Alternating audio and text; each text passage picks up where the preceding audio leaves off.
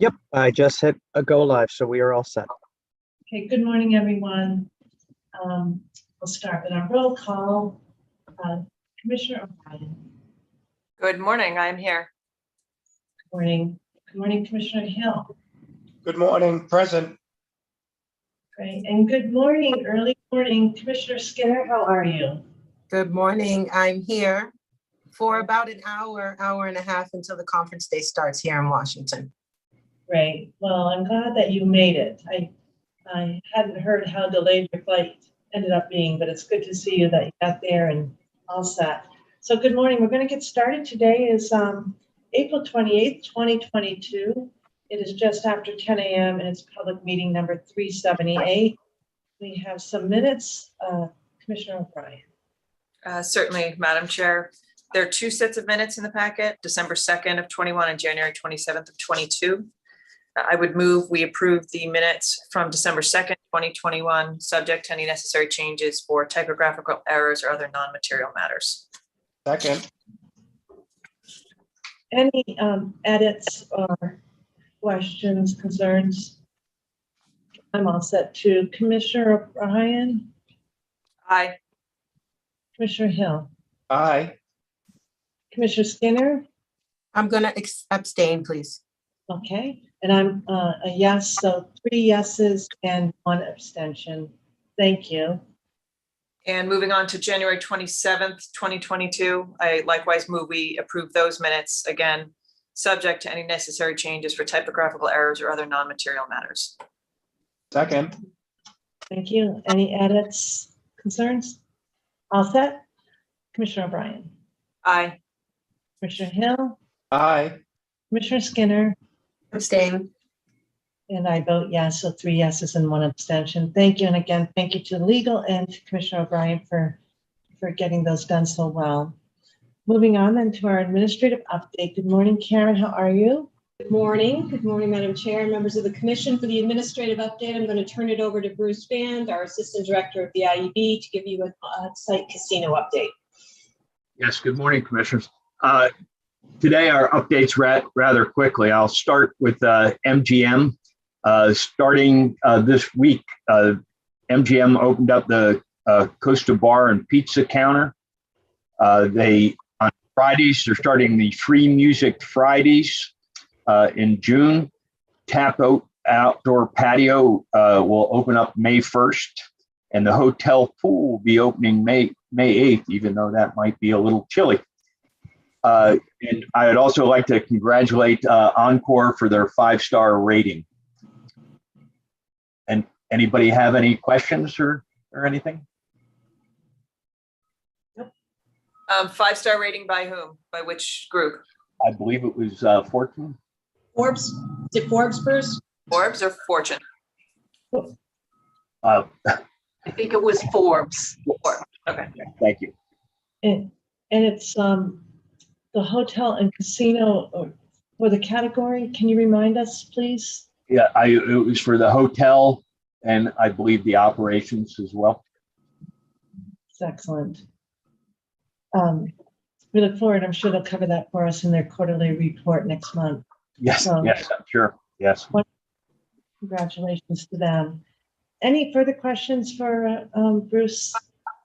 Commissioner Skinner? Commissioner Hill? All set? Okay. That concludes the administrative update. That concludes item number 3, Madam Chair. Okay, thanks. Thanks. Then we'll move right on to IEB Director Loretta Lilios. Looking forward to your 2 reports today. Good morning, Madam Chair. Good morning, Commissioners. I'm going to, for 4A, item 4A on the status of poker, I'm going to turn it right over to Bruce and his team.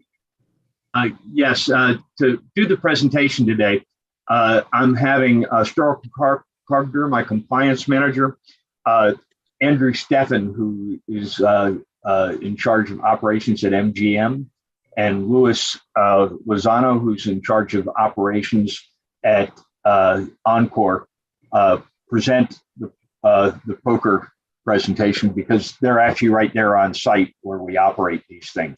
I'll answer any questions that you have as well, but let's continue with the presentation here.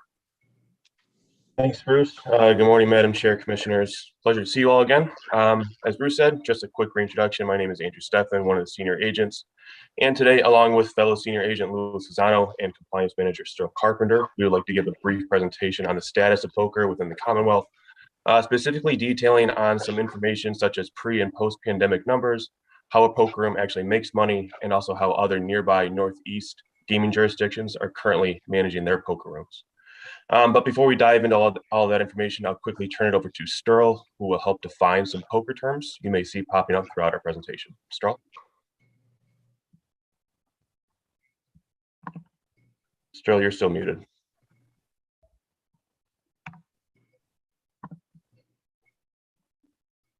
Sorry about that. So for our poker terms, rake is the scaled commission fee taken by a card room operating a poker game.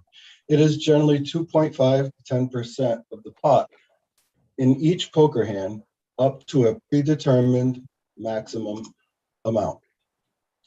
Bad beat means a high-ranking poker hand that is beat by a higher-ranking hand. The bad beat jackpot is paid out when a minimum predetermined hand is beaten by a higher hand. A high hand is the best hand in any round of poker. Some casinos pay jackpots for hourly high hands, meaning that the person who makes the best overall hand that hour wins the jackpot. And finally, a promotional fund or a reserve fund. This is a pool of money set aside for poker rooms to offer events and bad beat jackpots to the players playing there. Events like high hands are usually scheduled, and bad beat jackpots, when offered, are valid when a pot reaches a certain predetermined amount of money. You will be seeing these presented by Andrew and Louis in the coming slides. Thank you, Sterl. As you all may remember, the casinos tentatively closed their doors on March 14th, 2020. However, prior to that date, the numbers you see before you are how each of the two licensees handled their poker rooms. To start, I'll let Louis touch on Encore. Yep. So good morning, commissioners. Prior to closure, Encore operated poker 24 hours a day, 7 days a week with 74 poker tables. And to further add in respect to the poker term still previously presented, Encore held 10% of the pot up to $6 and collected $1 to $2 per hand for the promotional fund. During operating hours when not running the high hand promotion, Encore collected $1 per hand. And during promotional hours, Encore collected $2 per hand. 75% of the collection went to the high hand promotion and 25% went to the bad beat. And slightly different from Encore, MGM ran a smaller poker room with about 50 fewer tables. The rake and reserve fund information still defined earlier for you as well. And similar to Encore, MGM also ran their poker room at 24 hours a day. Moving on to the reopening of the poker rooms now, MGM was the first to reopen in Massachusetts on Friday, October 29th, 2021. They initially opened their poker room with 13 tables, and soon thereafter in February, and it added one more table, bringing them to their current of 14 poker tables. MGM also slightly changed their rake and reserve fund. The only major change other than the number of tables is the current hours of operation, with MGM running daily 11 a.m. to 3 a.m. Louis? And Encore made the decision to reopen poker operations on Monday, January 31st with 12 poker tables, and just recently added their 13th table on April 11th. Encore made the decision to reopen poker Monday through Thursday, 10 a.m. to 8 p.m. and changed the rate collection to 10% of the pot up to $10. And also Encore no longer charges a $1 to $2 for the promo fund, but players are still eligible to win the bad beat and high hand promotion.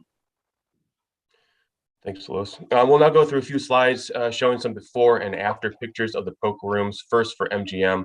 The biggest change in my eyes is the placement and amount of slot machines in the poker room. As you can see from these pre-pandemic photos, the poker was full of tables with a check-in near the front of the room. And as we moved to the reopening of the casinos, but prior to the poker room itself reopening, MGM had removed all of their poker tables and had placed up to 92 slot machines throughout the room. Currently, even with 14 poker tables returning, there are still 33 slot machines in their poker room. On to Encore. So this slide displays a couple pictures of what the poker area looked like prior to the casino closure. These photos display the perimeter of the poker area that included 74 poker tables. Currently, these two specific photos now consist of slot machines. So now the poker location, it hasn't changed since initially opening in 2019. But as I previously mentioned, the number of tables changed from 74 to 13. When the commission permitted the licensees to reopen casino operations in July of 2020, Encore did not reopen poker, but changed their business model several times and added a combination of gaming options, which included blackjack, electronic table games, slot machines, video poker, and a designated area for marketing to distribute complimentary gifts. During the last 2 years, Encore's business model continued to change, and now the poker location consists of 12 poker tables, approximately 200 slot machines, and a designated marketing area to distribute those complimentary gifts. Just some additional information on the poker rooms in Massachusetts. Encore allows their poker players to earn $1 in comp points per hour, while MGM Springfield allows their poker players to earn $2 in food credit per hour. Lastly, drinks are comped at both properties, which should be noted that not all casinos offer free drinks to their poker players. From here, we'll move on to how the poker rooms actually make money. Stro? How a poker room makes money. Poker earns money by taking a rake, a percentage of money from each pot. The amount a poker table makes is dependent on the number of hands dealt and the amount of each pot. High-limit poker tables sometimes use a timed method to charge their patrons a rake. An example of this would be at the end of a hand, the patron wins a pot of $80. Of this, $8 goes into the rake drop box to the right of the dealer. The patron receives 72 of the total $80 for that hand. Let's move on to jurisdictions. And let's visit our neighbors to the north. So poker outside the Commonwealth. In New Hampshire, there are 10 poker rooms. Below are the 4 largest. They are listed in size from highest to lowest. The Manchester Poker Room offers 30 tables. The Boston Billiards Club offers 20 tables. The Brook has 18 tables, and Chasers has 15. They all offer the promotional fund with $2, except for the ones highlighted in red. The Manchester and the Brook do not take these. Finally, these 3 of 4 also have either a DraftKings sportsbook or advertise placing your sports wagers there. Let's move to our south, shall we? So the Mohegan Sun offers 23 tables. Foxwoods offers 35. The Sunday through Thursday hours at both places are very similar, with Foxwoods being from 9 a.m. to 1 and Mohegan 10 to 2. Fridays and Saturday hours are extended. Mohegan has 10 to 4 a.m., while Foxwoods has 9 to 4 a.m. So where they differ is a rake. So they both keep a maximum of $5, and they both have a percentage of 10% from the pot. But where Foxwoods differs is on different games, they vary the percentage, but still only take the maximum of $5. They both offer sports wagering, and Foxwoods also offers a promotional jackpot. When sports wagering became in effect in Connecticut, the Mohegan Sun partnership with FanDuel, while Foxwoods partnered with DraftKings. Both both tribes offer free drinks and comps to their patrons. Now let's move to our south. So Rhode Island has 23 poker tables. Currently, Twin River doesn't have any of their poker rooms open, and they presented to us that they received complaints about their poker room not being open frequently. New Jersey, further south, has 5 poker rooms. 2 are currently closed. The largest being Borgata has 52 tables. They take a break of 10% up to $4.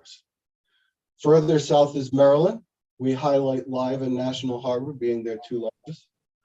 Live opens 30 poker tables, while National Harbor opens 37. 10% is the rake and up to a $5. And they both have a $2 drop for promos. They offer their patrons $1 for a comp on a tiered, while at Live, while National Harbor offers $2. Let's turn it back over to Andrew. Thanks, Joe. The last item Lewis and I would like to touch on is the patron comments and complaints that the IEB received prior to and after the poker rooms reopening. Since the casinos closed in March 2020, the gaming agents at MGM received and responded to approximately 60 comments and complaints regarding MGM reopening their poker room. As of poker reopening last October at MGM, there have been no further comments or complaints. Lewis? And in respect to the patron comments related to Encore, IEB received approximately 160 comments and complaints. And these comments and complaints are all related to the number of poker tables, hours, and days of operations, and the change of rake amount. So here we have some numbers pre and post pandemic. So as you can see in the first 2 columns, we displayed the pre-pandemic numbers for Encore and the post-pandemic. Blue is table games and poker is gold. So before March 14th, 2020, the Encore Casino had 167 table games. And now at this time of January 31st, 2022, they had 184. Prior in March, they had 72 poker tables. And then post-pandemic on January 31st, 2022, they had 12. As Lewis stated earlier, they have now opened 13 in operation at Encore. Similarly, at MGM, their numbers on table games went from 79 to 52. They went down. And their poker room also went down, starting at 22. Post-pandemic numbers are now 13. They have now opened an additional one since October 29th, 2021, to bring their total to 14 table games offered at MGM. Numbers on the slot machines have also dropped. So March 14th, 2020, Encore had 2804, and now on January 31st, 2022, they dropped to 2715. A similar drop at MGM from 1844 to 1582. These results are increased in spacing on the casino floor for social distancing, and with the licensees at this time are not thinking of changing, keeping the distance in case measures had to return to, again, pandemic levels. Their stadium games at Encore went from 40 to 54, and at Springfield, they went from 24 to 15.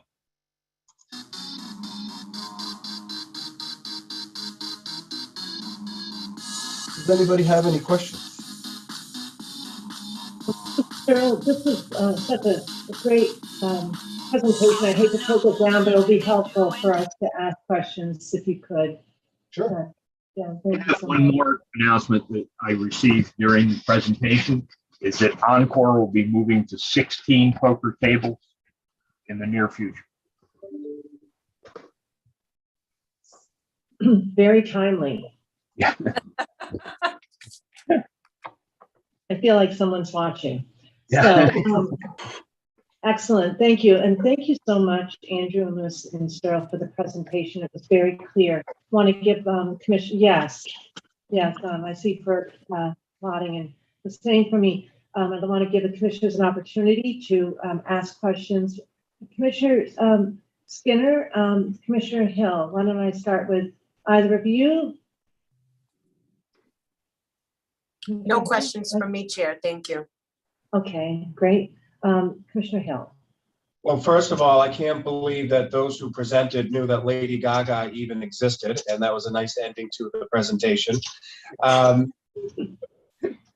I don't have any questions. I'll just have a statement to make that I'm a little disappointed in the numbers that I've seen going from 74 to 13. You know, I had hoped that that number maybe would have gone up by now. And I understand the profit margins that these companies have. And I also understand with COVID, you know, some of the changes they've made. But that is a considerable drop. And quite frankly, out of all the phone calls that I get, or the majority, it's about the poker rooms and the lack of poker tables throughout the whole, all the two companies. I don't know as a commission, you know, what we can do or can't do in that regard, except to say, I wish there were more. I understand, you know, by having slot machines, you're making a lot more money, and I appreciate that.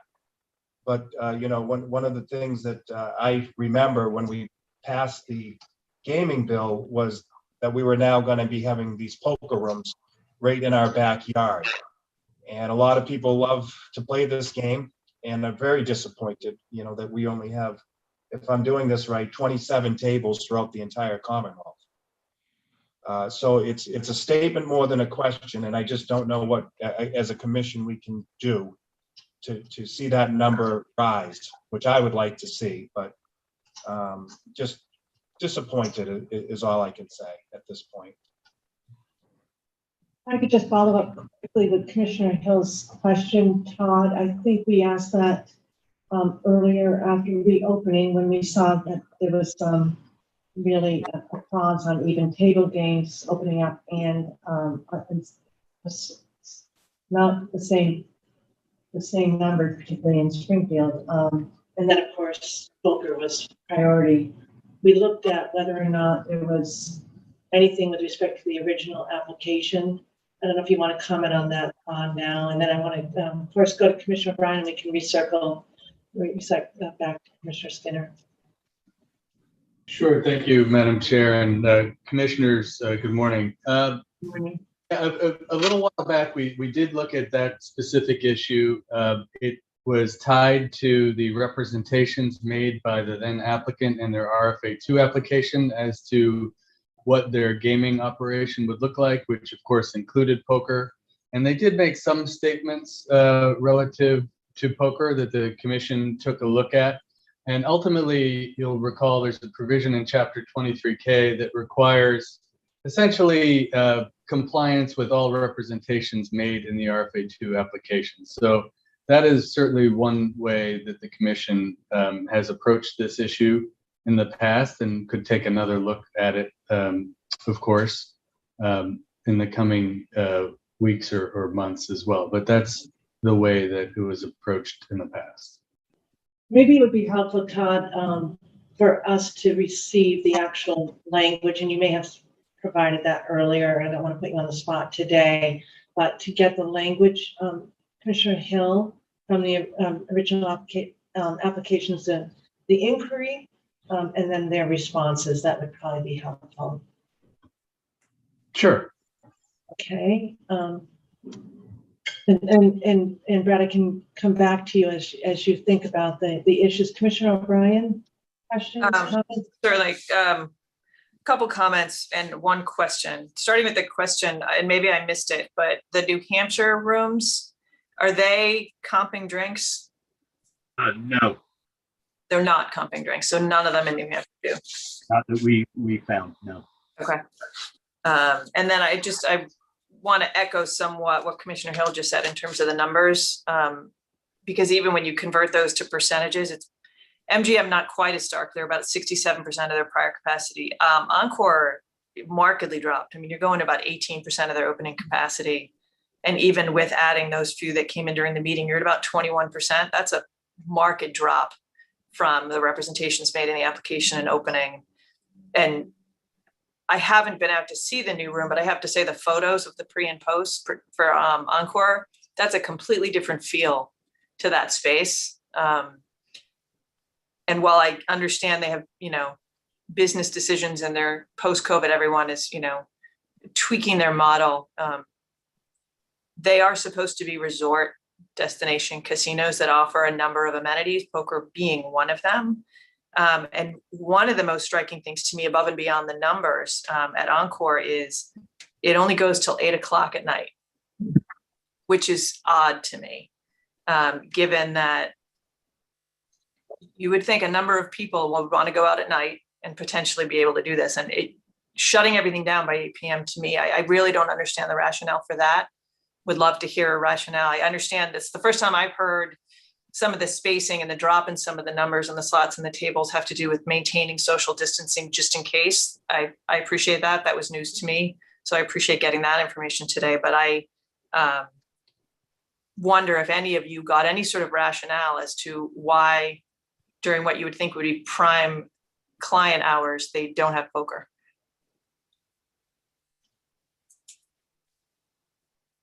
Bruce, Andrew, Lewis? No? I believe that was more of a business decision on Encore's part that I really couldn't answer for them. I think that would be a question you'd have to address with Encore. Right. Commissioner O'Brien, I know that Commissioner Hill and I have visited the two poker rooms, and it is very, very different feel. I do wonder, and perhaps we can ask this question when there's the presentation of the quarterly report next month, a little bit more pointedly about the rationale. I have some guesses, but I don't want to put those out there unfairly. So I think if it makes sense to hold your question for them, it's an excellent suggestion on the part of Bruce. I guess probably a follow-up question, and it may be one that Encore and MGM have to address again directly, would be I'd love to understand the shift in employee numbers. When you see the drop from 74 to now we're hearing possibly 16, I'd like to know what does that mean for jobs. I know that we've received some updates from you, Bruce, on that, but I think it would be great to have an understanding as to how many positions have been lost with that reduction in poker games.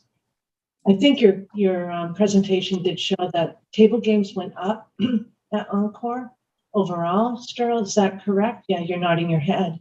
I don't think I appreciated that MGM decline on table games generally. I knew at one point, as things were opening up, table games were quite reduced in numbers.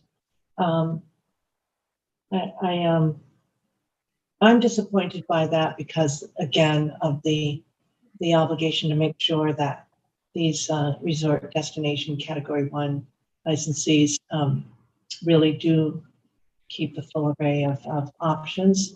So I think probably I'd like to understand why, if it's strictly around social distancing or if there's another factor. So that would be. Chair, to try. Right ahead, yeah, if I could.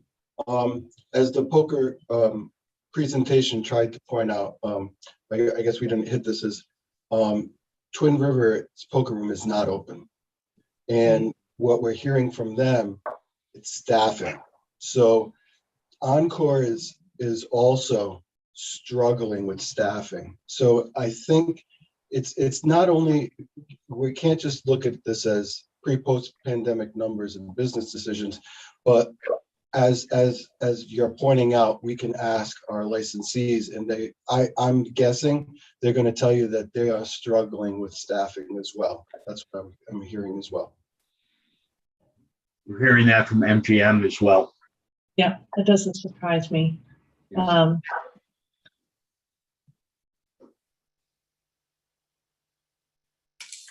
Well, it'll be interesting to find out the measures that are being taken to restore them. And I know that that's a real struggle with food and beverage, and it will be helpful to understand how it's also a struggle with the gaming positions in the table game and poker positions.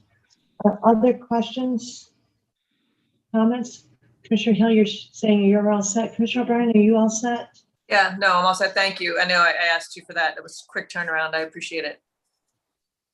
Thank you. And Commissioner Skinner. Thank you. Good team. Yes, and I should, again, just for folks who didn't hear that clearly, Commissioner O'Brien had asked for this update, and it really was a very quick turnover, so thank you. And it's really helpful to have this before the quarterly report, so thank you. Commissioner Skinner, are you all set, or do you have, okay, great. Then Director Lilios, thank you, and Andrew and Lewis and Sterl, thank you. It's great to see you, however, virtually. Wonderful presentation. Thanks. Okay, thank you, Chair. I'll jump right in, and I'm going to tag team with Heather on this next item, which is a review of the IEB's casino noncompliance penalties. If I could just set the stage, to date, since 2016, the IEB, in terms of civil administrative penalties or fines, has not issued many of them, has issued 5 of them. 4 of them to gaming licensees and 1 of them to a vendor. And the dollar amounts ranged from $5,000 on the low end to $100,000 on the highest end. And all of those were agreed to dispositions, meaning that the IEB and the licensee agreed to all 5 of those dispositions. The public was informed of each of them at the time by way of press releases from our communications office, an IEB report in a public meeting, or a combination of both. The authority of the IEB to issue enforcement measures, including fines, derives from 23K, specifically Section 36. It's the fine aspect is really one tool in our toolbox of enforcement measures, and fines really should be seen in conjunction with a set of all of the other measures that we utilize, and they are incremental in nature and create a continuum of enforcement measures.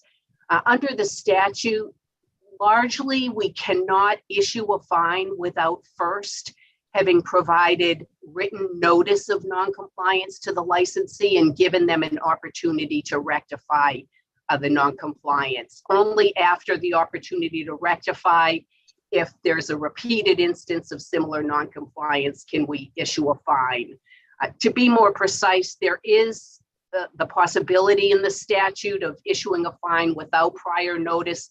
It would be in very narrow circumstances, almost where there's like some intentional act on the part of the casinos. We have not seen that. We've developed a process for evaluating noncompliance matters and issuing enforcement measures, including fines. There's a memo in your packet that sets forth what the IEB's process is. I have to say that drafting that memo was a really helpful exercise for me.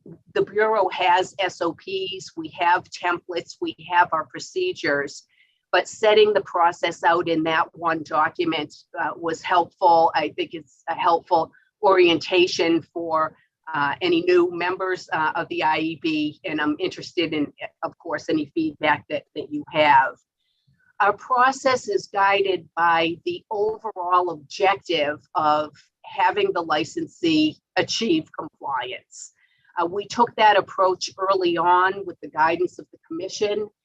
We wanted to be reasonable regulators. We did not want to adopt a gotcha kind of approach, like catching you in some bad action and you end up with a fine for it.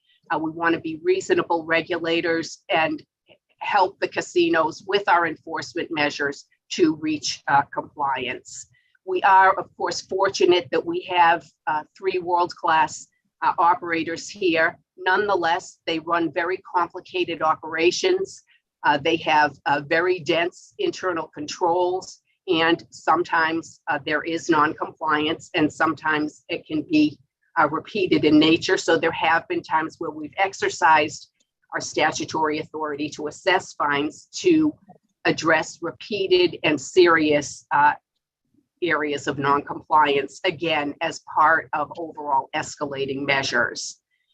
We do become aware of instances of non-compliance through a variety of sources, and not surprisingly, our gaming agents team is, one of our main sources of information. They are on site 24/7, performing monitor reviews and their own audits.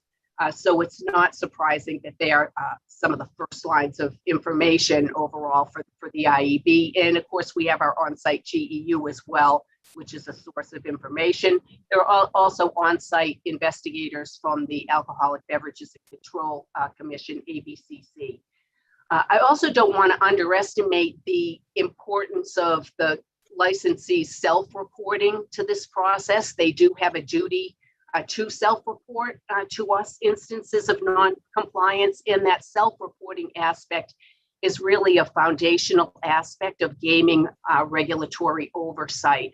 Through their own monitoring, their own audit procedures, they do identify areas where they're falling short, and they are under an obligation to self-report to the IEB. And we believe that our overall approach of the goal of achieving compliance fosters this self-reporting on the casino's part. We're open to other sources of information as well, media, intelligence information, and other channels, open to any channels of information. So consistent with our overall goal, we do make every effort to flag serious or recurring non-compliance issues in their early stages. We flag issues to the licensees right away, because that's what gives them the opportunity to rectify matters by, for instance, additional employee training, adopting other remedial measures on an as-needed basis. And it's important to remember that if something rises to the level of an assessment of a fine, that does not come as a surprise to the licensee. There's been a documented history of communications with the IEB before anything would reach that stage. So the memo does set out the different steps the different incremental measures that lead up, could possibly lead to a fine. I would like to turn it over to Heather and have her quickly review those with you. Thanks, Loretta. Good morning, Chair and Commissioners. So in terms of the escalating enforcement measures that Loretta just referred to, there are several that I want to touch base on this morning. And just to note that these measures can be either accelerated or condensed, depending on the circumstances and the situations, where serious violations occur. They may be accelerated or condensed. So I think, as Loretta noted, the IEB does make every effort to communicate non-compliance matters with the licensee or registrant when they identify the issue, and they make every effort to do that as soon as possible. In addition, there's this every effort to implement enforcement measures in a timely manner. And these measures enhance the ability of the licensee to achieve compliance also in a timely manner. So with respect to the different levels, the first enforcement measure is the verbal notification by the gaming agent division, which the email follow-up as well. So in these instances, the gaming agent senior supervisor brings the non-compliance at issue to the attention of the relevant casino department director, or in the case of a registrant, to the relevant manager. The casino compliance representative is also then informed during a bi-weekly meetings. These are regular bi-weekly meetings that the gaming agent division has, and they're held with the management and supervision of the gaming agent division. and also the compliance representative or representatives at the casino. And with respect to who's in attendance at those meetings from the IUB side of the fence, it's the chief of the gaming agent division, the gaming agent field manager, and the senior supervisors of the property, as well as the gaming agent compliance manager, several of whom we've just heard from in the prior presentation, although unfortunately my presentation does not have a musical component, so I'll have to see if I can make that a little better next time. So after those meetings, gaming agent supervision follows up on the non-compliance matters with an email, which is obviously important to memorialize the non-compliance discussion in writing. And this also gives the licensee the opportunity to understand and address the matter and the non-compliance issue and rectify them early on. And, you know, as Loretta noted, communication is critical, and it helps, you know, the IEB monitor the casino's efforts at addressing and correcting the measures in real time. Now, the second measure involves the issuance of a non-compliance form, also called an NCF by the Gaming Agents Division. So in circumstances where the non-compliance continues after the first measure has been implemented, the Gaming Agent Division management may approve the issuance of this non-compliance form. So once it's approved, the senior supervising gaming agent delivers the non-compliance form to the licensee or registrant via email. And the licensee is asked to acknowledge, initial, and date its receipt of the non-compliance form.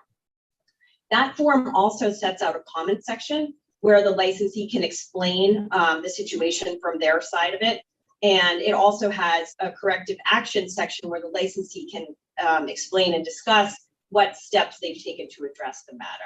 And again, that communication, as well as the others, continues to be critical so that the licensee is clear about the expectations going forward. So the third measure is the notice of non-compliance that is issued from the Chief Enforcement Counsel's office. So in instances where the NCF has not been successful, there is this more formal notice of non-compliance. And there are several components to that particular notice. It cites the relevant statutory and regulatory authority, as well as any internal controls that are applicable. There's a fact section, and in that fact section, it doesn't just have the facts of the current non-compliance at hand, it also lays out and describes the prior relevant instances of non-compliance that have led up to the point where we're now at the stage of the notice of non-compliance from the Chief Enforcement Counsel's office. There's also a time for correction for the licensee or registrant, and remedial measures are specified that the licensee or registrant are required to comply with. Once the licensee or registrant receives this notice of non-compliance form, they have an obligation to report back to the Gaming Agents Division and to the Chief Enforcement Counsel's office on the measures that they've put in place and the steps they've taken to ensure that the non-compliance does not occur again. And of note, it's important to kind of just point out that, again, notifying the licensee or registrant in advance is key. And we try to keep the lines of communication open. So we do notify the compliance officer or relevant compliance representative before we send out these notices. And I think even more importantly, I want to know, or at least equally importantly, that we work very closely in the CEC's office with the Gaming Agents Division on these notices. They're not done in a vacuum. We have a lot of input from the gaming agents. And as Loretta said, not every instance of non-compliance comes to us through the gaming agents, but the vast majority of them do. So we have a really good working relationship with the Gaming Agents Division. And I just also want to say thank you to all of them for that very strong teamwork that we've been experiencing as we go through these different processes for the notices of non-compliance. So with respect to the final measure, which Loretta had talked about earlier, is the assessment of the civil administrative penalty by the Chief Enforcement Counsel's office. So in some circumstances, there are further instances of non-compliance. And as Loretta noted, they aren't that common, but they do happen. So in that case, there is this notice of intent to assess a civil administrative penalty. And that's important because it's a requirement of the statute and it's a written document. And there are certain provisions that have to be set forth in that document. And the notice is sent to the compliance representative so they have an understanding that the IEB intends to issue a civil administrative penalty. That document, the notice of intent, needs to contain a concise statement of the alleged acts or omissions that form the basis for the civil administrative penalty. It has to cite to the law or regulations or an order which has not been complied with. And the amount of the fine that the IEB is seeking to assess. And there's also a statement on the right to an adjudicatory hearing with respect to the proposed assessment. There are also the requirements that the licensee or registrant shall not comply, or that they shall comply with, to avoid being deemed to have waived the right to the adjudicatory hearing. So the IEB's protocols do also call for the IEB director to approve all of the notices of intent to assess the civil administrative penalty.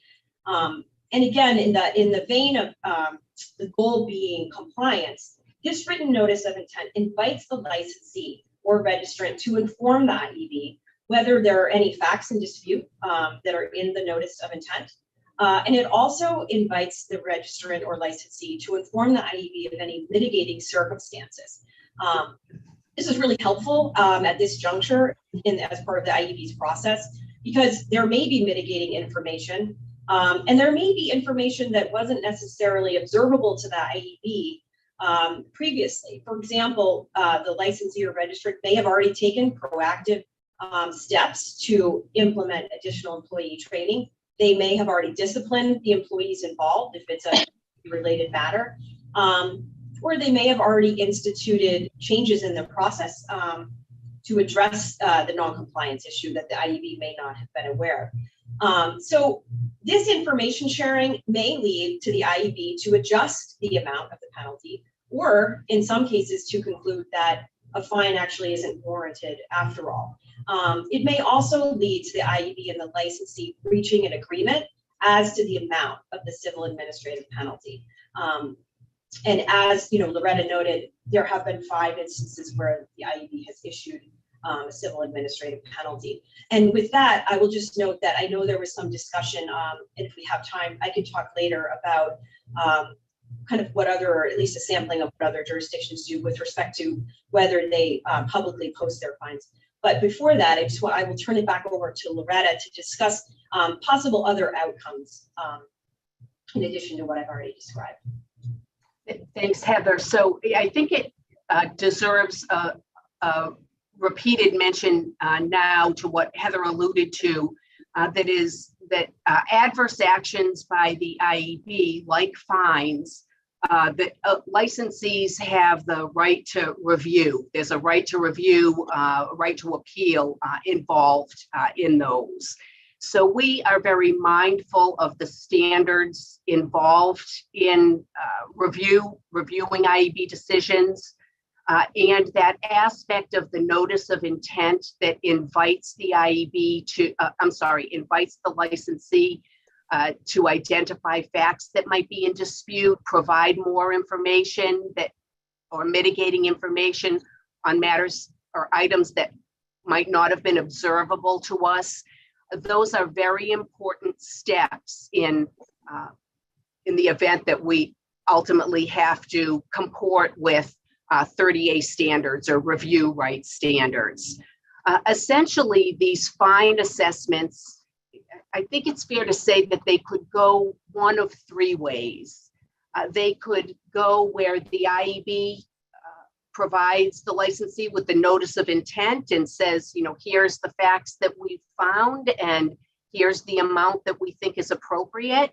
And the licensee could say, okay, you agree. We agree with everything. We're going to pay that fine, and they pay the fine. And in that case, the licensee would have, by agreeing and paying the fine, waived any right to review. Another way it could go is that the IEB could provide the notice of intent to the licensee, invite those discussions about facts and mitigating information, and that could cause the IEB and the licensee to have a discussion if mitigating information, for example, were found that could lead to an agreed amount of the fine, in which case the notice of intent, the amount may be adjusted by the IEB, and by agreeing and paying the fine that way, the licensee also waives any right to appellate review in an instance like that. The third instance, which we have not had yet, is where the IEB assesses a fine, the licensee disagrees with it, and decides not to pay it within the 21-day period, and instead seeks appellate review. An appeal of our gaming licensees, involving our gaming licensees, would go directly to the commission. Other kinds of licensees, like vendors, would go directly to a hearing officer with ultimate review on the papers to the commission. So we are mindful in these documents and in these discussions about these review rights at stake. We do, I hope we have made clear that we review all of these matters on an individualized basis, and our notices and assessments are very fact specific and set out all of the facts and the mitigating information in written documentation. And this type of treatment is designed to insulate the IEB's actions from challenges based on arbitrary or capricious grounds or an allegation that the action lacks substantial evidence. Sort of one overriding principle from the SJC case law that guides us is that the SJC in reviewing agency decisions has stated, where there is substantial evidence in the record to support the agency's decision, then it is not arbitrary or capricious as a matter of law. And that's, in addition to just wanting to be fair to the licensee and make sure we get it right, that attention to detail with the facts is also designed to address these type of 30A standards. We do go through an exercise when we try to identify the appropriate dollar amount for the fine. Of course, that is troubleshooted by our discussion with the licensee about it. But even before that discussion, to arrive at the appropriate amount, we start with the facts. These are very fact specific, and we look at the seriousness of the infraction, the potential impact on the integrity of gaming, public safety issues, the number of opportunities that the licensee had to identify it and correct it and didn't do so. We look at that. We also look at what other jurisdictions do. For years, we have maintained a paper file of fines from other jurisdictions. Bruce and his team are really helpful with providing us with up-to-date information on what other jurisdictions have done. And recently, Brittany Costello, our paralegal, has been transitioning us to electronic database of fines that will be accessible to us to be able to do that kind of troubleshooting. The memo addresses that at one point early on, we had discussed with the commission whether to adopt a schedule of fines. I'm not going to go through that analysis right now unless you want me to. I think it's laid out and explained what we went through pretty clearly in the memo. Suffice it to say right now that ultimately that approach of a schedule of fines, like, X amount for a first offense, second offense, third offense, it was not favored for reasons discussed in the memo.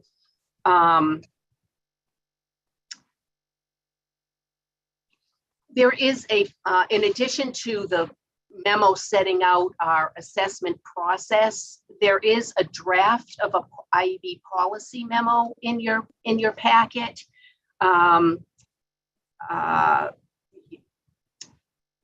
That really draws from the longer memo itself.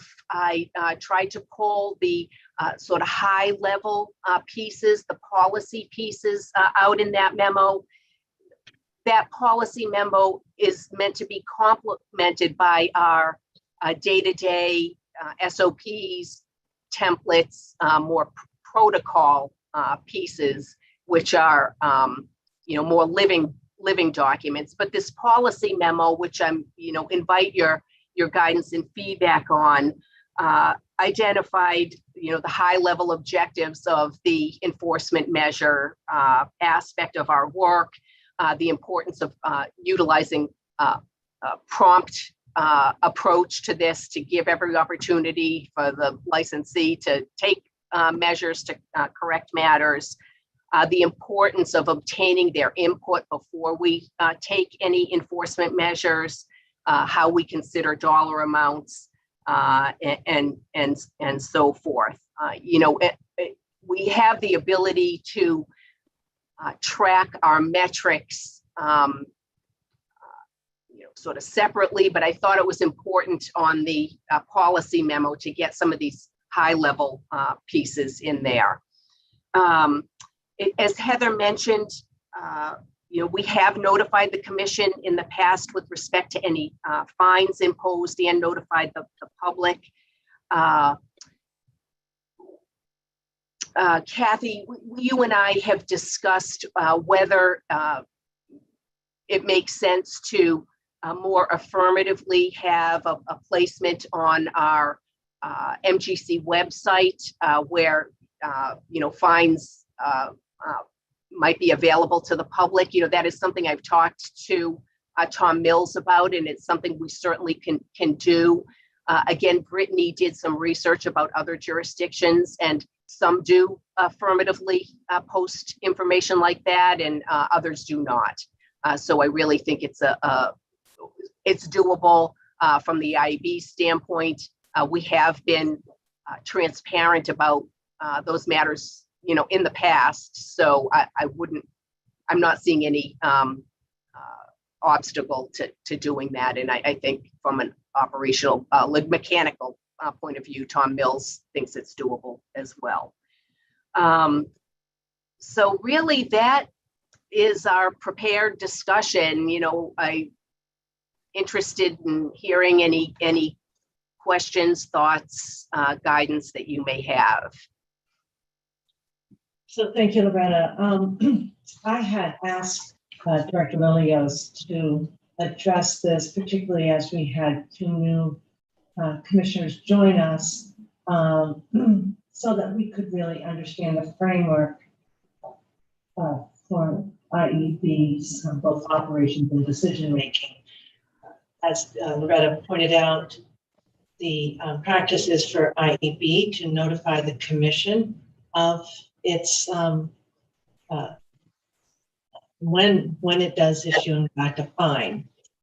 We may or may not get advance notice or much advance notice, and it has usually been accompanied, I think maybe 100% accompanied with a press release. I do think that the function of these penalties is core to the work of the Gaming Commission, and it's a matter of transparency. One, we certainly should be informed, and then two, the public should be informed of these fines being issued. With that said, what has come through very clearly in Loretta's memo, which we thank both Loretta and Heather for, is that we are very fortunate that the three licensees continue to be not only cooperative but collaborative in their efforts to be compliant. And they understand that this is a tool that needs to be used sometimes, but we do know that Bruce and team work very closely with the licensees to help them address these matters. With that said, I had identified an issue that came up about the website. I think it was our last interim communications director who asked about whether or not we should be publicizing it on the website, because there was maybe within the last 6 months, a fine was issued, correct, Loretta? So the issue around on the date of Yeah, the issue about whether or not they should be publicized came up. It wasn't, it was. May of 20, yeah. It was May. And then, and so really, it seems so funny that it was that long ago, Loretta. That's really interesting to me. Anyway, Loretta also points out that she has attached a draft policy. I think it warrants now that we've had the presentation, I would recommend that the commission take a look at the policy before we take any formal action to see if with the presentation today, it helps inform your thoughts on it. The other issue that I had asked about was whether or not there should be any guidelines with respect to the fine amount after 10 years. Would that be helpful? I hear that the past was really more of almost a scheduled amount versus loose sentencing, quote unquote, guidelines. So that was another issue I'd identified that might be helpful for us. And then one thing that I think Loretta and team are going to work on is the timeline, you know, in terms of the time that Bruce and team might identify an issue to how it ultimately gets addressed. I think Loretta would say that it's a risk-based analysis and they figure out that. But I think, Loretta, you're going to keep track of some metrics and that will inform your own operations. So those were sort of the things that I had identified that might be helpful for you because I needed to be really educated about this process. So I'd like to turn first to Commissioner O'Brien because you're the most experienced with this and might want to chime in. So I've reviewed the policy. I also reviewed the memo. I do remember having a conversation with you, Chair, about that idea of should there be guidelines or not. I can see pros and cons, but I did note where Loretta pointed out the downfall or the negative potential impacts of having that, where you know someone makes a business decision to say, well, I'm just going to go forward with this because it's not, you know, it's not worth it for us to do this. I don't recall an experience since I've been here where I've heard one of the agreed upon dispositions and then been so appalled one way or the other that I feel like, you know, I would absolutely want guidelines imposed. But Loretta, can you refresh my memory just on the max minimum that you talked about, the 5K versus the 100K? Briefly, what were the facts in terms of the 5 versus the 100? The 100 was fine in 2019 involving MGM, again, an agreed upon amount for repeated non-compliance about minors and underage on the floor. So there had been a history since opening, you know, written notices in the past, and then, you know, problems achieving compliance and resulting in, I don't remember the number, but it was a handful, you know, 5, 6 minors. And, you know, minors are, listen, we've all been teenagers and we all know they're always going to try to get on the gaming floor. But this is where the repeated nature, the opportunities for casino personnel to have, you know, in some instances, multiple casino personnel coming into contact with the same minor and never asking for the ID, the minor spending extended time on the floor, not just a pass through, and it involved, as I recall, some actual alcoholic beverage consumption and not just walking through the floor, but actually gaming, sometimes at multiple locations. So that was the high end. There was a $5,000 amount to a vendor. That was the May 2021 amount to Fratelli at Encore.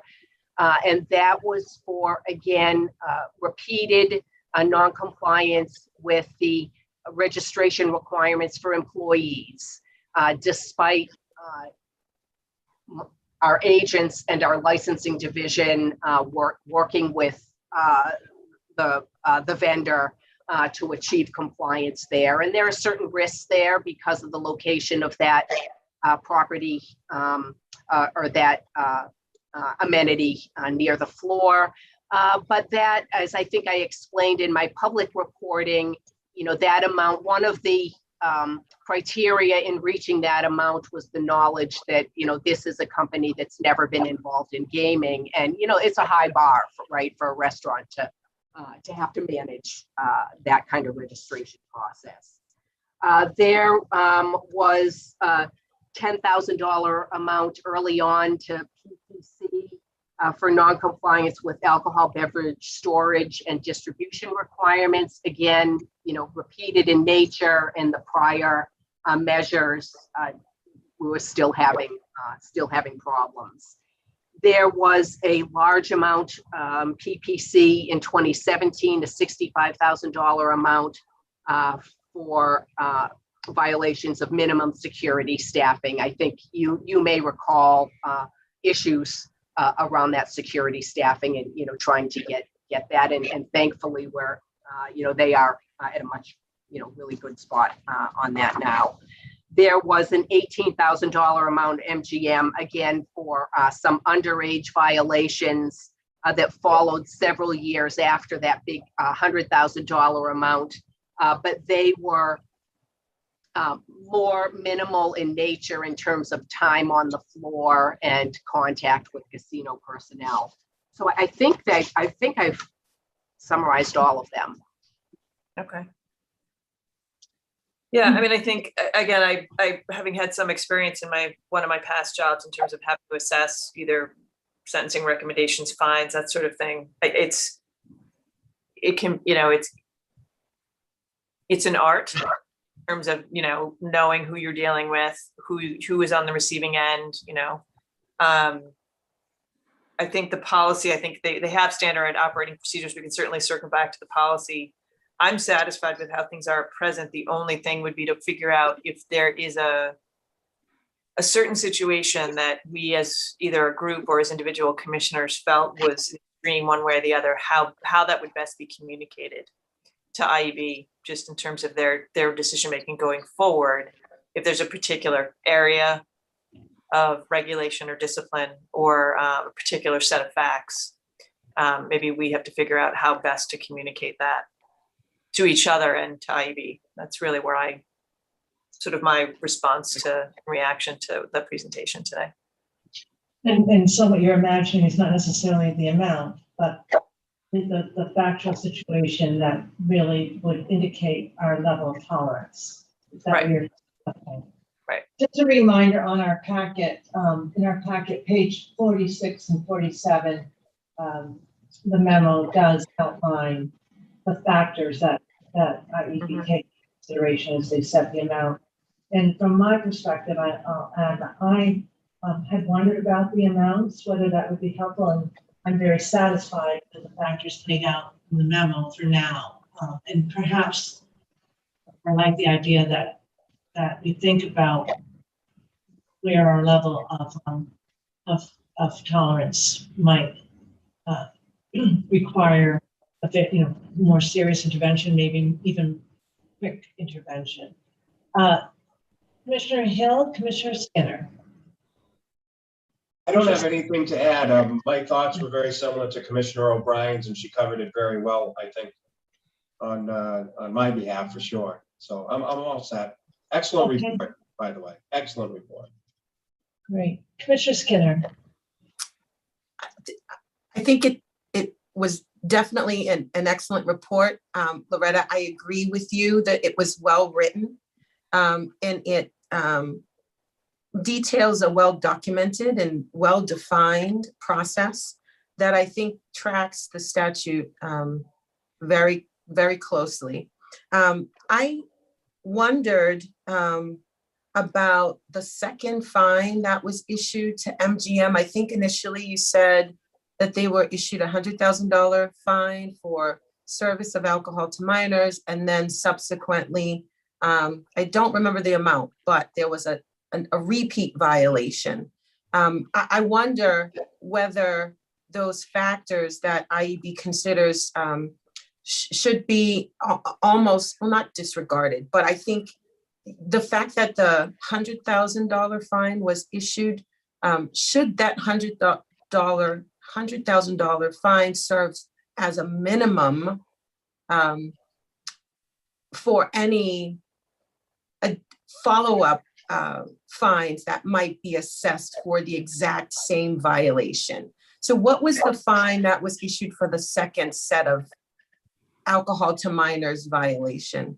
I know exactly what you're getting at, Commissioner. So because the first one in 2019 was 100K and then 2021 is 18K. So it could look to the eye like this whole idea of escalating measures, you know, it wasn't escalated. It was like we gave less importance to it.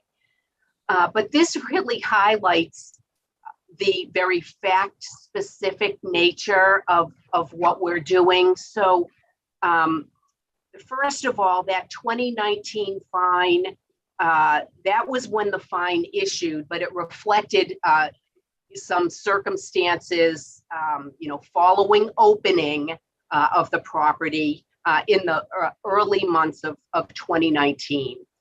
As a result, MGM implemented very significant changes to the perimeter of its gaming floor. I mean, after that fine, they really stepped up their measures with some redesign work, very significant retraining of staff. And we went for a lengthy period with seeing minimal violations. There was a period then in early 2021, as I recall, they had some new security, had a turnover in their security. They had some significant number of new security, and that fell off with a minimum number of new incidents that was not as broad by any means as that first incident, but nonetheless, given that they had had the large fine a few years earlier, we felt like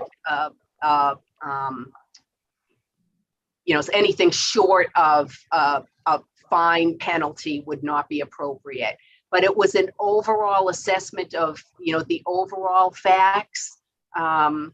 We did not feel it was appropriate to come in at 100,000 plus because of the attentiveness that they gave in responding to that, the first deficiencies. I don't know, Bruce, if you have anything you want to jump in on there, because you were at the center of both of those. Yeah, I really think that the first deficiency fine was so egregious with the number and the alcohol that was why it was much harder. The second one wasn't as voluminous, but I do believe per individual case we fined more in that second case.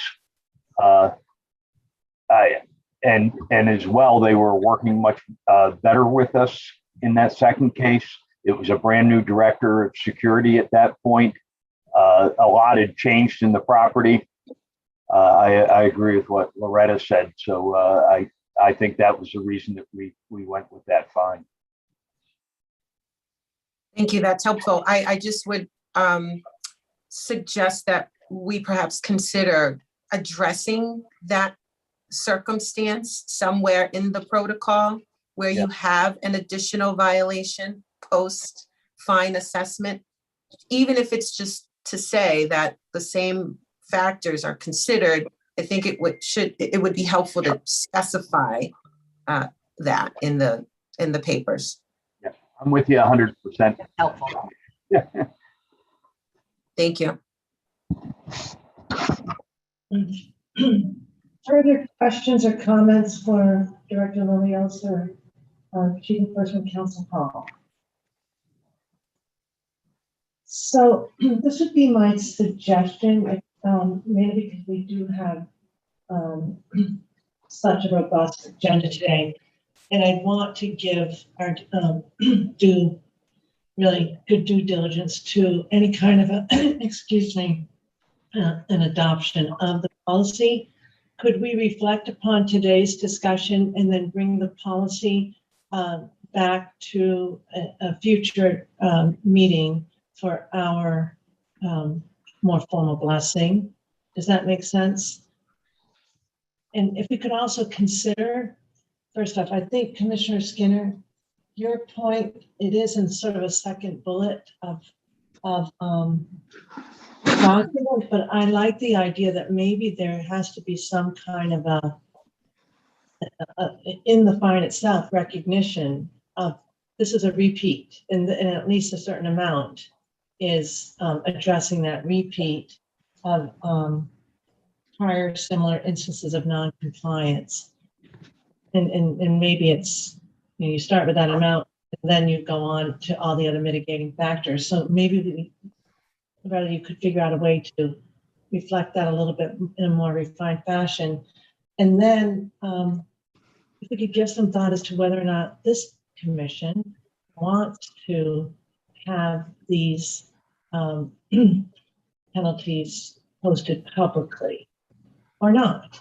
I think it's interesting that the five of us would not have been able to probably list off all of those. And so we'd have to go back to IEB each time to understand the history of non-compliance. It's interesting, but it doesn't necessarily give us any direction. So perhaps we could reflect on that. And I think, as you say, Loretta, Brittany's looking at other jurisdictions, so we could get updated on that too, as to which jurisdictions do and which don't. Does that make sense? Commissioners, does that make sense? Are you all right with that? And then, as Loretta pointed out, the SOPs are something that the IEB maintains without any kind of a formal adoption by us. Although she would share them with you, I'm sure, if you wanted to understand that more precisely. Really important exercise today, Loretta, for us to understand this important function of the IEB all the way through the entire Bureau, really. So thank you. Commissioners, are you all set? Commissioner Hill. Thank you. Did I lose Commissioner Hill?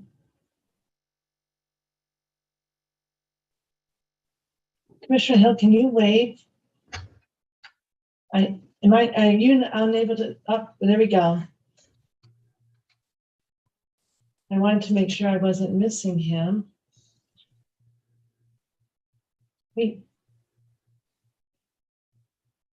He's right next door, so I know he hasn't truly disappeared. Crystal? Thanks.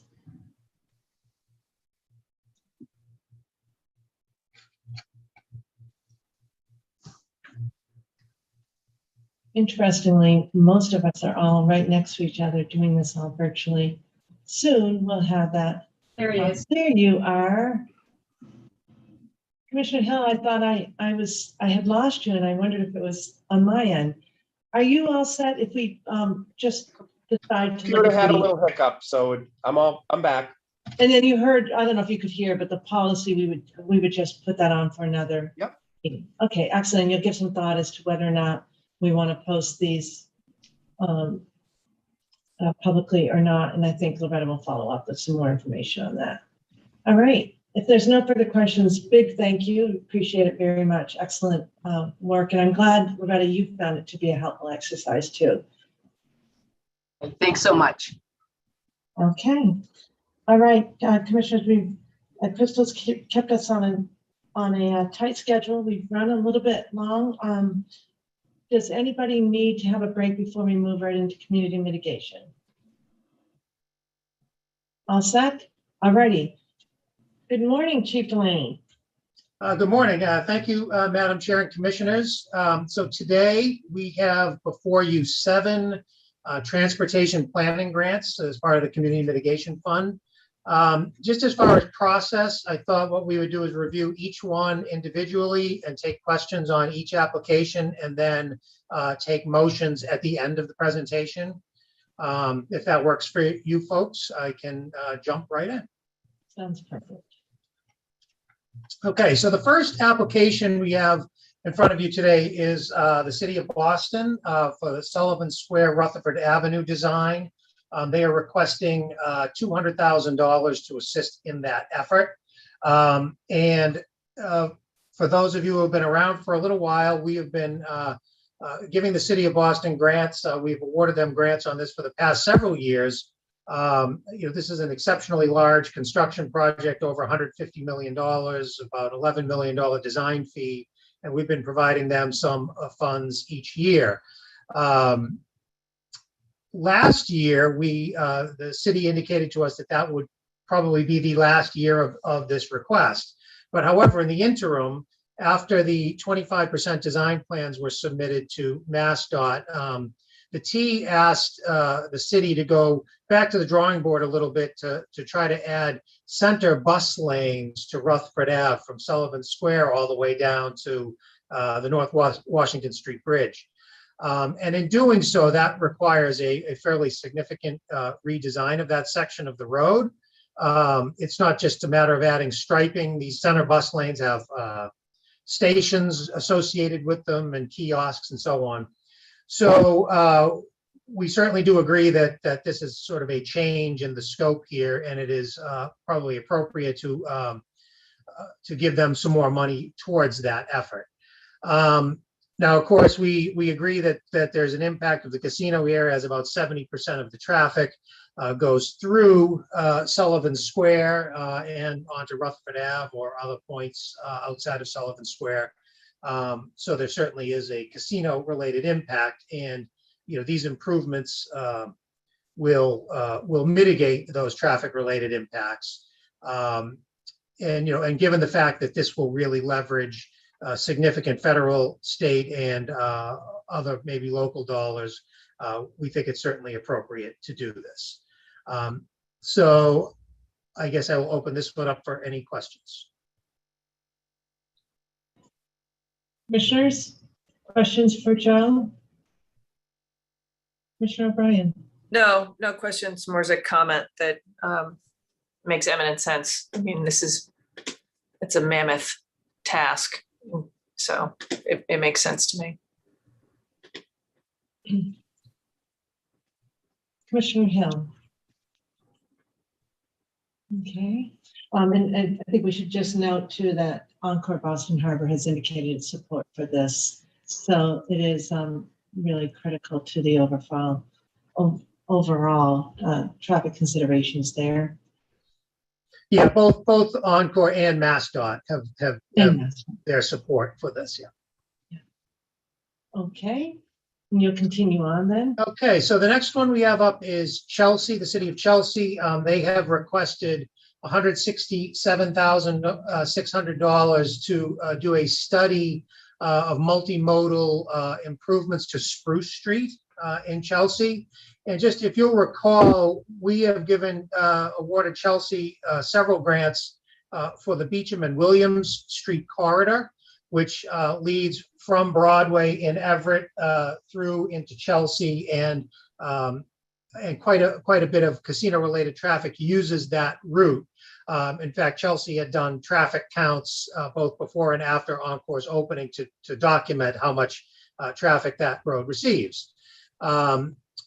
So Spruce Street intersects with Beecham, where Beecham turns into Williams Street, which is actually the end of that Beecham-Williams corridor project, which we went out and visited back last fall. And so while traffic counts weren't done on Spruce Street itself, their traffic engineers have sort of extrapolated those traffic numbers that they did before. And certainly there is a significant amount of traffic that would use Spruce Street, as it provides a direct connection from both Route 1 South and onto Route 1 North. This is one of those cases where Waze really has an impact, sending people on this route if some of the other routes are clogged up. So, clearly we do see an impact of the casino based on their earlier studies and on some of the other information they presented in their application. They want to do this study to look at multimodal impacts or to multimodal improvements, I should say, to include pedestrians, bicycles, public transit. And I think I should also mention that, the Encore Neighborhood Runner that picks folks up at the Chelsea Silver Line stop actually uses this route to get to the casino. So clearly there's some impact just associated with that alone. So again, this is something both MassDOT and our licensee were in favor of this project. And as a review team, based on the impacts and what is being proposed here to mitigate those, we agree that this is appropriate. So I will open this one up for any questions. Comments, questions? No. It was really helpful for me to learn that Spruce Street is right at that busy intersection that we observed on our tour, and the fact that the Encore shuttle does use that. The impact is clear. Before we go on to your next presentation, I just want the record to note that Commissioner Skinner has left our meeting, if I'm correct. She is attending a conference on the West Coast. So we should just reflect that, because I want to make sure that you understand she hasn't just stepped out, but we won't expect her to come back for the rest of the meeting. All right, thank you. Joe? Okay, so our next application is the cities of Everett and Boston. This is a joint transportation planning grant, which is something that we really try to encourage multiple communities to work together. They are requesting $450,000 to complete the formation of the Lower Mystic Transportation Management Association. And these funds would support the basic operational needs of the TMA during its first 3 years of operation. Essentially, this is kind of seed money to try to get this really up and running quickly. Just as a little bit of background on this, and again, sort of relating to the casino impact, the Encore Casino is certainly one of, if not the largest traffic generator in this area, in the sort of Charlestown, Everett area. And as part of their original Section 61 findings, they were required to join a transportation management association, which they did. But this TMA was really involved more in downtown Boston and over in Brighton than it really is in sort of Charlestown, Everett. So the local groups felt that it would be more appropriate if there was a local TMA that could support these areas. There's significant development going on in Everett, not only the Encore Casino, but what's going to be going on across the street from the Encore Casino. But there's lots of housing developments and many, many other things going on in Everett. In Charlestown, there's the Schraff Center is being redeveloped. And there's a ton of other developments going on there, residential, commercial, biotech, and otherwise. So having a TMA is really going to be hugely beneficial to all of these groups, both of these communities. So this TMA has been established. They filed all their paperwork that they needed to establish it with the Secretary of State's office, and then they filed for it to be a 501c4 operation. So that is all underway, and they have actually signed up a number of entities to be part of this, including Encore Boston Harbor, which will right now is probably their largest member. So, the notion of this, clearly there's this traffic-related casino impact in the area, and these TMAs, by their very design, are there to try to mitigate traffic impacts, try to reduce single occupancy vehicle use, get people on public transit. And in this vicinity, we have Sullivan Square to the south. We have the Chelsea Silver Line, to the east and north. There are buses. There's the proposed extension of the Silver Line. So this is another sort of tool in that toolbox to try to get people off the road and into public transit and otherwise. So based on that, again, licensee, both Encore and MassDOT are supportive of this application. We think it's great that we can give them some of the seed money to really get this TMA up and running quickly. these are things that usually have to slowly ramp up their effort. And the thought here was we can make that happen faster here with these funds. So the review team was in total agreement that this really makes full sense. It would mitigate impacts, and it's nice to see a project that's a little bit outside of the box that we're usually seeing. So with that, I'll open this one up for any questions. Questions? Very helpful presentation. Of course, Commissioner Bryan and I had the benefit of a very thorough 2x2 yesterday, which we appreciate. I know, Commissioner Hill, you've been working closely on the community mitigation grants, but I think that this, as you say, it's refreshing to see this kind of innovation, and the idea that it would be supporting over the first 3 years, right? Yes. 450,000. Okay. Yeah, and in that first 3 years, after that, once they get sort of to a critical mass of companies joining, it's definitely it becomes self-sufficient at that point. Right, with the membership. Yeah. Okay. You want to continue on? Okay. So the next one is the city of Malden. They are asking for $115,000 to do a citywide traffic signal inventory. And this is to sort of catalog and evaluate all of their traffic signal equipment to ultimately optimize their traffic operations. They'll determine what kind of capital needs these things have, and so on.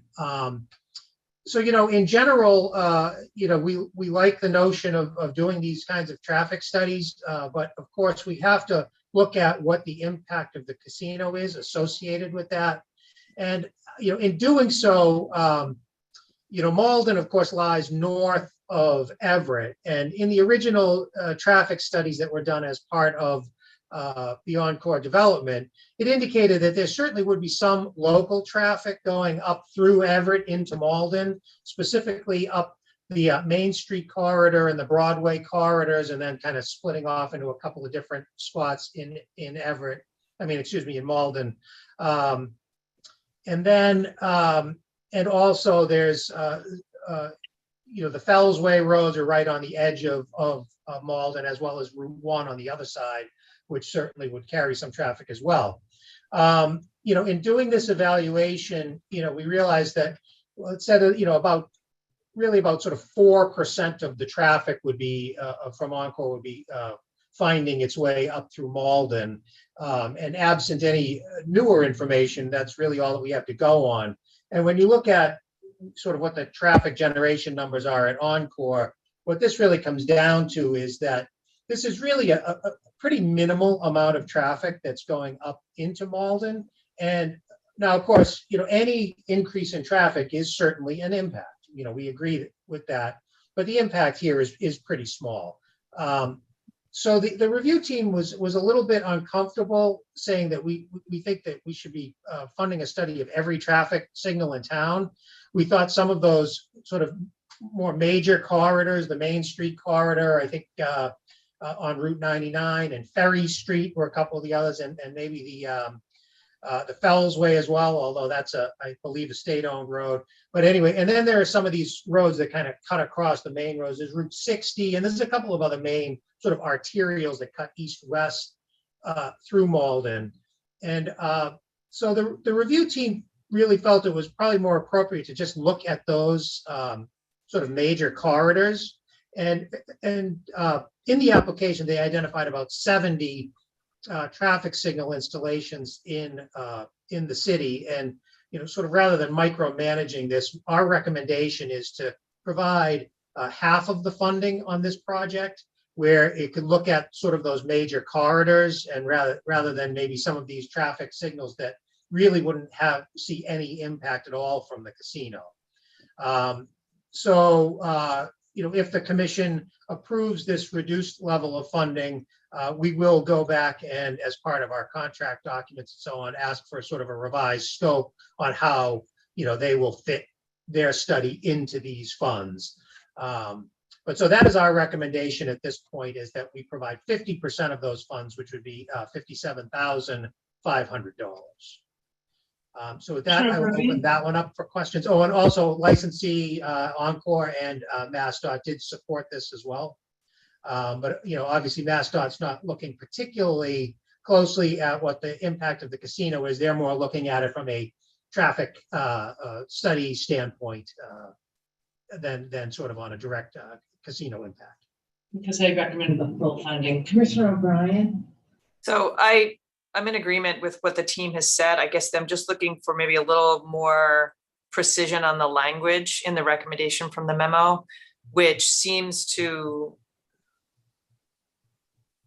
while you've stated the rationale for the 50%, it suggests giving them 50% and simply asking them to resubmit a scope that then outlines which ones they would use.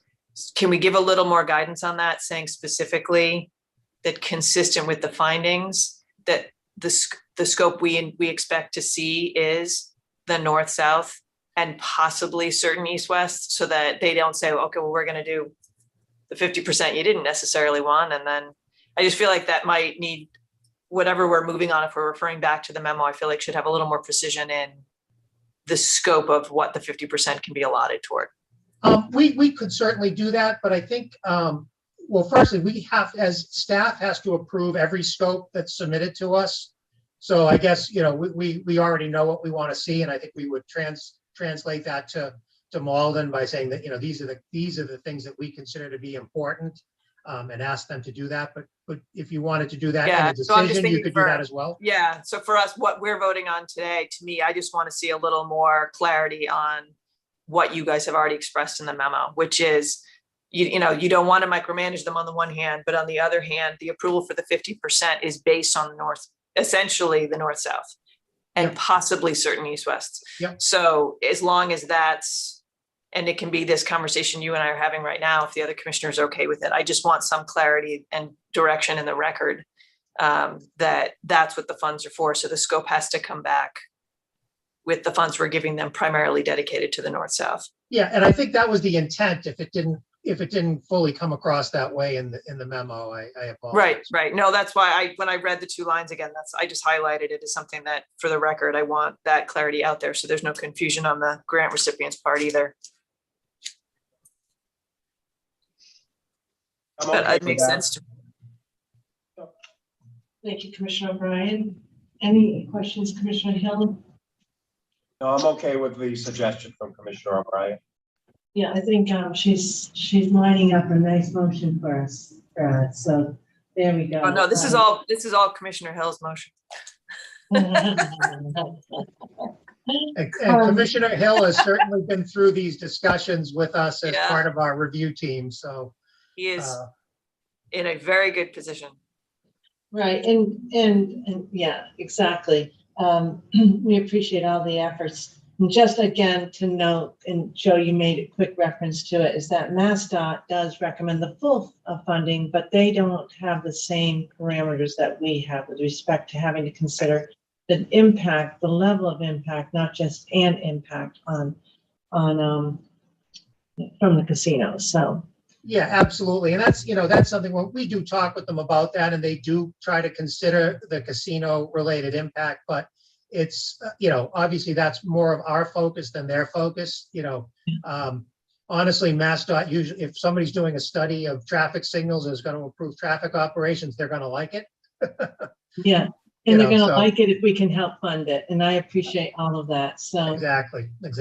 Your recommendation makes a great deal of sense. Thank you. Okay. So the next one is also the city of Malden. They have requested $50,000 to do a transit-oriented development opportunities study in the area around the Malden Center MBTA station. And just if you're not really familiar with transit-oriented development, the state really encourages folks, communities, to look at development around T stations in particular, whether it's commuter rail or the subway or bus stations or whatever it is, to try to allow higher density development without having too much of an impact on traffic. So we obviously think these things are a great idea. The Commonwealth is behind them. But in this case, we are not recommending this application for funding, and I will go into the reasons why in just a moment. So the applicant identified two impacts of Encore that they intend this application to address. And the first one is the increased use of Malden Center as a transportation hub. Now, this notion of a transportation hub came out of the surrounding community agreements where both Medford and Malden were considered transportation hubs for the buses, the shuttle buses that Encore is providing for both patrons and employees from Malden Center and from Wellington to the facility. And as such, this was sort of by design that these areas would be used, and the communities are compensated for that as part of their surrounding community agreements. So I guess the increase in traffic in the Malden Center area associated with the casino, I think you could say was sort of an anticipated impact. And then the second impact that they describe in the application is that those workers and visitors who are coming to Encore and using Malden Center as their way to get there, are not sort of taking advantage of the other things that Malden has to offer, but rather just using Malden as a pass-through. And while you certainly could consider both of those as impacts on the community, the other thing that we have to do is saying, here's the identified impact and here is the proposed solution. And how does that solution address the impact that was identified?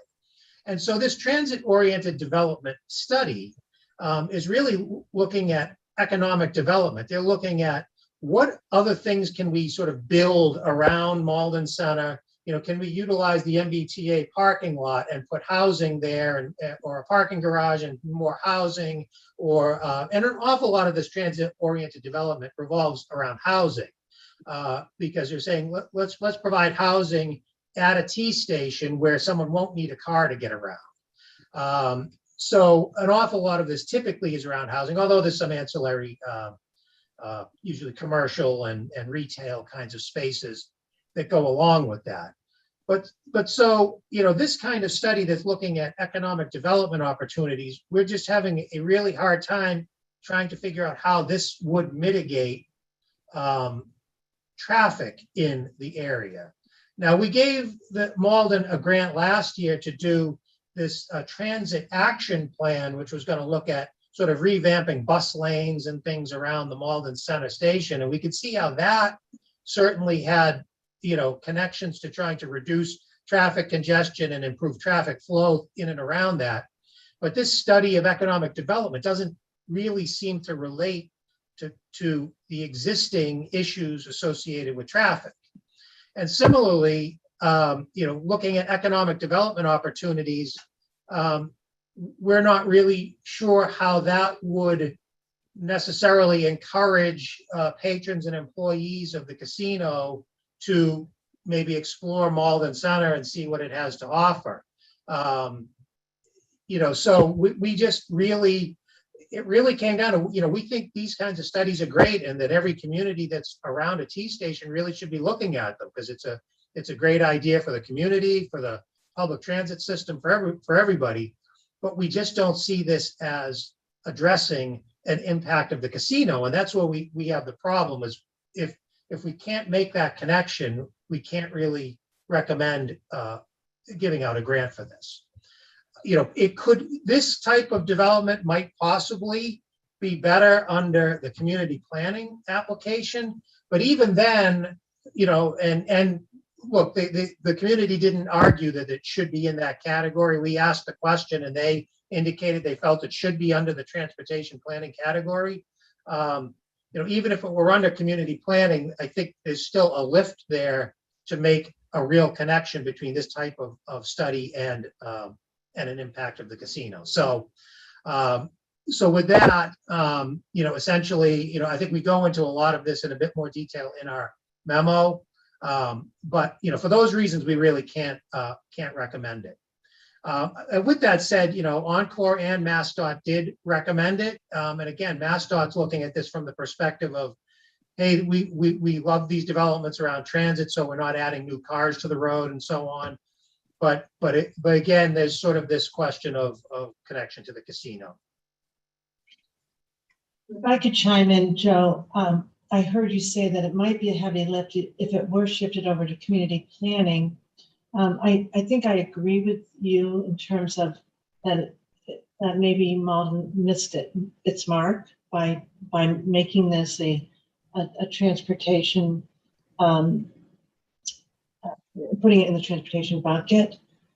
With that said, the community planning, I would be very interested in hearing from Malden on this next year with respect to community planning, because I do see that Encore and the casino, and as a regulator, we do look at Malden Center as an important part of the equation for transporting patrons and the employees. And to the extent there's an opportunity loss there because they don't have the funding to do the proper economic development study. I think that community planning, how we're viewing community planning grants would maybe nicely fit there.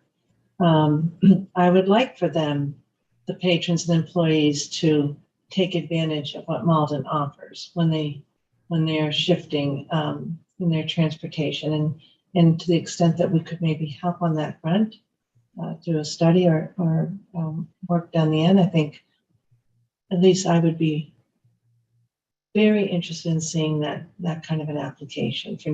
I guess it would be for next year though, right, Joe? There's no opportunity in between. No, at this point, no, there's no, February 1st is our deadline, so. Right. So to the extent that we can, and I know Mary, I don't think it's on, but your team, and you can, again, in the outreach that you do for training around these grants, I appreciate the fact that you did go through that enhancement on community planning this year, and that we have to continue to explain that benefit. That's for next year. I'd welcome that. Commissioner Hill, Commissioner O'Brien, any comments or questions on this one? No, I agree. I mean, it's a great idea. It's just finding whether it fits in what we have to offer is a bigger challenge. We tried our best to connect it. We just couldn't do it. Yep. I understand that. I understand. It takes a lot of human resources to do these grants, and we appreciate Malden's interest here. Okay, should we go on then to the next one? Okay, so this is the last one, I believe. So this is Medford. They want to do a study for a rail trail in the Wellington area. So they're requesting $70,000 in funds to study the feasibility of utilizing an inactive freight rail right-of-way to construct a multi-use trail that would improve connectivity in the Wellington-Glenwood neighborhood. So on this one, so the impact from the casino on bike paths in general, making the connection to a casino related impact is a little bit difficult, but what we have come down on in the past on bike paths is that closing these gaps in bike trails and creating this network that allows people to get to and from the casino, and frankly to and from other locations without having to use an automobile, takes automobiles off the road and sort of helps the whole area by mitigating traffic, including the casino itself. So in general, we've been in favor of these types of things. So this trail is a little bit further away from the casino than what we've been dealing with. So this comes off of River's Edge Drive. If you're familiar with Route 16, kind of goes past Wellington. River's Edge Drive goes up north, and then this peels off to the west off of River's Edge Drive. And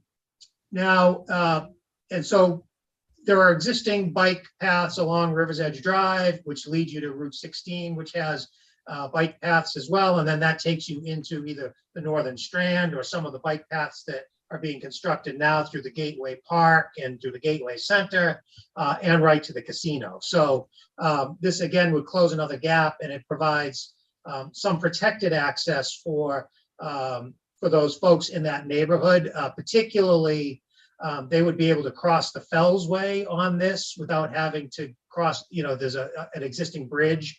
The Fellsway goes over this railroad track, so that cuts out a big crossing that folks would have to do at the surface. So again, we're generally in favor of these. One of the concerns that we had in this was that the applicant indicated that they believed this to be an inactive freight right of way. And so initially we were going to propose that we sort of condition this on that, but we did have a conversation with them yesterday afternoon to discuss this a little bit more. And if you guys want to defer this decision till later, till I could sort of write up this information, be happy to do that. But basically they are asking for some of this money to actually do that research that they need to do to figure out exactly how this ownership structure works. And just railroads are a fairly opaque business. It's difficult to find your way through. And in fact, ownership is not always abundantly clear. There are often owners of the tracks, but there are people who have rights of way over the tracks and so on. And there can be multiple layers of this stuff to get at who the owner is. It's not just simply calling up the MBTA and saying, hey, we'd like to use an old piece of track and make it into a bike path and have them say, okay. This is a cumbersome process that actually requires a lot of legal work. There's a lot of title searches and things of that nature. So what Medford told us yesterday when we talked to them was that they would probably about $25,000 of this $70,000 effort is really that digging and doing legal research and so on and so forth. And I guess what our thought was, and we could just do this administratively. I don't think we necessarily need to do it with a motion per se, but what we could do internally is just write a grant for the first $25,000 to get them started. And if they get to the point where it's a thumbs up, that they can move ahead, we can then just modify the grant to give them the rest of the amount. And then, if it's thumbs down, we just say, all right, well, that's the end of the grant, and we don't give them the rest of the money. So those are a couple of the thoughts that we had. And again, I know I'm springing this on you at the last minute. So if you want to defer this until we can, maybe till the next meeting or something, you're welcome to do that. Or if you're comfortable moving on it today, we can do that as well. I'm really glad you made that call, Joe, because that's what I suspected, that they might be using some of this funding just to understand what you had outlined as a complex problem. I kind of like the idea that Joe's presenting, Brad and Eileen, to do so they can get started on the railroad question. What do you think, Brad? I agree. That's a great idea. That's why I give them the full amount if they're not going to be able to use it. Could we defer this one till the next meeting? Does everybody mind doing that? Would you prefer that the recommendation be rewritten that way? Otherwise, I know that we could get a motion that could reflect that, but you want the paperwork to be revised? Please. Yes. Okay, that makes sense to me. Commissioner Bryan, are you comfortable with that? Yeah, I'm comfortable today or revising it. My limited exposure to rail lines and the authorities that have jurisdiction over them too is there is a possibility that at the end of this grant year, they don't know definitively. or they know what they need to do, but the execution might not be doable. So I guess the only question I would have is you're going to go back and rewrite it and think up the timing of the grant is whether, I'm assuming this was originally as submitted intended to be used this year. So I don't know if it would revert back if they don't. I mean, I'm just wondering if we're sort of saying this is a great idea, but if for some reason they get to the end of the year, they've expended the 25 and they either have determined, if they've determined it's easily, they're not quite done with the answer yet, or they've determined it, but the execution isn't going to happen such that they can roll right into finishing the monies, whether there's a way to contemplate that as well. Well, so I think what we suggested to them, and I guess what I would suggest to the commission is that we award the $70,000, or I should say authorize the award of $70,000, but I will change the write-up to reflect that we will give it to them in 2 tranches. Okay. And, and that, we would give them the sort of, say, the 25,000 first, and then if everything looks good, we would then give them the rest of it to complete it. And we suggested to them that they do this, that they put out an RFP for the entire project with an ad alternate at the, so they would contract the first 25,000 and then they would have an ad alternate later so that they would know, they would have a price for what the additional work would be, and then could just authorize that consultant to go right ahead if everything is okay. So they wouldn't have to rebid it. And then in terms of the use of the grant monies, is it over necessarily the 1 year, 3 years, and then defaults? How does that work? They technically have 4 years to use the money based on the contracts. So it shouldn't be an issue. Okay. Joe, would you have to come back to us, or can you do it administratively in that 10% rule or whatever it is? Well, I think if you authorize the award of the full amount, we're just administratively going to give it out in 2 tranches. We're just going to say to you, you can't have the second amount until you prove that the first amount, until you prove to us that this is a go. And that'll be part of the revised recommendation, which we'll then vote to approve on for the language. Okay, we'll just roll that one over into the next presentation. Yep. Okay. Okay. So that concludes my presentations. Okay. So commissioners, I think that we can act on this in some kind of a comprehensive package. In terms of, Madam Chair, I just had a thought that in consideration of time, what I could do is modify this memo to reflect that change. And in fact, the change that Commissioner O'Brien suggested on the traffic signal one, and resubmit that. And you could maybe do your vote at the beginning of my presentation in 2 weeks on the next tranche. There's no the only issue is that we'd have to get Commissioner Skinner up to speed on everything voting on that day. So maybe we vote on the ones that are sort of clean up or down and defer the 2 that need to be tweaked. Yeah, whatever way you'd like to do it. It's either or. I just thought, we could take care of that in the next couple of weeks. I know it's just a busy agenda. That's all. I'd like if we could even do the one that the tweaking seemed pretty simple. Yep. Yeah, I was just going to have us refer to the discussion at the meeting today in terms of yeah. Yeah, let's act on this today if you don't mind. But I do appreciate your thinking innovatively with respect to our time, Joe. So Commissioner O'Brien, I think you've given some thought as to how we can comprehensively look at the recommendations. You make a motion, then I would invite if anyone wants to separate out any of the items from Commissioner O'Brien's motion, we can do that with an amendment. Certainly, I think what I was going to do is to have 3, 1 for approval, 1 for deferral, and 1 for denying. That sounds good. Is that okay with you, Commissioner Hill, also? Yes.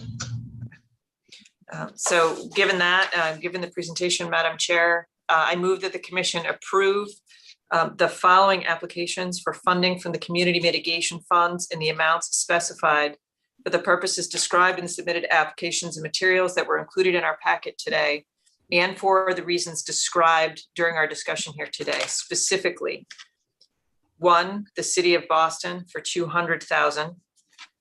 Second, the City of Chelsea for $167,000. Third, the cities of Everett and Boston in the amount of $450,000. And lastly, the City of Malden in the amount of $57,500, subject to the further clarification that that monies be focused on the north-south routes in their application. And further, that the commission staff be authorized to execute the grant instruments commemorating these awards in accordance with 205 CMR 153.04. Second.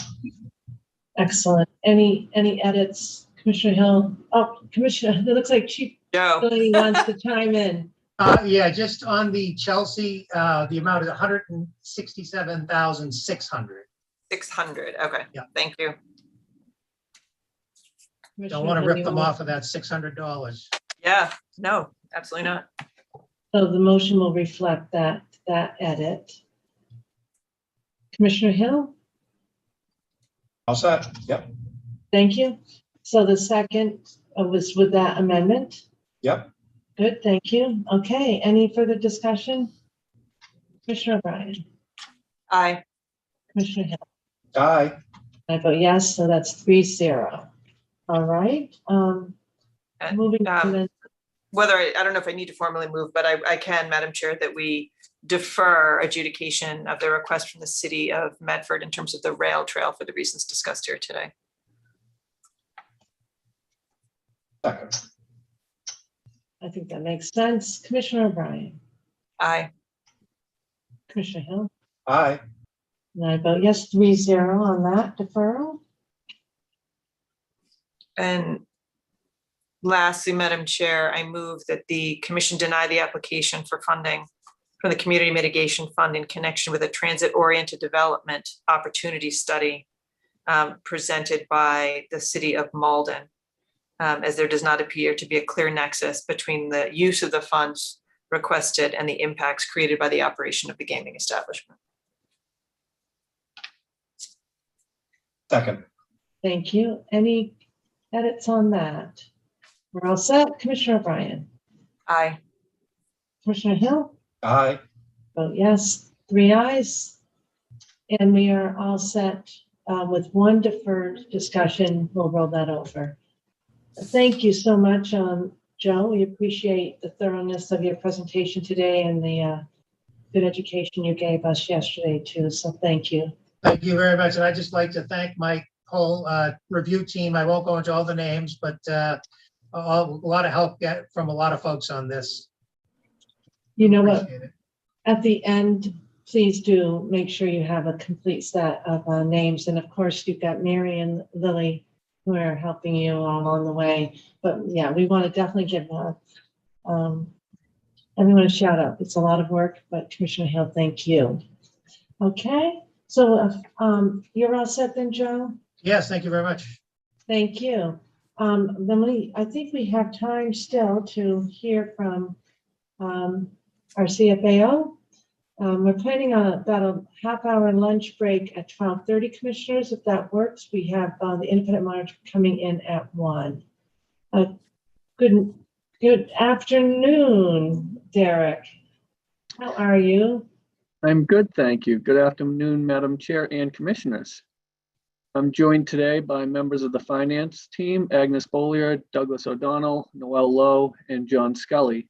And we are here to present to you the third quarterly budget update of the fiscal year 22 Gaming Control Fund budget. The Massachusetts Gaming Commission approved an FY22 budget for the Gaming Control Fund of $33.02 million, composed of $27.12 million in regulatory costs and $5.9 million in statutory required costs. The fund required an initial assessment of $29.3 million on licensees. After balancing forward FY21 revenues, the assessment was reduced to 27.26 million. And the commission also approved an additional $5 million assessment on licensees for the Public Health Trust Fund. In the first two quarterly updates, we increased spending projections in the fund by 54.6 thousand. We also increased revenue projections by 338.3 thousand. Through the first two quarters, sorry about that, I duplicated. The combination of spending increases and revenue increases resulted in a projected surplus of 283.6 thousand. In this update, this third quarterly update, we are updating spending projections by 170.6 thousand, and we're also increasing revenue projections by 463,000.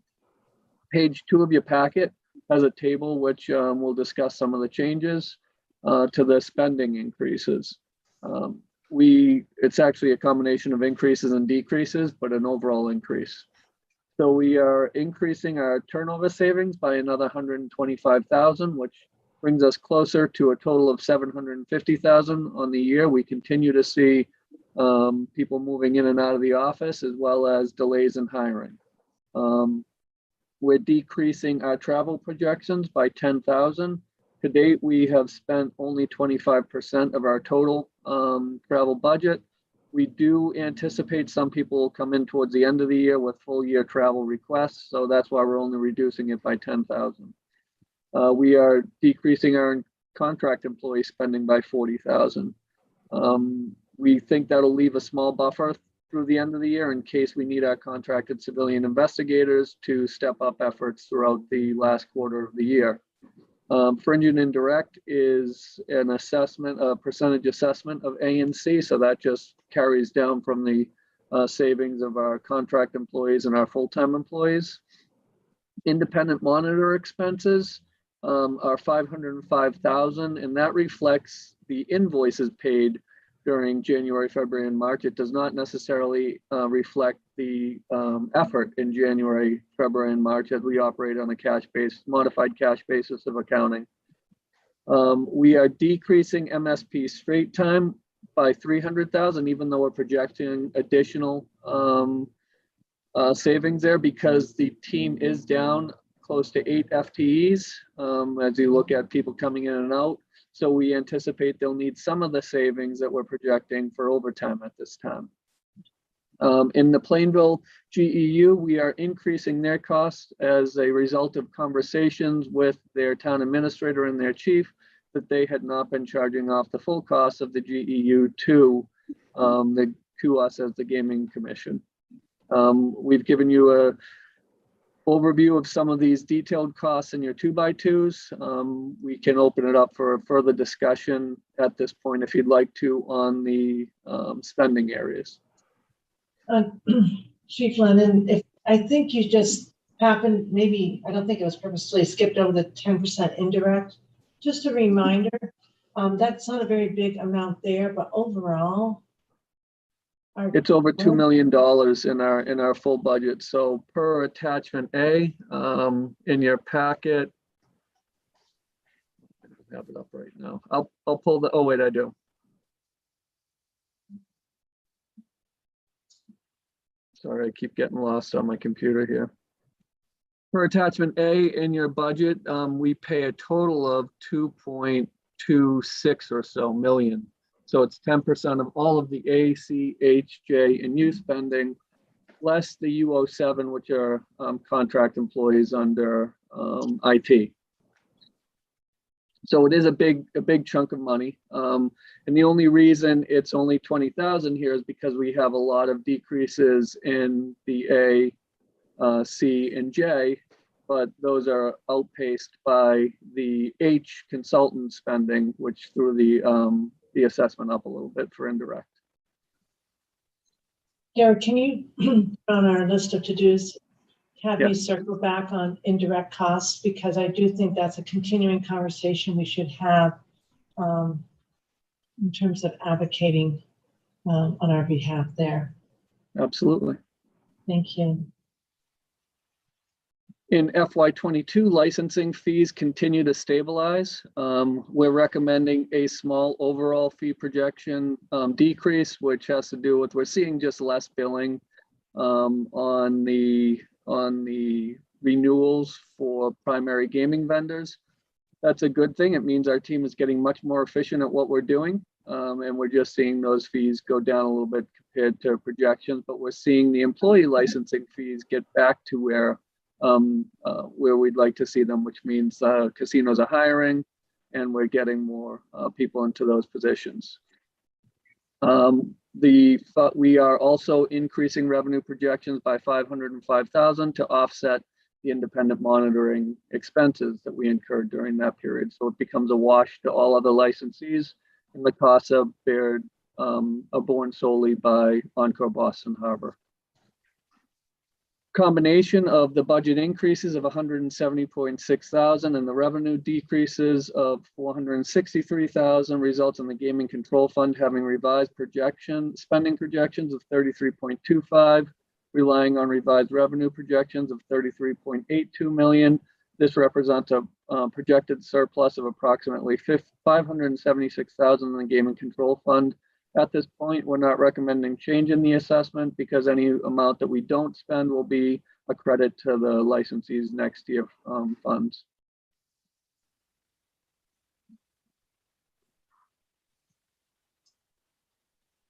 At this point, if you have any questions, the whole team is here to answer them. I will defer mainly to the team because as I've said many times, I get the benefit of pulling the information together and reading while they've done all the legwork behind the scenes. Any questions for Derek and his team? Commissioner?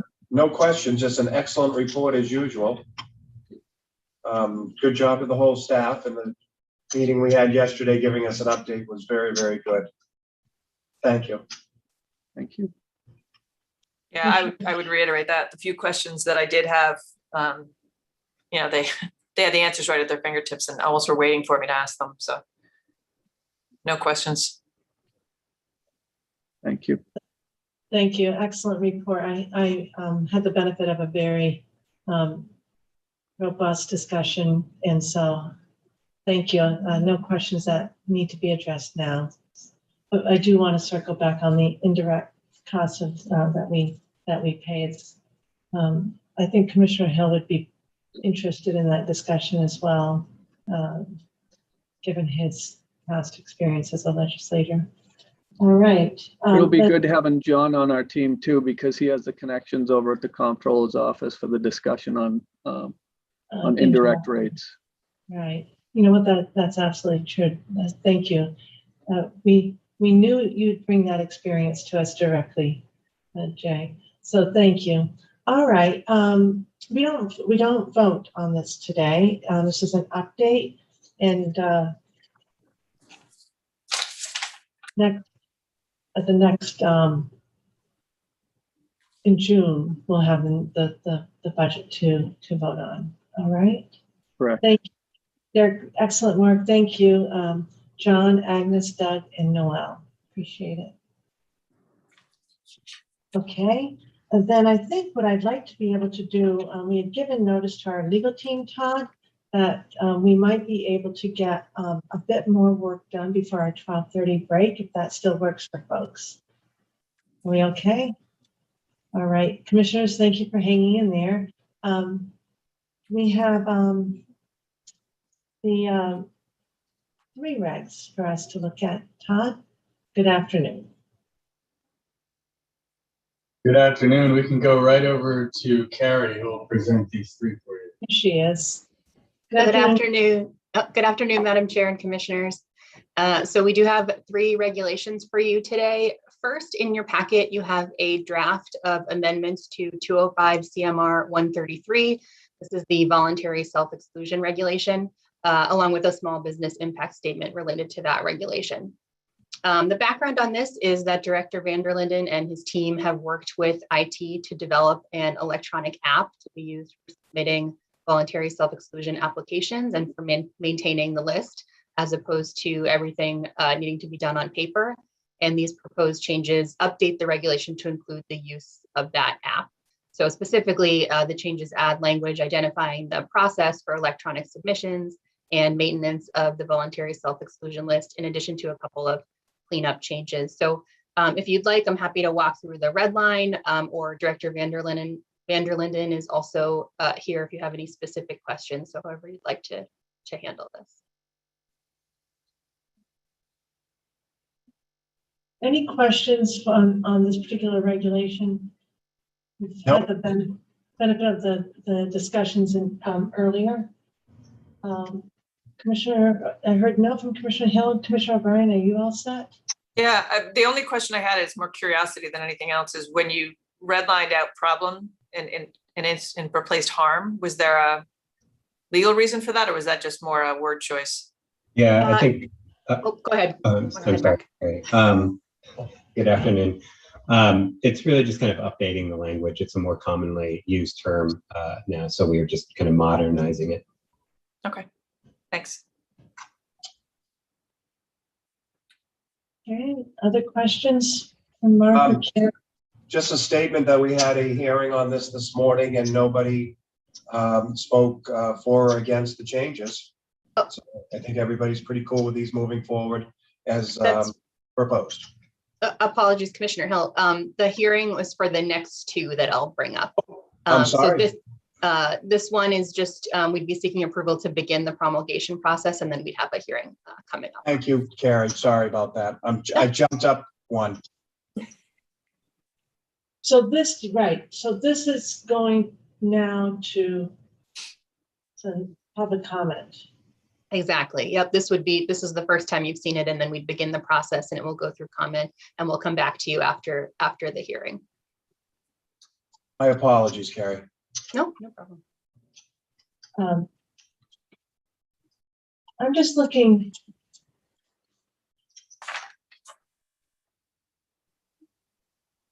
When we do the public comment, do we share? We don't share the memo. We just share the language, right? Carrie, or do we share our memorandum as well?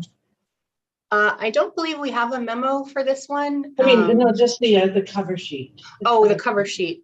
Ordinarily, we just post the regulation, but we could certainly post the cover sheet as well if you'd like. We don't have to, but I do see this as an opportunity, Mark. And I just don't know the process well enough where it's modernization of the language, but there's reasoning behind it. And Commissioner O'Brien raised a good point. To the extent there is a natural way to address that, because it does jump out at you, right? There's an opportunity here if there's a mechanism for that opportunity. Okay. Well, we've been speaking about the electronic version, electronic app, and it's good to see the regulation now underway. All right, so we can move on to the next one. Or do we act do you want us to act now, or we'll do it at the end of all three, Commissioners? The motions, I'm sorry, Chair Judstein, the motions are slightly different for this first reg and the other two because of where they are in the process. That's right. Why don't we do it one reg at a time? Do we have a motion, Commissioners?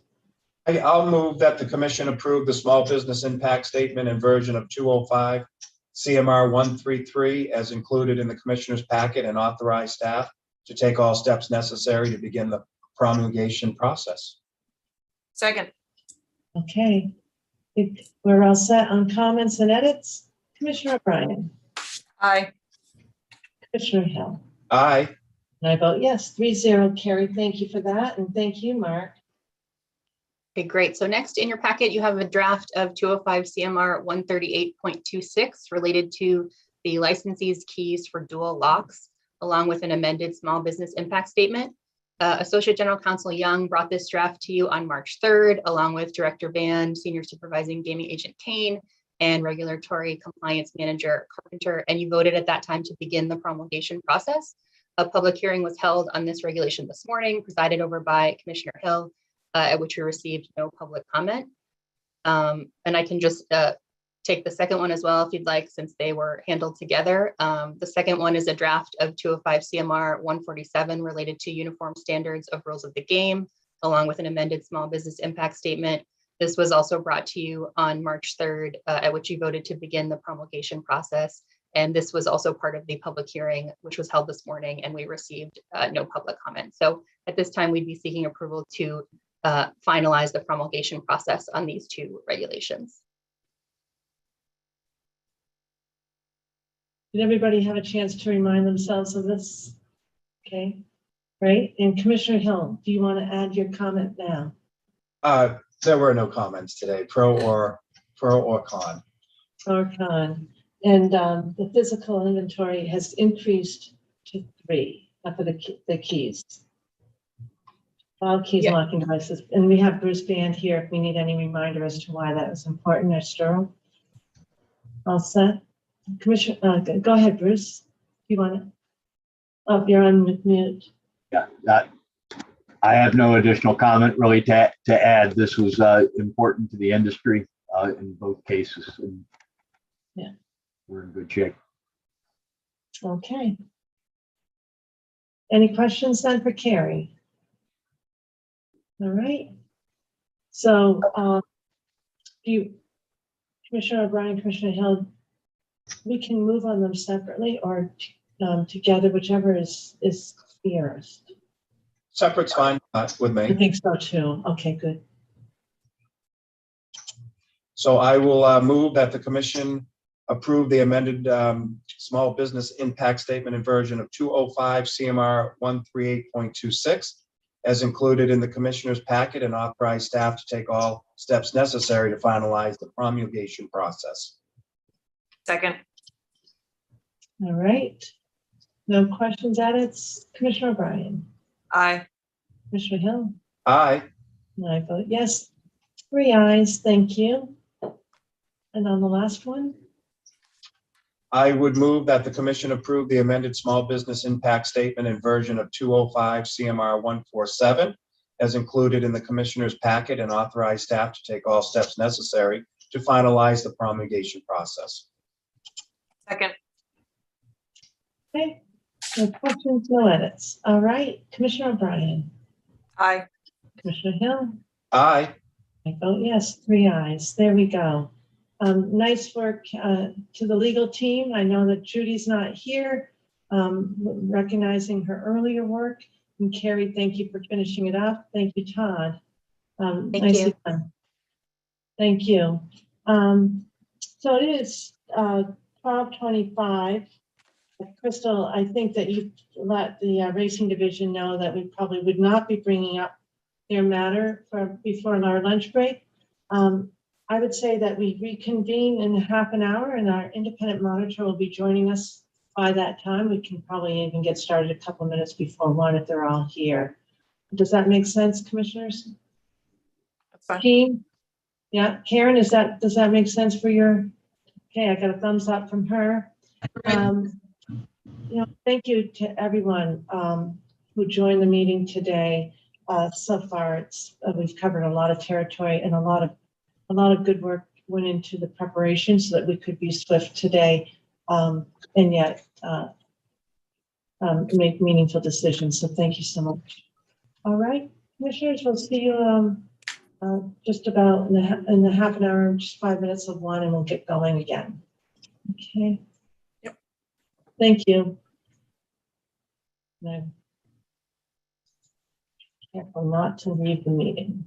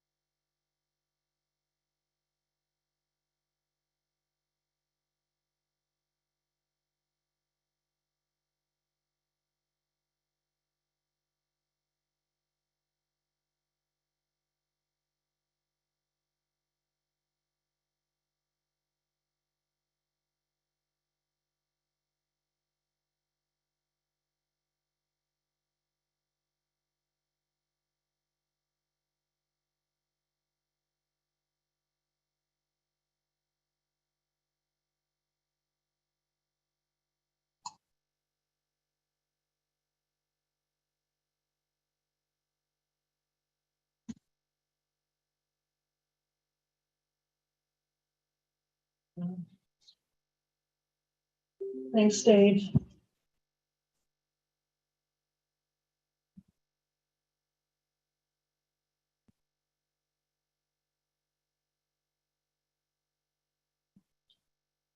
Dave, are we all set, or do I need to do anything technically for you?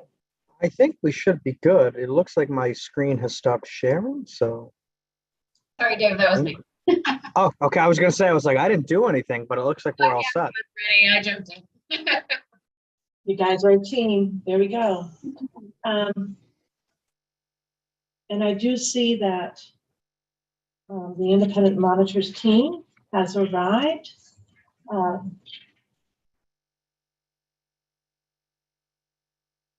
Good afternoon, everyone. I'm going to just remind the public that we are reconvening the Gaming Commission's public meeting number 378 today, April 28th.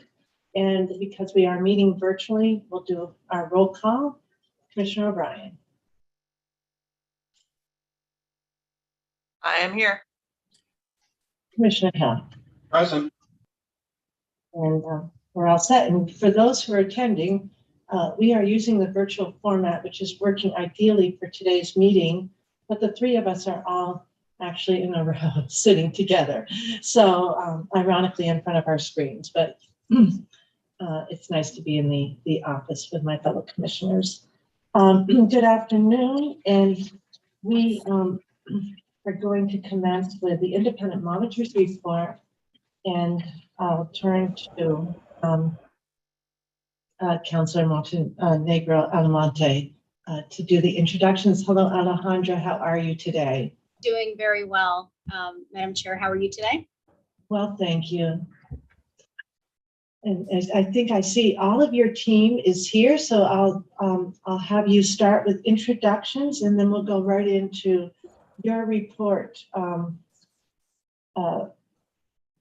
which I believe you have your PowerPoint, and let us know if you need any assistance sharing that. Terrific, thank you. We will. I think we're prepared to navigate it, but should we have any technical difficulties, we would definitely appreciate the support. Thank you so much. It's wonderful to see you this afternoon, virtually again, becoming our customary form of meeting, but it is wonderful to at least be able to see you. I do want to introduce our team, who I think are no strangers to this audience, but we have Ann Sultan, who's a colleague with me here at Miller and Chevalier, as is Catherine Pappas, Nicole Gokchabai, and Alex Bolio, and Preston Pugh, who is with Crowell and Mooring and also a member of our team. So we look forward all to speaking with you today and presenting our latest observations. Nice to see you, Preston. Great. Alex, if you wouldn't mind projecting the slides, and we'll get started. So as you know, we're here to report on our phase 3, what we call our phase 3 report.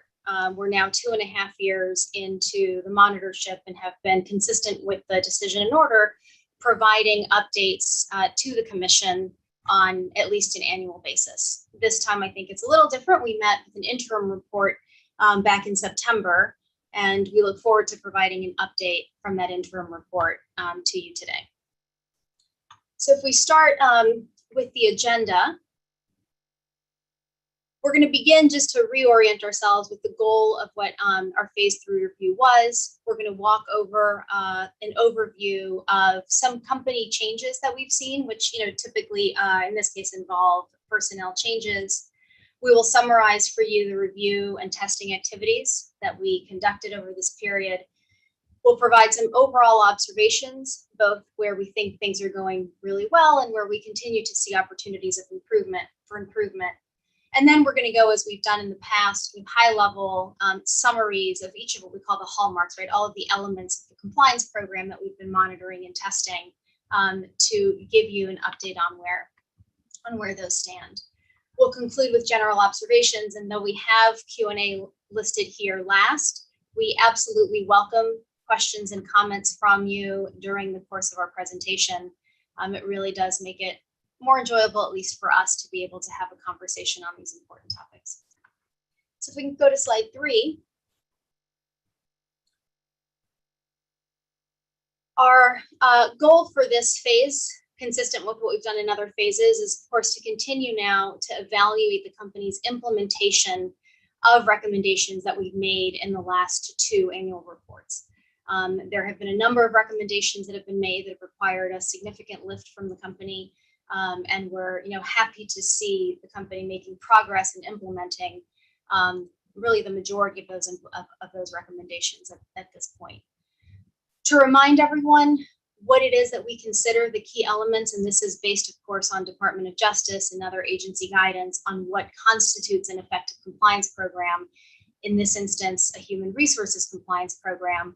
We start first with the culture of compliance and conduct at the top, and that's evaluating board and executive management commitment, not just by words, but also by action, to principles of an effective HR compliance program. We also look at proper authority, oversight, and independence, which goes to how the company demonstrates its commitment to the program through resourcing of the appropriate functions that have oversight and responsibility into management and implementation of the program.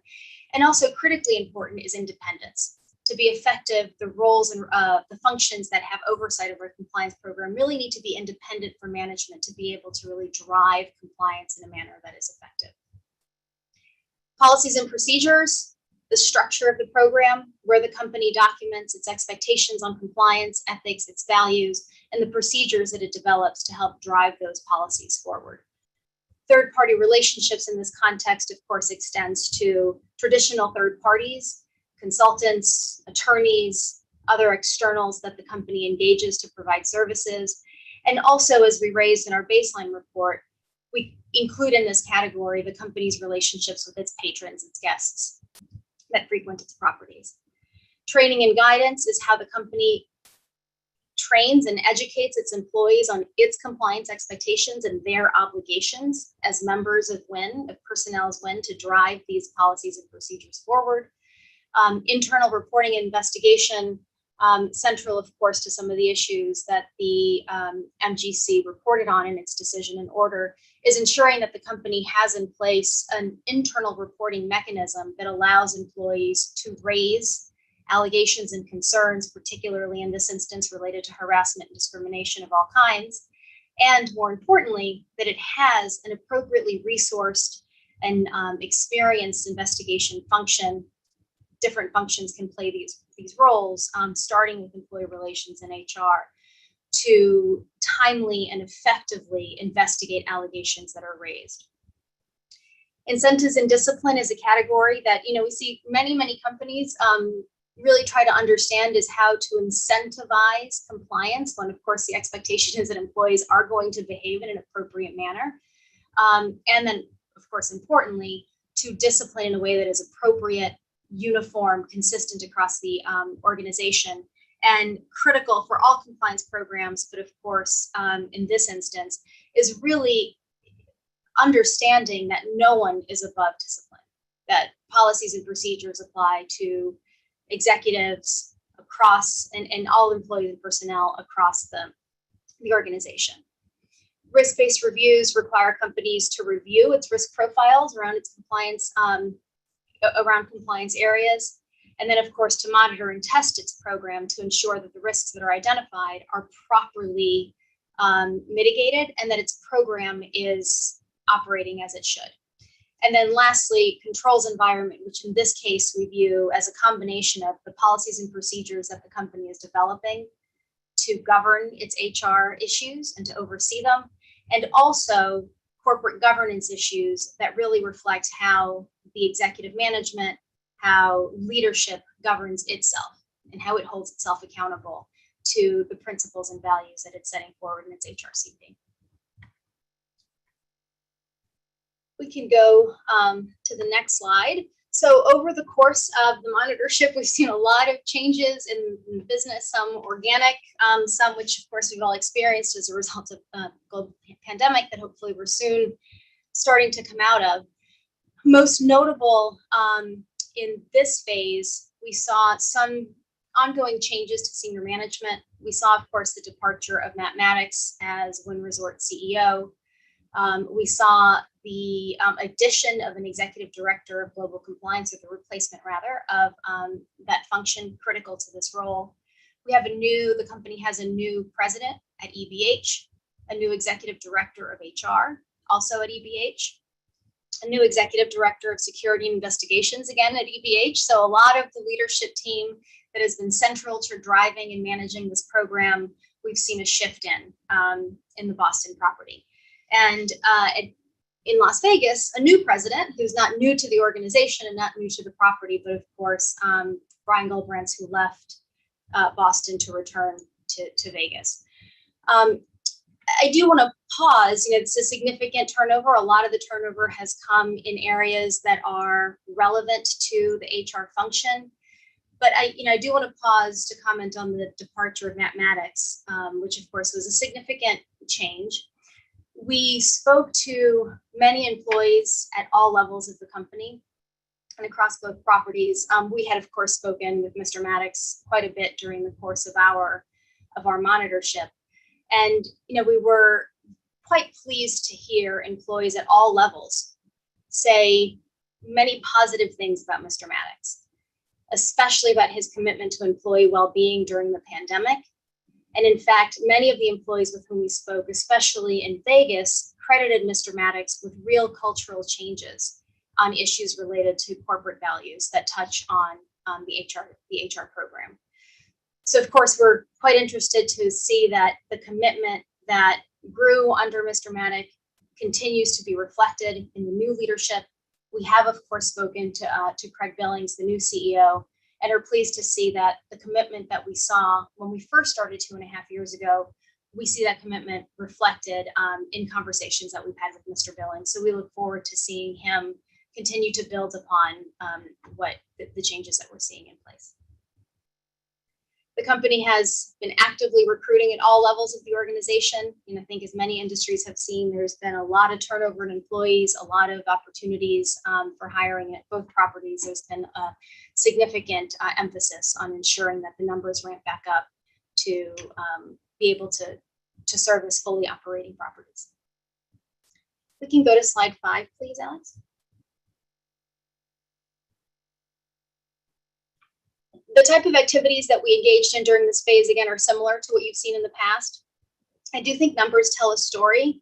One, just into the depth of the activity, of the testing activity that we've undertaken, and also to the cooperation that we've received from the company. Monitorships do require a lot of resource support from the company being monitored. And in this instance, just in this last phase alone, we reviewed approximately 400 documents that were produced by various different departments within the company.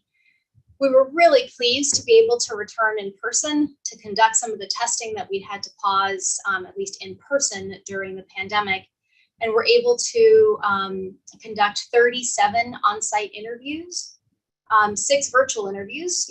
One of the things that the pandemic has taught us is we can continue to meet virtually, and we were able to do that with personnel both in Boston and Vegas. While we were on site at both properties, we conducted a total of 44 employee focus groups.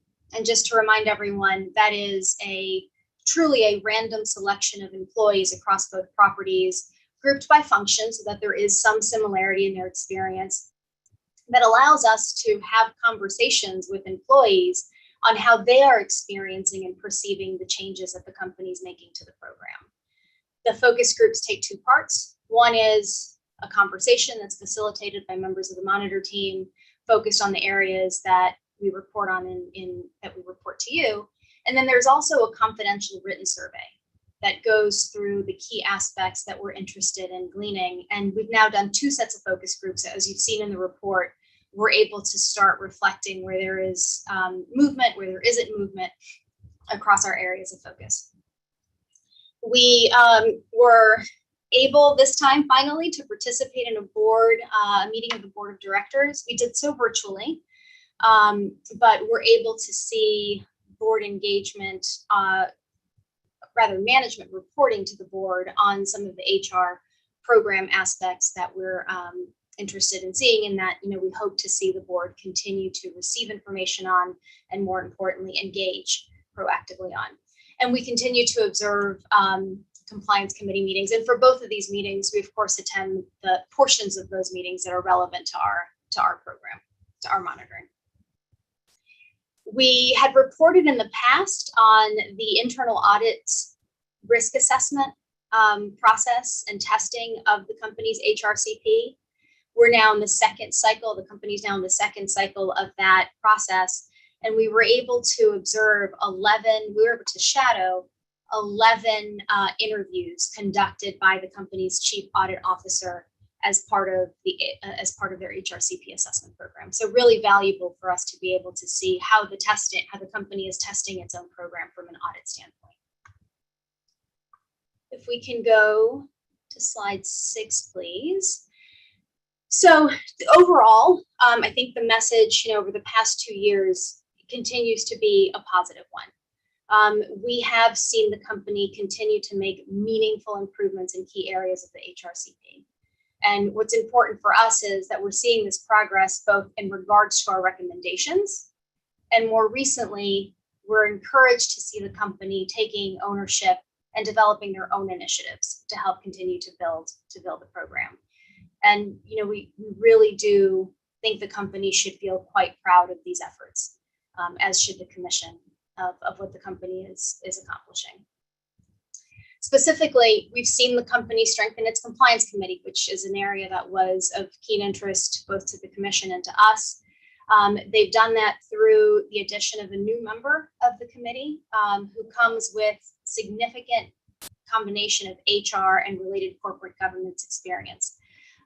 We've seen this addition really enhance the committee's independence, which is something that we commented on in our baseline report, and really have already seen engagement on a deeper level on HRCP related issues. I think that's a combination both of folks already on the committee having more experience with these issues, but certainly the addition of a new committee member has helped bring a deeper focus on the core aspects of the program. The company's continued to make significant updates to its policies and procedures, reflecting our recommendations. We've seen a strengthened preventing harassment and discrimination policy, an updated and enhanced internal investigations and procedures policy. Also importantly, an update to the policy on employees' interactions with guests and third parties. We highlight these because they really are the policies that are at the core of addressing risks related to harassment and discrimination. And it's not just enough to update the policies. We also want to make sure that employees are aware of the changes. And the company, as we'll discuss later, has engaged in proactive rollout and communication through different ways of the changes to these policies. They've expanded, the company already had trainings on harassment and discrimination. They've expanded on those trainings.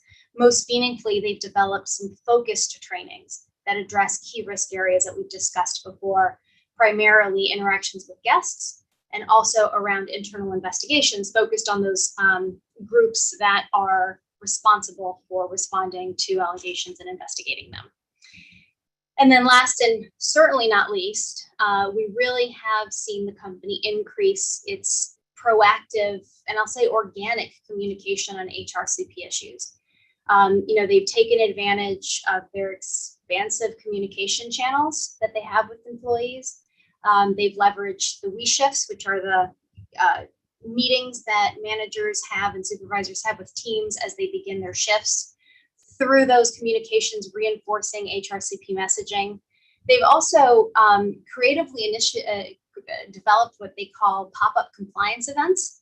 And these are really just pop up in back of house, set up a table and showcase policies to bring incentive and awareness to core HRCP policies. They do that through having quizzes and maybe giving a Starbucks gift card, just to really incentivize engagement on these issues.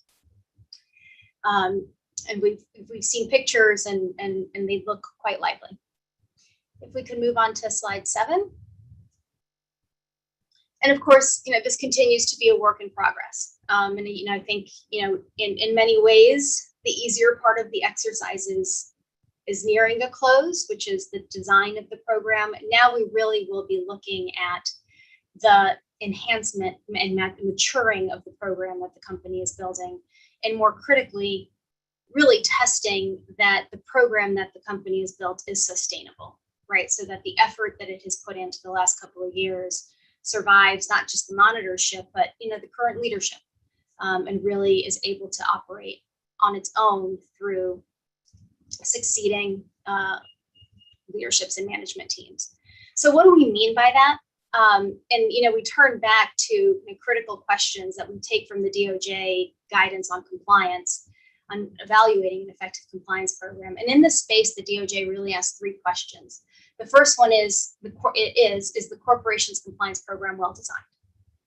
It then goes on to ask, is the program being applied earnestly and in good faith? And the third question is, does the corporation's compliance work in practice? The company's been working for the last 2.5 years on that first question, right? They've been working to design the program. We're now focused, and the company should now be focused on the second and third prongs of the DOJ's criteria. So really what that means is the compliance program that the company has just a paper program, right? Just policies and procedures? Or is it one that is implemented, reviewed, revised in an effective manner? So a program that is a living program that keeps pace with the changing dynamics of the company. And in that context, is it working in practice as the company's operations might change, as the risks profile might change? Is the program being fed back with that information to mature and sustain itself? So to that end, two of the core areas that we'd like to see progress from the company as the compliance program matures is of its governance over HRCP. So just as the board and executive management team govern itself in other areas of the business, that same level of discipline and attention to be given to these issues at the highest levels of the company is something that will be important. We'll also want to see continuous improvement on its policies and procedures based on lessons learned as the company continues to live with the program. And we'll talk about these areas throughout the rest of the presentation, but really the bottom line on governance is that although the company has developed significant processes and procedures, there remain areas where increased, we'll say, formality, discipline, and transparency are necessary. And we'll talk about that later in the presentation. As to continuous improvement, we note that there are already certain departments, and you would have seen this in the report, that are monitoring the program. So we'll talk about what internal audit is doing. We'll be happy to report on what we've seen corporate security doing, that are engaged in activities to ensure that the company is actively registering risk and monitoring and mitigating it. But we'll be looking to see other ways where the company can obtain and engage with data that it gets from its HRCP and use that information to continue to build upon the program. So those are our overall observations. We're going to turn now to each of the specific hallmarks that are under review. And I'll turn it now to Ann Sultan, who's going to talk to you about culture of compliance and conduct at the top. Ann? Thank you, Alejandra. And it's nice to see you, commissioners. So as Alejandra said, I'm going to cover culture of compliance and then proper authority as well. Culture of compliance and conduct at the top is perhaps the most difficult of the hallmarks of an effective compliance program to establish, enhance, and also measure. Since the commencement of the monitorship 2.5 years ago, we have seen management take certain specific actions designed to increase the culture of compliance at the company and message to employees that the company is really committed to its HRCP. Some of these actions were in response to our recommendations, and others were self-initiated by the company, which we were very pleased to see and encourage the company to continue to do. For example, the Chief Global Compliance Officer incorporated a personal statement about the company's commitment to compliance into his part of new hire orientation, and the company created and delivered additional HRCP-related trainings to employees, which Catherine will go over in greater detail in a few minutes. In response to our recommendation, the company has developed communications plans focused on HRCP for both Boston and Las Vegas properties. These plans include a Speak Up campaign with posters and signage throughout employee areas of the properties, what is referred to as back of house, messages from property leadership about various HRCP-related topics, and spotlights on substantive elements of the HRCP, including certain policies and procedures. For example, the company highlighted the personal relationships policy this past Valentine's Day, which was a very cute and creative way to get employees to think about that topic. The next step that we would really like to see on the communications plans is for the company to think about them in a very strategic way. And by that, we mean thinking about the plans as one, an ongoing effort to continue to embed the HRCP principles into the day-to-day operations in a way that makes the policies relevant to employees. And two, as a way to incorporate into communications the learnings from data drawn from different areas of the HRCP to address any weaknesses and enhance the effectiveness of the HRCP overall. The company has recently provided training to compliance committee members and certain leadership and HRCP focused employees on Massachusetts specific HRCP related laws and regulations, which was a gap we had previously identified and recommended that they fill. And we have an open recommendation now that the Massachusetts specific training also be provided to the board. Alex, if you could please move to slide 9. A key message that we want to see the company internalize is that changing culture really requires more than just the implementation of our recommendations. It requires the buy-in and sustained commitment across all levels and areas of the business and the company for that message to really filter down throughout various employee groups. It's not only important for employees to see and hear messages coming from the company, they need to perceive that those messages are authentic and sincere. To that end, during our focus groups, we spent a lot of time talking with employees and discussing the culture that they feel at the company. We observed through those focus groups that a majority of employees in both Boston and Las Vegas reported that they believe the company lives by its values of honesty, integrity, and excellence. We were surprised to see, however, that the percentage of employees responding positively to our written survey questions did not change much in the 2 years of our monitorship and where the company has taken these proactive steps. And that where there was a change, it appeared to be an incremental positive change. And there are a slew of potential explanations for that, the largest of which is probably COVID and the shutdown, potentially changes in management. But we're comforted that where there has been a change, it has been a positive trend and that the company is taking specific actions that we know and recommend to convey its culture and commitment to HRCP. Interestingly, in the focus groups, we did hear many individual positive statements from employees. And the employees, as we'll note later, expressed familiarity with certain policies and messages related to the company's HRCP, which was excellent. In Las Vegas, we continued to hear from employees who had been with the company for years that they have noticed a significant difference in the company's approach to its HRCP in the last 5 years as well. Going forward, we want to see the company continue to drive company culture forward and to do so in a sustainable and thoughtful way, including trying to reach employees through actions and not just words, and including specific efforts to reach the employees who may in fact be the hardest to reach and who haven't expressed that same familiarity with the company's commitment to its HRCP. Alex, if you could please move to the next slide, we'll cover proper authority, oversight, and independence. So in the baseline assessment, we observed a lack of clarity in the roles and responsibilities of legal, compliance, and HR with respect to the HRCP, which can create gaps in the oversight of the program overall. It can result in a lack of a feeling of ownership from any particular function over certain responsibilities, and it can threaten the independence of certain key functions to exercise their roles as part of the HRCP.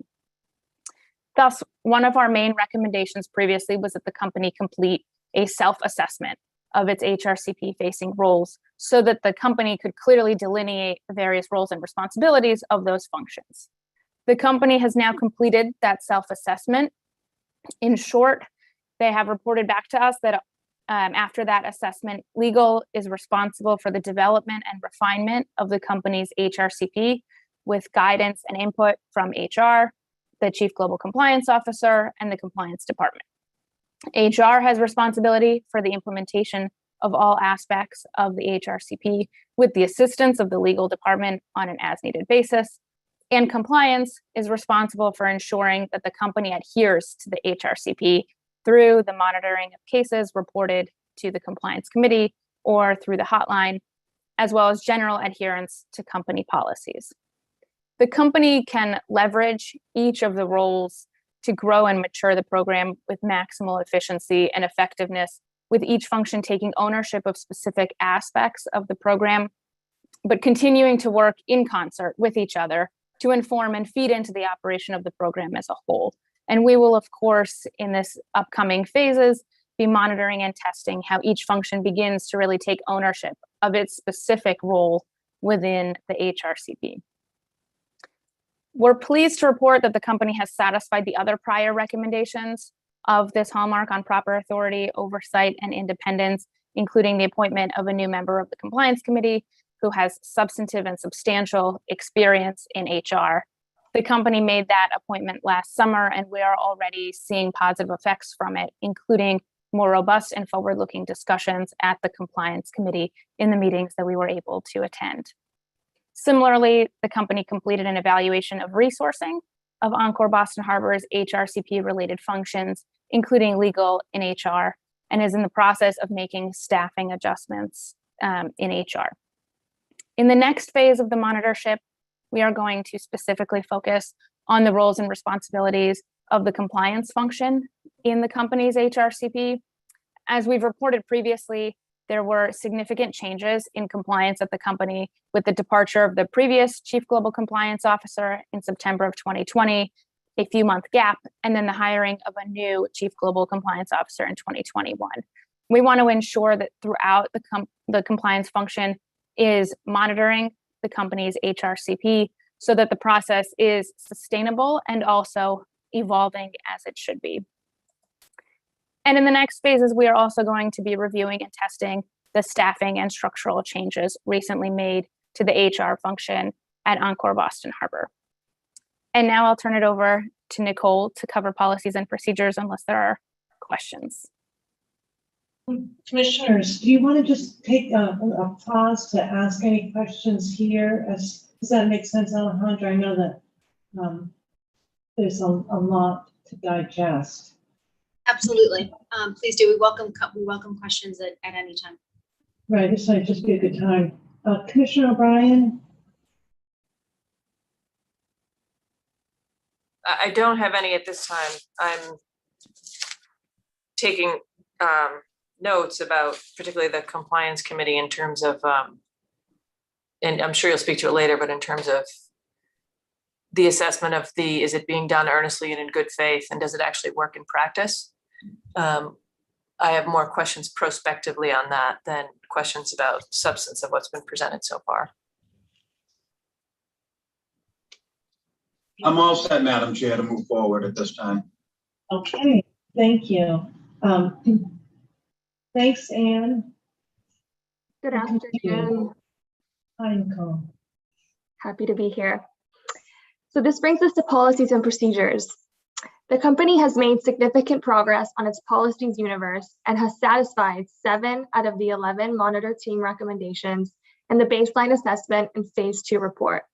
In doing so, the company has made both structural and substantive changes to its policy landscape. The company has developed, enhanced, and implemented core HRCP policies, including the preventing harassment and discrimination, personal relationships, personal presentation, employee patronization, company policy review, and code of conduct policies.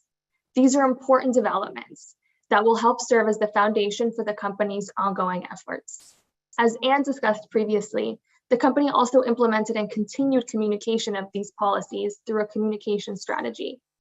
One goal of these communications should be to demonstrate to employees that WIN's HRCP is not just a paper program, but a system of principles and values that the company lives and expects its employees to live as well.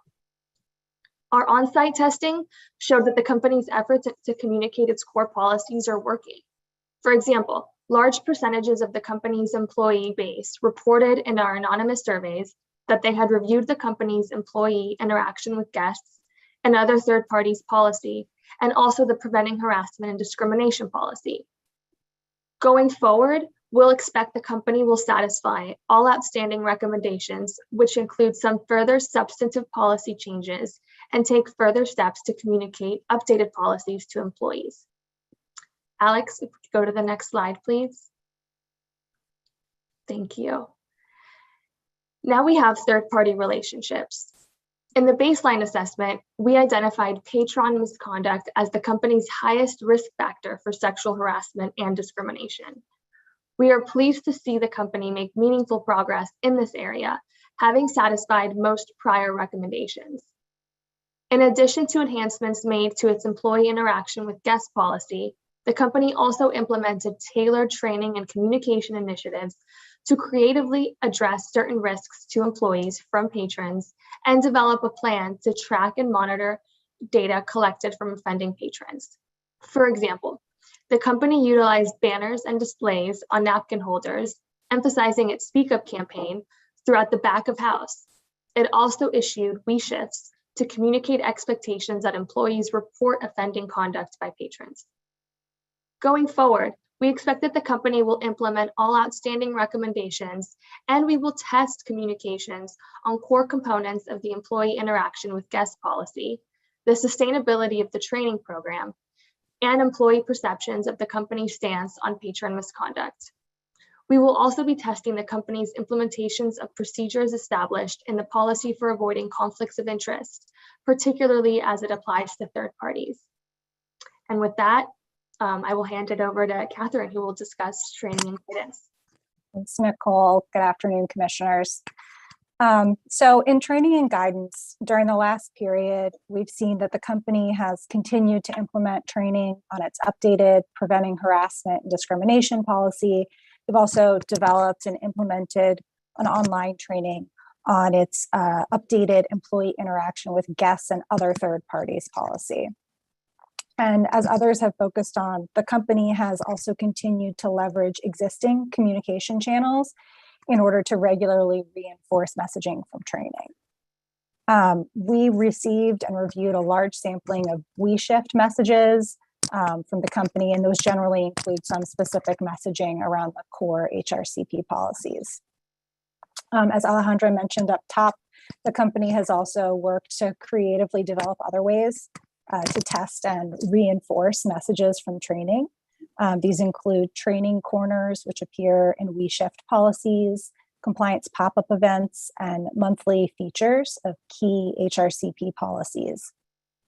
The training corners generally appear in kind of the bottom right corner of the We Shift messages and include things like quizzes on policies, on the company's reporting channels, on the preventing harassment and discrimination policy, or other kind of core HRCP policies. The pop-up event, which Alejandra went through up top, was another example of kind of a new creative channel for testing and reinforcing messaging. And the presence of senior leadership at those events was good to see, and I think is helpful in this space.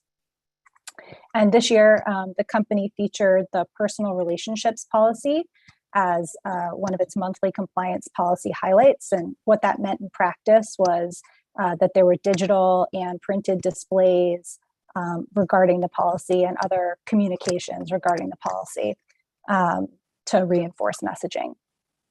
That said, several recommendations remain either partially satisfied or completely outstanding. In particular, we've not seen evidence yet of targeted trainings for managers or supervisors on topics like the intake and routing of complaints, including discrimination and harassment complaints, the use of social media as a potential platform for harassment. And these trainings are really key to establishing consistency in managerial and supervisory support. If you have the consistency and the support on that side, then the employees are set up to effectively deal with issues like patron misbehavior, which, as other folks have said, is something that we're focused on. While we have seen training that was provided to ER personnel on the new investigations policy, and we understand the company does have a plan to roll out additional policies, we've yet to see kind of a written schedule for those policies or description of those trainings that are upcoming. And a plan is really important for sustainability, and having to build a schedule facilitates the company in thinking holistically and strategically about its training needs, and not just plugging in trainings on more of an ad hoc basis. And this kind of holistic view is in keeping with the DOJ's guidance. Over the last days, we were excited to see the company onboard a new SVP of D&I, and we've heard about the diversity and inclusion strategy and related activities, and we look forward to assessing the implementation of the strategy, including as it pertains to training going forward. As we've noted in the past, training in this space is something that employees are looking for. We have not seen an updated security manual, but we understand that revisions may be underway. We would like to see some targeted training on dealing with harassment and discrimination for folks in the security function, since they're often the first people on the scene when those issues come up. And finally, we have seen indications that the company is starting to solicit feedback on the effectiveness of its trainings. What we'd like to see there is a cohesive approach to testing and measuring the effectiveness of trainings, and then incorporating the results of that testing into future trainings. If we can go to the next slide. So by the end of the next phase of review, we hope to see the company implement the remaining recommendations that I just discussed. We'll be assessing the effectiveness of the company's diversity and inclusion training program, including whether it provides specific guidance on transgender and gender identity, and how the company leverages its existing communication channels and creatively develops new ones, as they have over the last phase, to regularly reinforce messages from trainings. With that, I'll turn it over to Preston. Good afternoon, Commissioners. Thank you for the audience and for the time today. I'll talk a little bit about internal reporting and investigations. As you heard from Alejandra at the beginning, it is a key area that's the case in any monitorship like this. And I'm also thinking of Commissioner O'Brien about your question about sincerity. And I think that we can say, based on what we've seen, that our company definitely has a sincere approach to improving the way that it investigates complaints and the way that it keeps internal reporting channels open. Happy to talk more about that if you have any more questions, but specifically to some of the points that came to mind here. And we continue to view this being an important area for the company. It's key to the success of its HR compliance program. And since our phase 2 report, you recall that the company has taken steps to enhance its internal reporting and investigative procedures. Recall that in phase 2, some of those things were not possible, as was the case with so many employers, because of constraints caused by the pandemic. With respect to the improvements that have been made now in this phase 3, the company has rolled out a new reporting platform, launched employee-focused communications regarding the importance of, as you heard from my colleagues earlier, Speak Up, our campaign, and just generally speaking up. It's also updated its investigations policy. And frankly, has done a real rewrite of its policy, not just tinkering on the edges, but it's quite comprehensive. As you heard from some others on our team, we are able to directly connect with employees through our surveys and focus groups.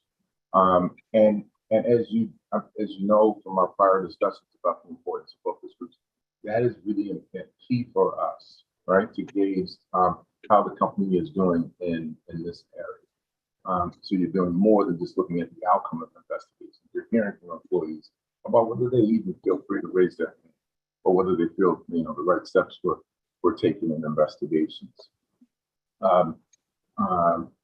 Although we've heard positive feedback from employees on the perception of their ability to speak up and the speak up culture. We also conducted, as you've seen in our report, survey results that indicated that the company and its senior leaders still have work to do in this area. That's particularly the case in Boston and compared to Vegas. A review of investigations files and conversations with personnel involved in investigations confirmed again that the company is enhancing, right, its policy. The policy fulfills one of the core recommendations from our baseline assessment. In particular, it provides substantive guidance on investigative steps, including document collection. It provides direction for assessment of witness credibility and really counsels against an over-reliance on finding corroborating evidence. Also, one of the things that we addressed, recall in phase one, was the sometimes over-reliance on coming to a lack of a conclusion when one witness accused another of doing something wrong. They ran into the he say, she say problem. The company is focused on that and it's written a policy that really counts against it. And it was clear to us from having spoken with investigations personnel that they're way beyond that issue. We also note that over the last phase of the review, the company has experienced, I guess on the downside, because so many employers have significant turnover in its HR function at the Boston property. Despite low staffing levels over the course of the review period, the property was able to continue to move its investigations program forward and to address allegations as they came in. The property continues to add personnel, particularly in the ER counselor role, and will continue to assess the appropriateness of resources dedicated to the HR function. We know, however, that the turnover can be create a risk in moving an investigations program forward.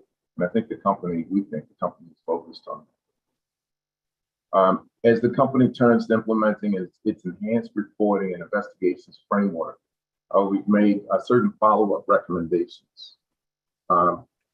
Those include increasing communications with senior management at the corporate and property levels in support of the speak up culture. One of the things that was pronounced through the surveys that we did is that that trust seems to be decreasing, but also employees hearing from senior management about the importance of the policy seems to be decreasing. We also recommend communicating to employees regarding the availability of multilingual reporting options. And we know that the company is aware of the need for that.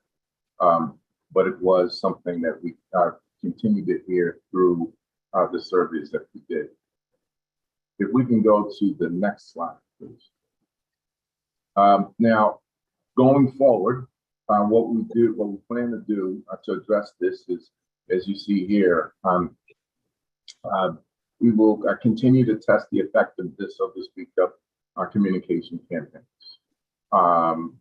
We'll observe the continued implementation of new investigations policy and test the effectiveness of investigations trainings. It's one thing to have a policy, it's another thing to put it in place, and we believe that company is focused on doing that the right way.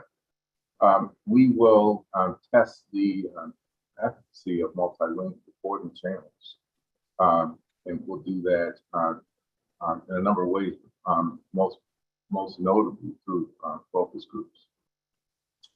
We'll test employee awareness of satisfaction, awareness of the satisfaction with ER availability. You recall that this was an issue that was raised in the past. Phase two, obviously, operations were affected. We're focused on going forward, making sure that ER is truly an available resource for employees to raise their hand for internal reporting. We will also conduct interviews and engage in regular meetings with HR and ER personnel involved in the investigations process and review a sample of investigations filed. Again, to this point about sincerity, we have felt welcome in those discussions. We feel that the company is sincere in embracing us and wanting to talk about the process with us and in the exchange of information about what they're doing to improve the process. And we look forward to that continuing. Lastly, we'll test the effectiveness of the company's training personnel responsible for investigations. Of course, as you can imagine, the more turnover there is, the greater their need there is for training and making sure that people we're bringing in are aware of the policy and conducting investigations as the company intends. We'll also, of course, regularly speak with those personnel as well. Are there any questions that you all have? Okay, great. We'll now turn to incentives and discipline. Great, thanks, Preston. So on incentives and discipline, only one of the pending recommendations was fully satisfied over the last phase of review, but we're happy to see the company more recently reinvigorate its efforts in this space. So the company has updated its progressive discipline and performance policy, now provides guidance on a holistic evaluation of the circumstances, and it clarifies roles, responsibilities, and authority with respect to the disciplinary process. But discipline is only half the equation. We also look at incentives, and incentivizing compliance is a key hallmark of a successful compliance program. So the company has updated its Employee of the Month program so that it explicitly integrates standards of behavior related to HRCP compliance. We'll be looking for the company in the coming phase to communicate that update to its employees. For the duration of this monitorship, the company has not operated a company-wide performance management program. When we submitted the baseline assessment, the company was in the process of designing and implementing such a program, and it would have applied to employees across the organization. The senior level employee who was driving that initiative left the company in August 2020, and the company declined to pursue the program further at that time. But in this last phase of review, we've been happy to see the company reconsider that prior position. And we understand that the program is in process once again to develop a unified performance management system with an initial rollout expected later this year. So the company now finds itself at a turning point for performance management. The DOJ has highlighted the importance of providing positive incentives to drive compliance, including things like personnel promotions, rewards, and bonuses, for improving and developing a client's compliance program or demonstrating ethical leadership. The DOJ has noted that some companies have made compliance a significant metric for management bonuses or have made working on compliance a means of career advancement. So for that reason, we continue to view a formal performance management program that includes compliance-based metrics as central to the success of the HRCP.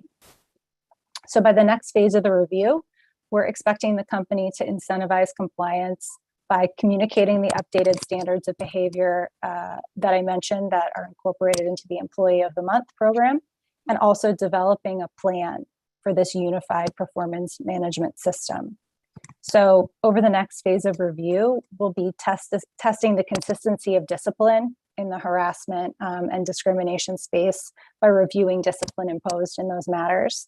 We'll be testing the effectiveness of the Employee of the Month program and incentivizing compliance by reviewing the process by which employees are nominated and looking at who is selected, and reviewing the development and rollout of the performance management program. And with that, I'll turn it to Alejandra. Thank you, Catherine.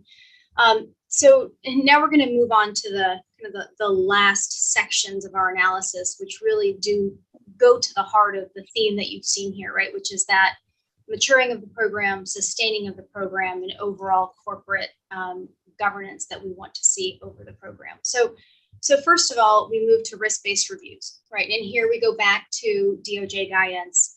And in this space, the DOJ considers periodic and ongoing risk-based reviews really to be the starting point. for an evaluation of whether a company has a well-designed compliance program. They encourage companies to think about how they've identified and assessed their own risk profile, and to the degree to which the program devotes appropriate scrutiny and resources to the spectrum of its risks. And the reason it's important that this is ongoing and that these risk assessments be periodic is because companies aren't static, right? Businesses aren't static. And it's critical that the company assess its changing risk profile and adjust its program as needed. The EOC also suggests that to effectuate and convey a sense of urgency and commitment to preventing compliance risks, leadership should assess its company's particular risk factors. So the company engaging in this exercise is yet another way that it communicates to its employees and to other stakeholders that it really does care about these issues.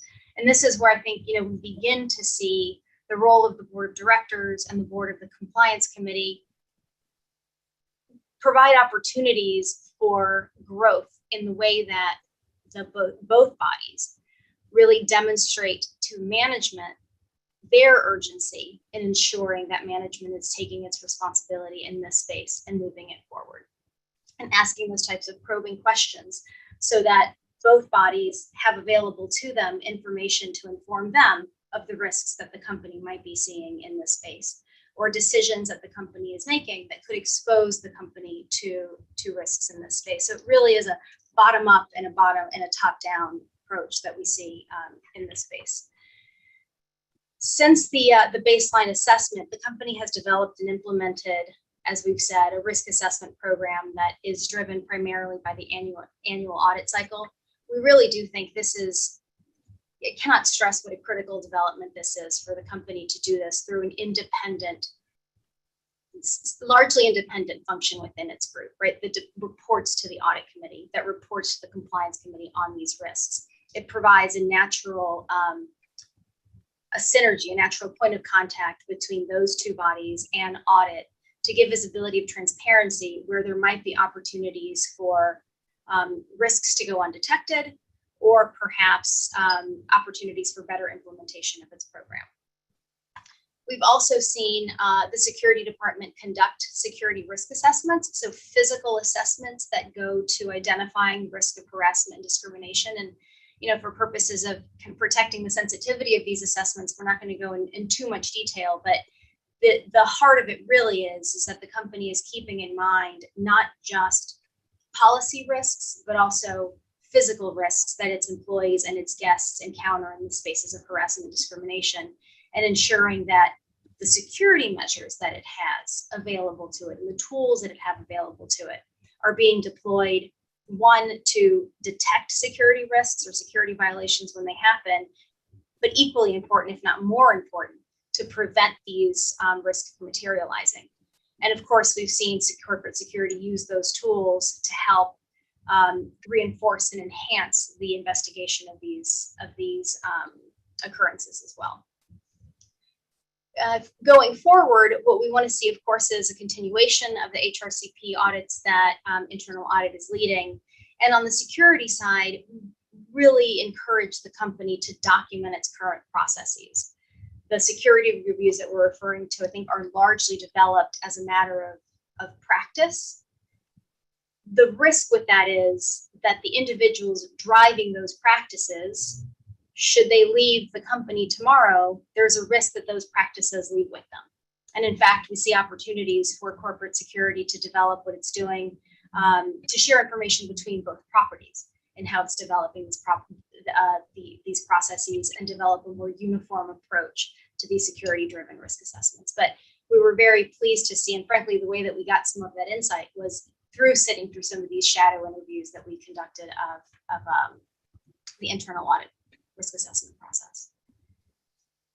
So if we move to monitoring and testing, here we have the company has not satisfied two of its outstanding recommendations, and we'll talk about what that is. But largely, again, we continue to see some meaningful progress here.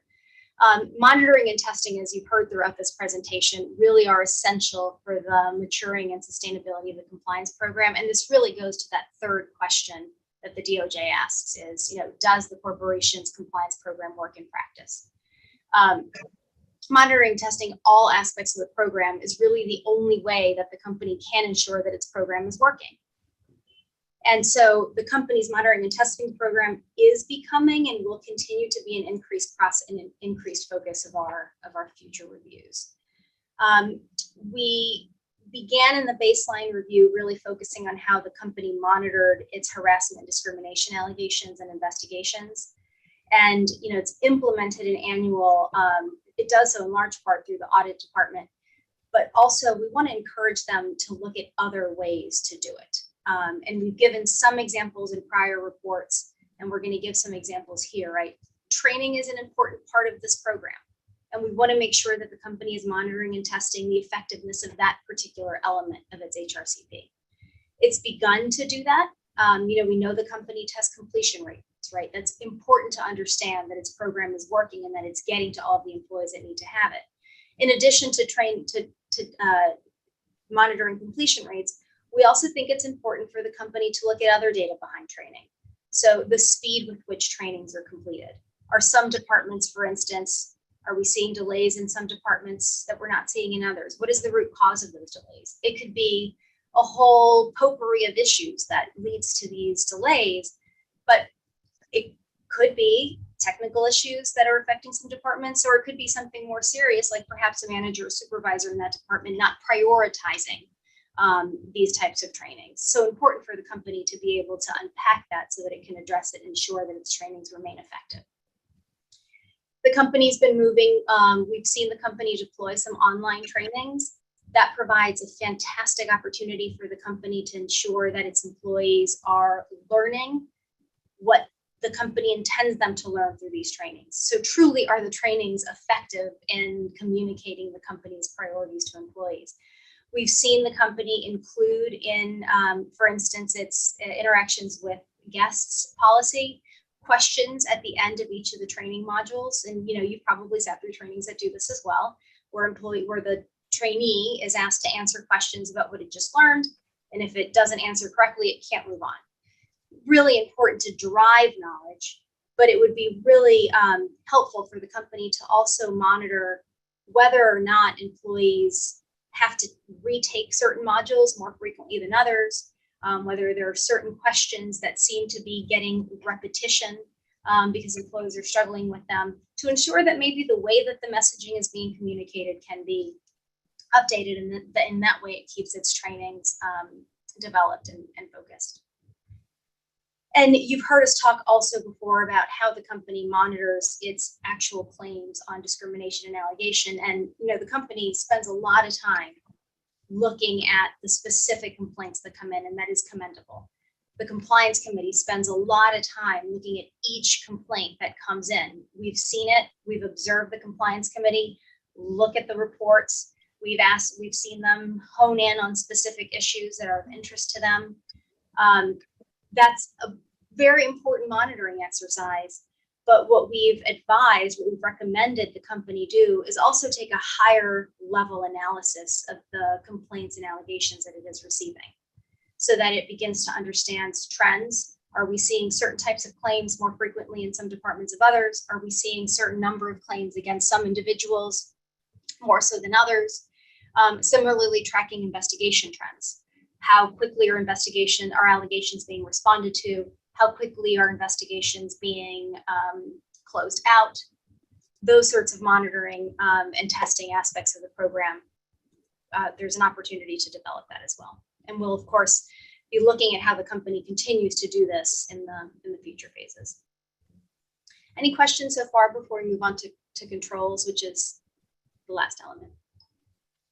Commissioners? Alejandra, I have one that harkens back to one of the other areas that the company hasn't complied with, which has a thread that's been running through some of this. One of the driving factors in terms of the decision that resulted in your monitorship had to do with how management had handled allegations of misconduct. And I'm trying to see if I heard correctly that the company still has not done management-specific trainings in terms of how to handle and process and send to the right areas of the company complaints that get sent to management. And did I hear that correctly? So yes and no, and I think I can speak to both sides of it, right? So when we talk about management, maybe we'll be more precise too in how we discuss it. We have not seen the company conduct training of line managers and supervisors focused on how to respond to allegations that come to them. They've received general harassment and discrimination training.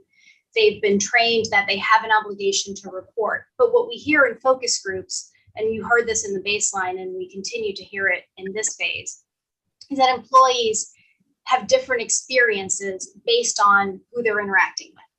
We've been told some managers and supervisors get it, they do a great job, they have their backs, right?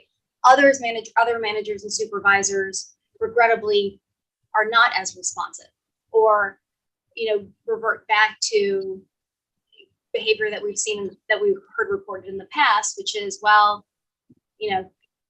that's just the way it is, right? There's nothing I can do about it. For instance, if an employee might complain against the behavior of a patron, we heard a lot less this time. I mean, truly a lot less of that, but still enough where this really came from employees where they felt it was a matter of training because of the lack of uniformity that they're seeing between managers and supervisors.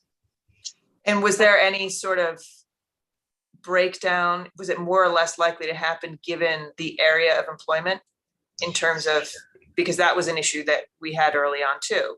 Yes, we continue to hear, well, we heard it primarily with respect to cocktail servers. So it's still on the casino floor.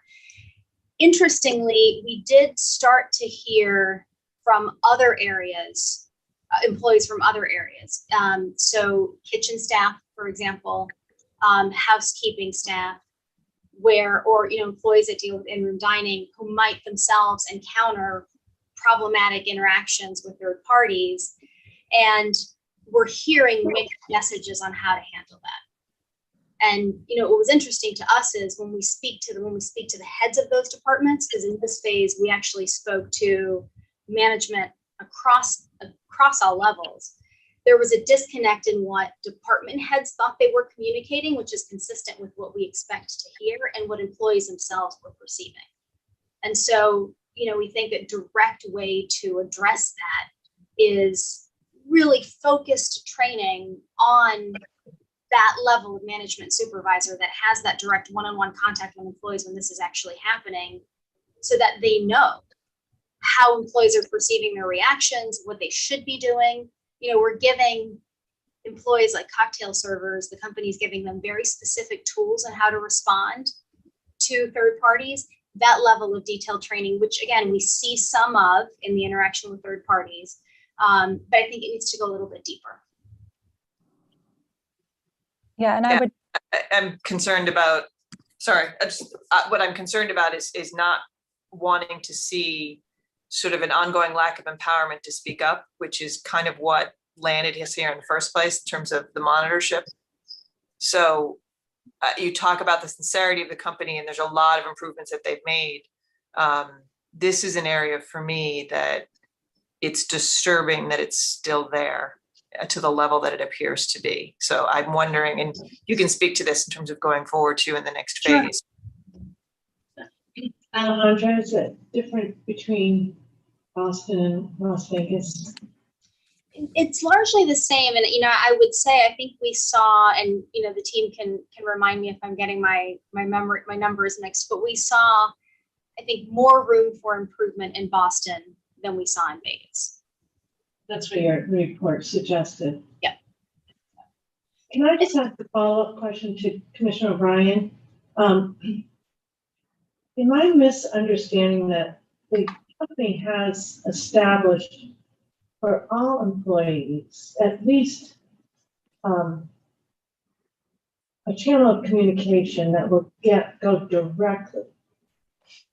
If they have a complaint, they have an ability to do something electronically at the very least, right? And what I'm hearing is that if they opt to go to a manager or supervisor, there's inconsistency there. But it is the channel of communication, the electronic one is established, and have you found that that's being utilized well? Yes, that is being used. We continue to see not significant. We saw a little bit of a dip, of course, during the pandemic in the number of reports that were coming in, but there just weren't that many employees, right, working and that many opportunities to have these sorts of issues. We do see, so in this space, we do see the line being used. More importantly, we saw greater awareness of employees with respect to that line and what it actually meant. So we saw not just a familiarity with it, but also an understanding that they can report anonymously. And, we saw a lot of messaging around the line itself. And I think we mentioned in the report that, they have QR codes around the property or back of the house where you see the signs and the posters promoting this line. And, a couple of employees said, yeah, I took a QR code and I have I took a picture of the speak up line. So in that regard, it's very good. But, employees still, especially if you're on the floor, you're going to turn to your manager, your supervisor on duty to explain. And so to the extent that, I think we were hearing, and this to us just really does remain interesting, notable, is that, when we talk to employees, we hear very positive accounts. Yet in the surveys, again, we don't see the same degree of improvement reflected in employee perception. And again, I don't know if that's just a matter of time, of letting these things take root, right? And that's why we continue to be focused on this space. Can I ask just one more follow-up question? And do all employees, regardless of their job, have access to the tools, the electronic? Yes, every single employee. Both, and it's online. So there's an online portal and there's a phone number that can be used. So both. And I haven't in any way, I'm equally bothered by Commissioner O'Brien's observation. I had noted the same thing and thought I had misunderstood too, about the need for that supervisor management training to achieve consistency, because that really was core to our decision. I would say where if it's not consistent management at that level, it's mixed up for the rest of the time. It's got to be clear from manager to the next manager to the right spot if we're using humans and not the electronic. That's right. That's right. And, the company addresses it in the general training, but, and I think this is really why we see government guidance in this space trending away from just that one annual training being sufficient, and really pushing companies and compliance programs to focus training in very, that what the DOJ has said is they want to see more frequent, shorter trainings that are really specifically designed to address risks that companies identify. And, these can happen in many different ways. They can happen in formal training. They can happen in coaching sessions. And it all ties in, right? Because I also think this ties into, Catherine talked to you about incentives and discipline, right? And about the importance of having a formal evaluation process. These types of events, right, would allow higher level management or department heads to give feedback and training on, how they perceive their teams are addressing these issues on the floor or in their respective departments. Yeah, I guess I would just add to what Alejandra said. The company's preference to date has been to incorporate training on escalation into the training that everybody gets. I think the idea is partially that everybody would hear how things would be escalated. And, in theory, we don't have an objection to them incorporating further detail about escalation into those general trainings, but we do continue to believe, for the reasons Alejandra just stated, that that targeted trainings to managers and supervisors on these issues are the most effective way to address them. And, you know, one thing we've always, you know, the approach that we always take and we encourage the company to take too is identify what touch points does it already have, right? So what touch points do you already have with managers and supervisors where you can just incorporate this element of training?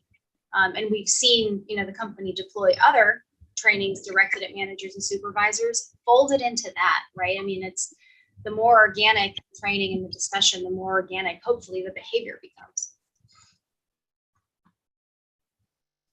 I think we confirmed your last report, the board did go through the training too, correct? The board has gone through training, yes. Through the general training. The general, so what I'm hearing is that it just needs to be much more targeted so that the skill of being the manager and supervisor piece is enhanced, right? That's right, that's right.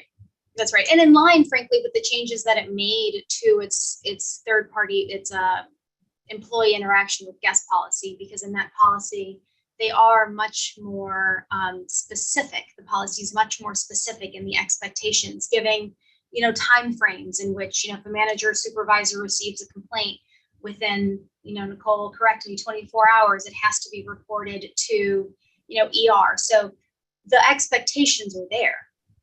And the company really needs to, you know, ensure that employees understand them, that supervisors and managers understand them, and holds them accountable to those metrics.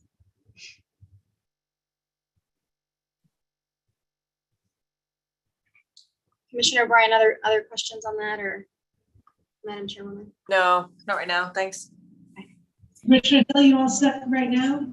I'm all set for right now. I'm laughing inside because all our notes seem to be the same. I wrote down focus training with management, so you're spoken very highly to that. And I also, at some point, but not today, would love to hear more about the Speak Up campaign, how it works, how it's implemented, things of that sort.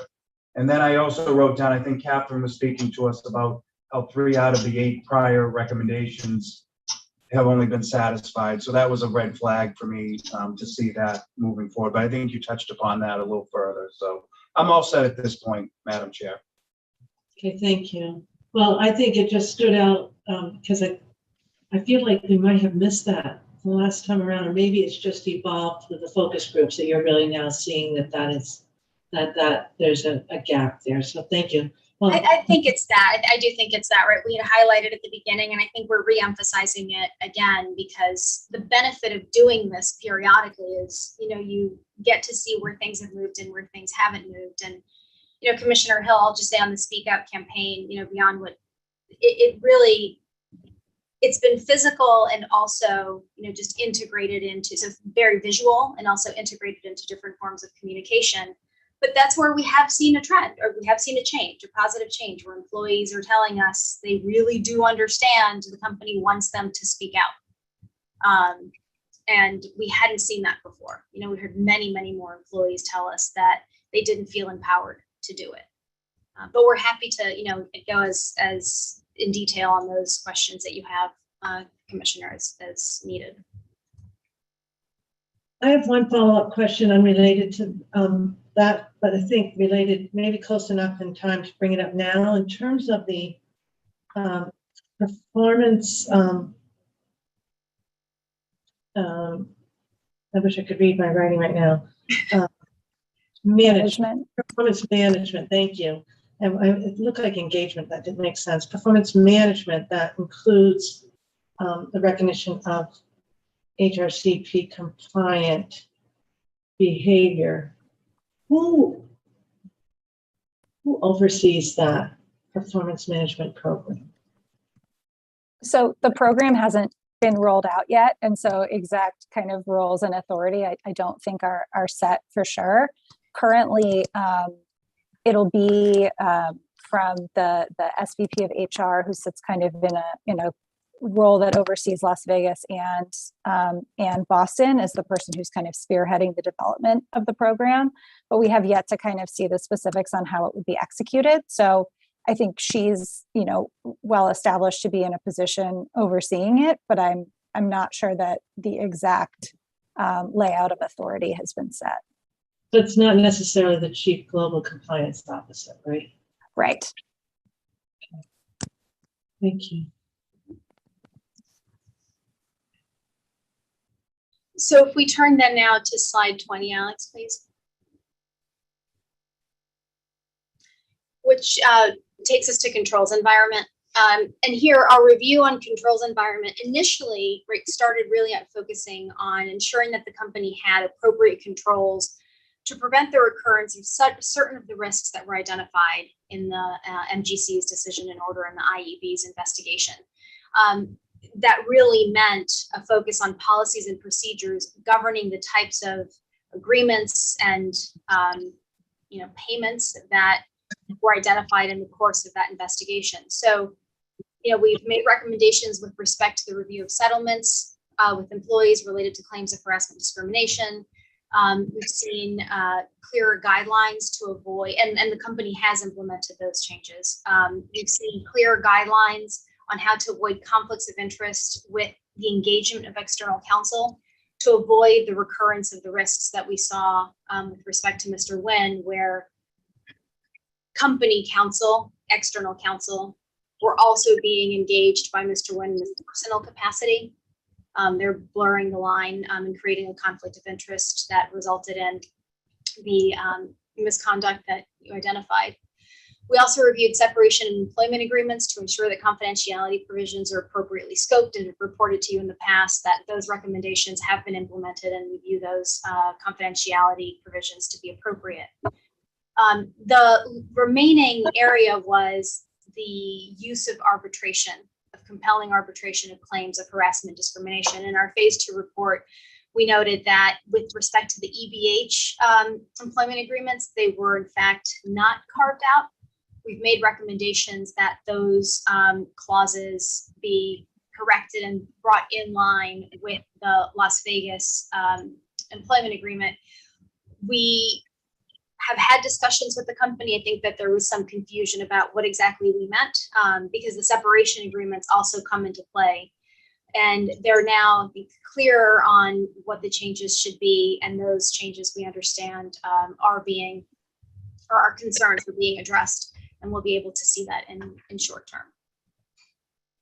We also, since phase 2, the company has developed a formal policy that governs the initiation and review and approval of legal settlements. That includes the settlements of claims related to sexual harassment and discrimination. Important for us, those settlements now require dual signature. So you're the Four Eyes principle, right, where you have 2 different people reviewing and approving those agreements. And that is something that we know is certainly audited and something that we will be looking to as well to ensure that that procedure is implemented. So again, the only of the initial recommendations that remains open is underway to being addressed, and that's with respect to the change language in the mandatory arbitration provisions. So as we move away from those initial kind of more tangible, if you will, risks, we do continue to look at the company's environment, controls environment around HRCP, its corporate governance around these issues. And we're really keenly aware of language in the decision and order where the MGC found, quote, substantial evidence that the company routinely failed to comply with its own policies. In your decision and order, you concluded that those failures struck at the heart of this matter, the matter that you were reviewing at the time, and served as a key contributor to the previously described broad systemic failures. So guided by those observations, we are paying very close attention to how senior management governs itself. Are they properly implementing their own policies? Have they developed appropriate policies to avoid the breakdown of governance? We're looking at the roles of the compliance committee and of the board of directors in providing oversight in how management engages and again governs itself with its policies and procedures. During this phase 3, our testing revealed opportunities for the company to enhance its controls in this space, and particularly with respect to the recruiting, vetting, and onboarding of third-party consultants, and also senior personnel. Specifically, the area that arose is with the management of potential conflicts of interest at senior levels, whether it's an apparent conflict or an actual potential conflict. and the review and assessment of background investigations. And by that, I mean, background investigations of potential candidates. And, it's particularly focused on individuals that may be known or familiar to the company. And in previous reports, we've identified, or we've commented really, on management's recruitment of candidates for key roles, really based on pre-existing relationships.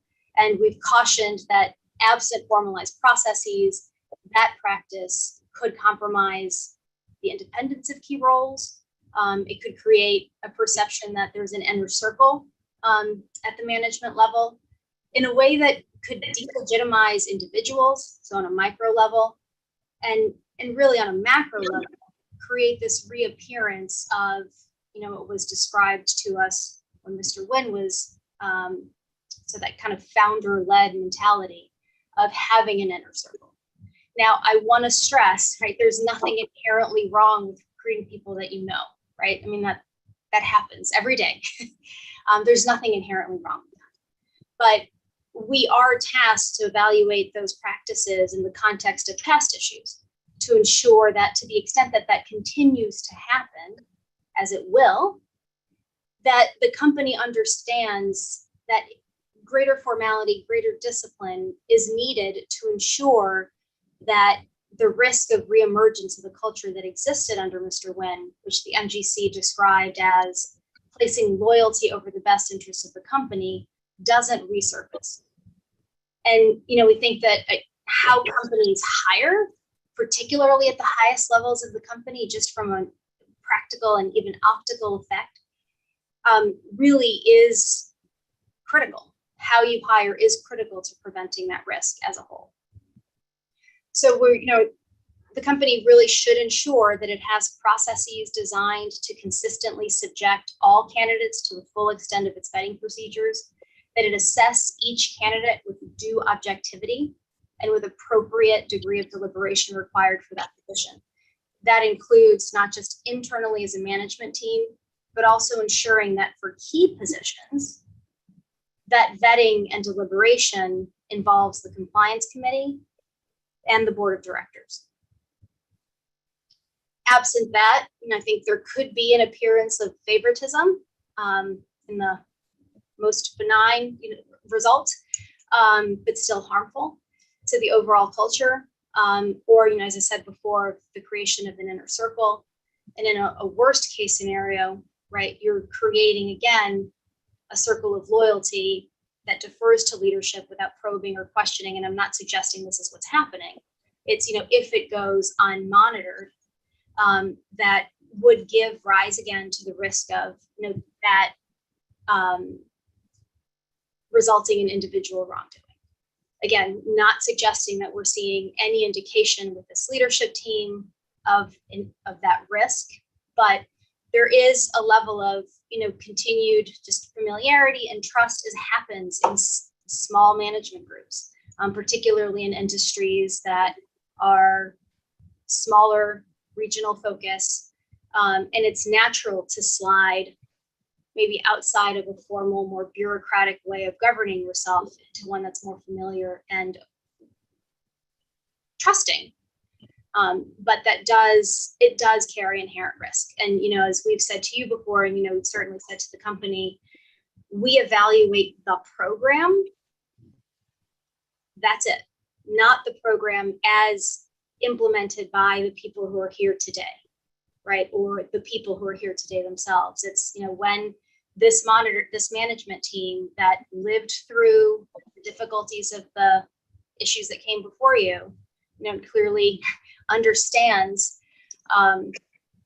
the consequences of that. When that knowledge leaves, is there a program in place that can continue to protect the employees that remain and continue to uphold the policies and procedures and values that the company is trying so hard to create?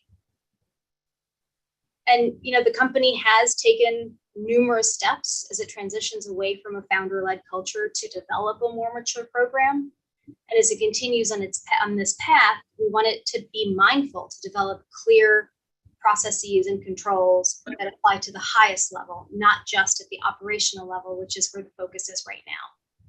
Absent that level of attention to corporate governance, the corporate culture that we're seeing built at the bottom may not take root as deeply, as we want in the company's overall corporate governance structure. So going forward, we're going to continue to be focusing on these issues. As Anne said earlier, these cultural issues, tone at the top, are the hardest sometimes, but they're important. And we think that with the company's commitment to get this right, that will follow. Alejandra, with respect to the additional observations and the where you see there's an opportunity to enhance the approach to vetting and deliberative process for hiring key senior positions, were you able to view whether it's consistent in terms of the need to enhance the approach for all candidates, or is that need to enhance approach to those who they are most familiar with? In other words, do they use a standard approach requiring more depth in vetting for those folks who are not as familiar to them that they're hiring at that level? So that's a great question. And I don't know that we have enough data points right now, Madam Chair, to answer that question fully. What I will say is we have, the company does have its background investigation policy, and we've seen it applied. We've looked at, background files. We've seen it applied across the company. That background investigation policy also governs the vetting of more senior people. We haven't had the opportunity really to pressure test it. But, I think what we want to see is an appreciation and an understanding that the policy does apply and that full vetting has to occur. And it's more the deliberation piece, right? Where we may all naturally be more inclined to move more quickly in hiring and onboarding people. One, because of the criticality of roles, and two, because they may be known to different extent. But just holding the pause button, waiting for everything to be completed, right? Ensuring that everyone has, all the relevant stakeholders are aware of the full scope of the investigation, the background investigation file, prior to a formal decision being made is important. And I will say here, employment agreements do say this offer is conditional on clearing a background check, right? And that is not uncommon for companies to move forward with employment agreements pending background. And this is where the importance of conduct over just words, I think, is important, right? Yes, companies have the ability to hire pending background, but it's important for companies to also understand that where there might be issues that warrant deliberation, even if in the end it doesn't impact the hiring decision, even though I have the contractual, right? I mean, just take that pause, signal to your leadership, to other employees that might be watching that this is important, that you take it seriously, so that when the decision is made to move forward, no one questions it, because there's clear indication that due deliberation was given. I don't know if that answers your question, Madam Chair. No, that's very, very helpful. Thank you. I know that we're getting a little bit short on time, and so I'll try not to ask another question for a second. and I do feel that I want to make just one point abundantly clear. We haven't seen any hires that are of concern. Right. And I think that's an important, I don't want to leave anyone with the impression that we're signaling that we have concerns over any individuals that have been hired or engaged. It's more about the process and ensuring that it's commensurate with the importance of the role and the depth of the investigation that's needed. Thank you.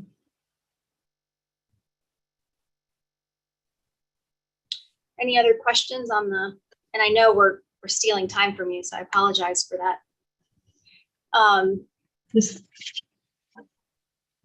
That's not the end though. No, just we have concluding. So now we have walked through all of the hallmarks. Yeah, the concluding, yeah, that's right. Yeah, absolutely. And I think, now we're 2.5 years in, right? Midway through. So we think it's important to kind of look back at what we undertook when we first were brought on. And we had laid out 6 goals for this monitorship. One was to ensure that the company has human resources, policies, procedures, and corporate governance structures that are designed to prevent, detect, and respond to the types of violations that you identified. The second is to ensure that human resources compliance program effectively mitigates the risk of sexual harassment and other misconduct that could compromise the welfare, safety, and security of employees. That we ensure that the company maintains a controls environment with respect to engagement and payment of third parties, and that the company has an ethical business culture that does 2 things. One, encourages speaking up and transparency across all levels of the organization, that ensures the uncompromised implementation of its human resources compliance program, and that really goes to that last piece of the conversation, right? It truly has to be an uncompromised implementation. And the last 2 are to ensure that the human resources compliance program and business culture endure beyond the term of our monitorship. So that's that sustainability theme. And lastly, that it safeguard the public trust, right? And so we evaluate the company's program against this backdrop. I do think it is a positive story. We do see the company making sincere progress. And now it's, really the hard part is moving past those tangible implementation of recommendation and continuing to build a sustainable and mature program. So those. Thank you. Of course. Commissioners, Commissioner O'Brien and Commissioner Hill. I'm all set. Thank you. Great report. Thank you. No, I don't have anything further. Like I said, I think I flagged the concerns I have going forward, and be interested to see what we hear next from you on that. Did we address the initial, you had raised the earlier question of, good faith and sincerity? Did we address that concern? Right. And now it's more, the narrower question of, particularly when it comes to how employees are hearing or being spoken to in terms of when complaints are raised at the management level on what is being done about, what would be done about that. Okay. And I think that Commissioner Hill and I echoed that. So thank you, Commissioner O'Brien. I guess I'll just close then. If my fellow commissioners don't have another question, just to give our appreciation to you, Alejandra, as the independent monitor, and your entire team at Million Chevalier, and of course, Preston Pugh, for sharing your expertise on the investigation side. We also, I personally want to commend the company for what the positive measures it's taken to work with you. This is not an easy condition that we impose. It's complex, but I've noted that you've praised them, Alejandra, and I think I noted when I read the report that you say cultural change doesn't happen overnight, and change will come with all the real intentionality that you've described. So again, in many ways, your report serves as just excellent guidance for them, and I know that you'll continue to test, particularly the sustainability of the program. So, I'm appreciative of both your work and the company's good work, with the understanding that you've identified some things that need improvement, and you'll continue to monitor that. So thank you. Commissioners, are we all set then? Thank you. And just so you know, because you weren't on earlier, Commissioner Skinner is at a conference. So she's on the West Coast. So she has your report, and I think she brought the hard copy with her for some good, probably flight reading. So thank you. I'll give her our best. Yes. All right. Well, thank you, and we'll continue to look forward to your your next interim report. Thank you so much. Thank you again for the trust. If we take down this, we can at least all say goodbye. There we go. Okay. Great. Thank Thank you all. Good to see you all. Thank you Bye, so much. thank you. Have a good day. I thank you. Take care. Bye-bye.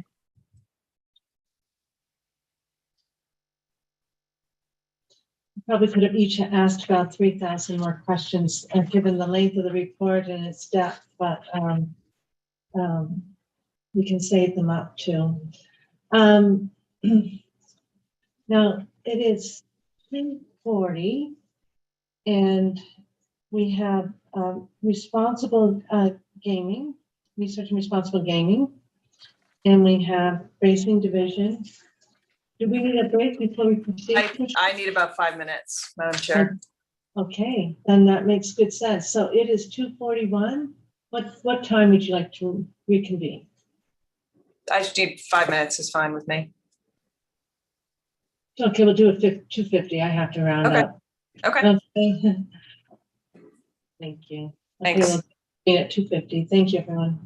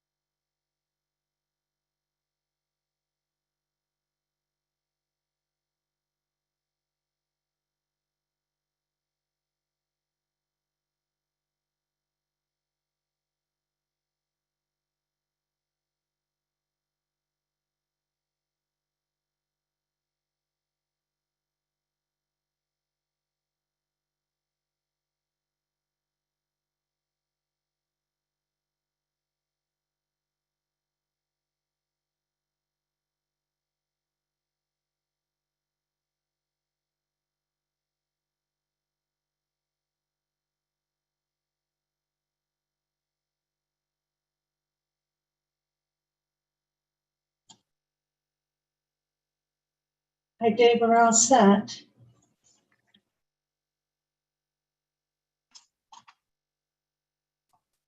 All good to go. Hi, everyone. So thank you. And we're just going to be reconvening public meeting number 378 of the Mass Gaming Commission. And I just need to do a quick roll call. Commissioner O'Brien. I am back. Commissioner Hill. I'm back. Okay, we're all set to go. And I'm going to turn it over to Director Vanderland, and just a quick announcement, because of the timing of this meeting, I don't want to shortchange anyone. Mark has agreed to do his research agenda at our next public meeting, which is May 12th. And this way we can hear from the folks at MGM and Play My Way. Mark? Great. Actually, thank you, Madam Chair, and good afternoon, Commissioners. I'm going to just turn this right over to Long Ban, our Program Manager for Responsible Gaming. Hi, Long. Good afternoon, Madam Chair. Good afternoon, Commissioners. I'm going to share the screen. So I actually have here with me Amy Gabriella, the Senior Game Sense Advisor at Mass Council on Gaming and Health, and also Daniel Miller, the Compliance Director at MGM. So we're just going to provide some Play My Way updates launch from at MGM. Its official launch was March 31st, but we will talk about activities leading up to the launch, and also the soft launch and the launch and now. So with that, I'm going to turn over to Amy.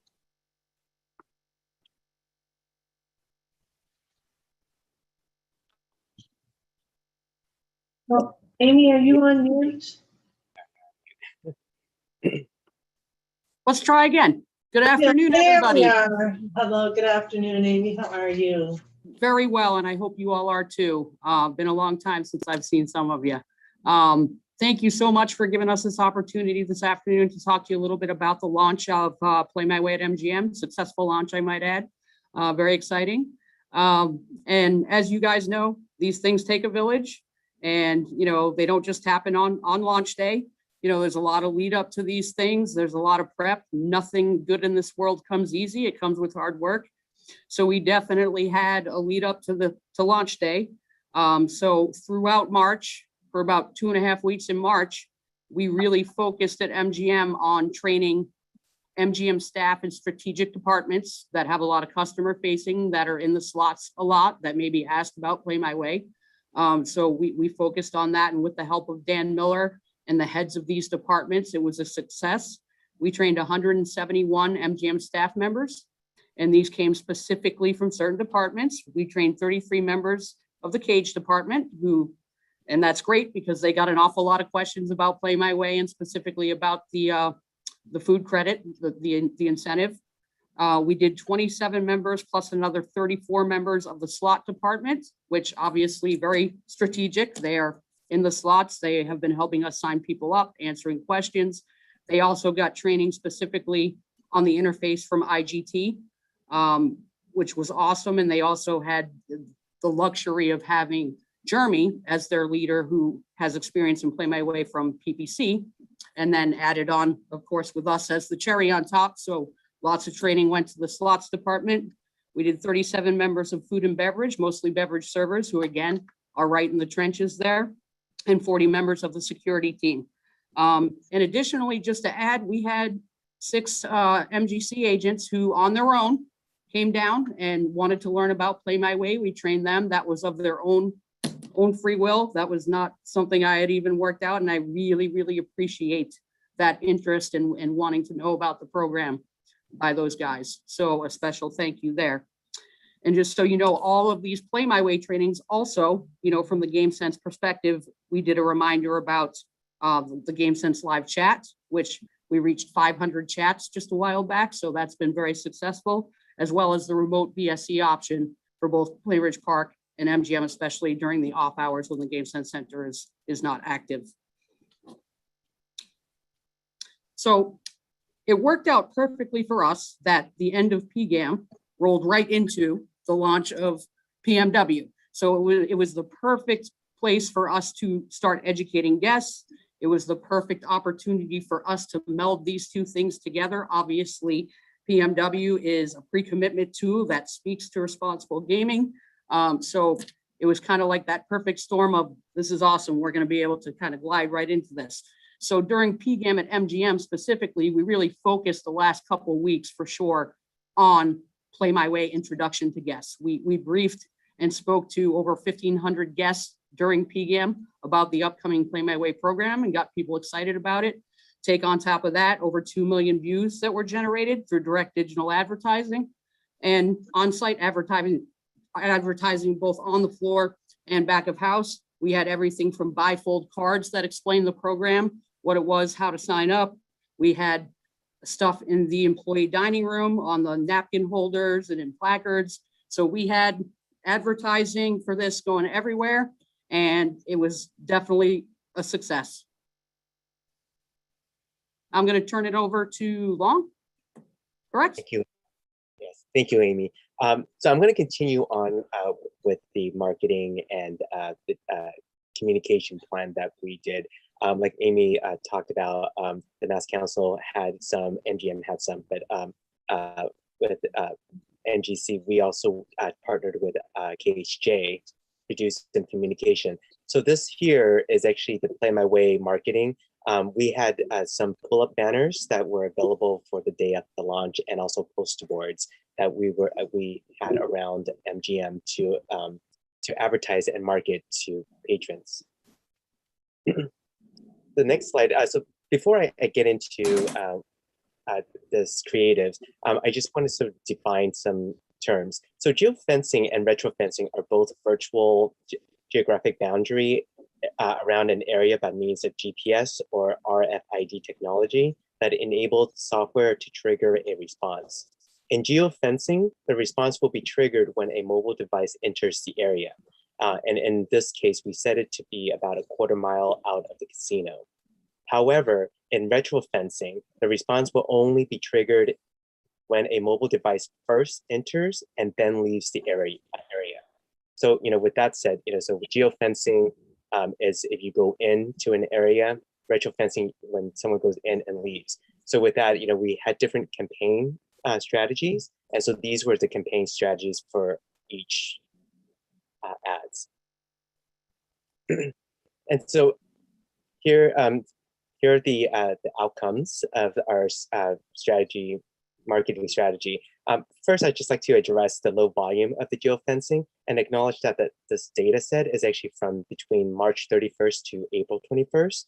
Our marketing strategy is scheduled to run through May 29th. So with that, our preliminary results indicate that there were more traction for retro ads, suggesting that audience is more receptive to Play My Way message after leaving the casino.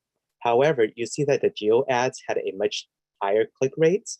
And I like to define terminology. CTR stands for click-through rate, and how that is calculated. It is the number of clicks an ad receives divided by the number of times the ad is shown, or the impressions. So if you take the clicks and divide it by impressions, you get the CTR rate.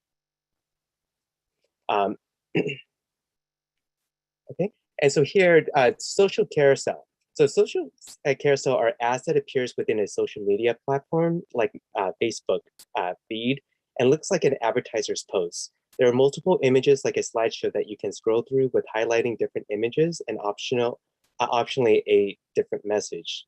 These are static creatives of the animation that we use in our social carousel campaign.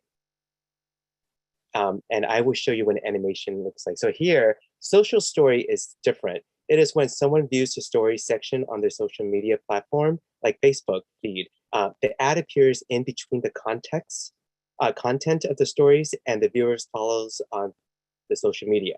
So here are the two animation of the social. I just want to give you guys a little taste of what the animation looks like.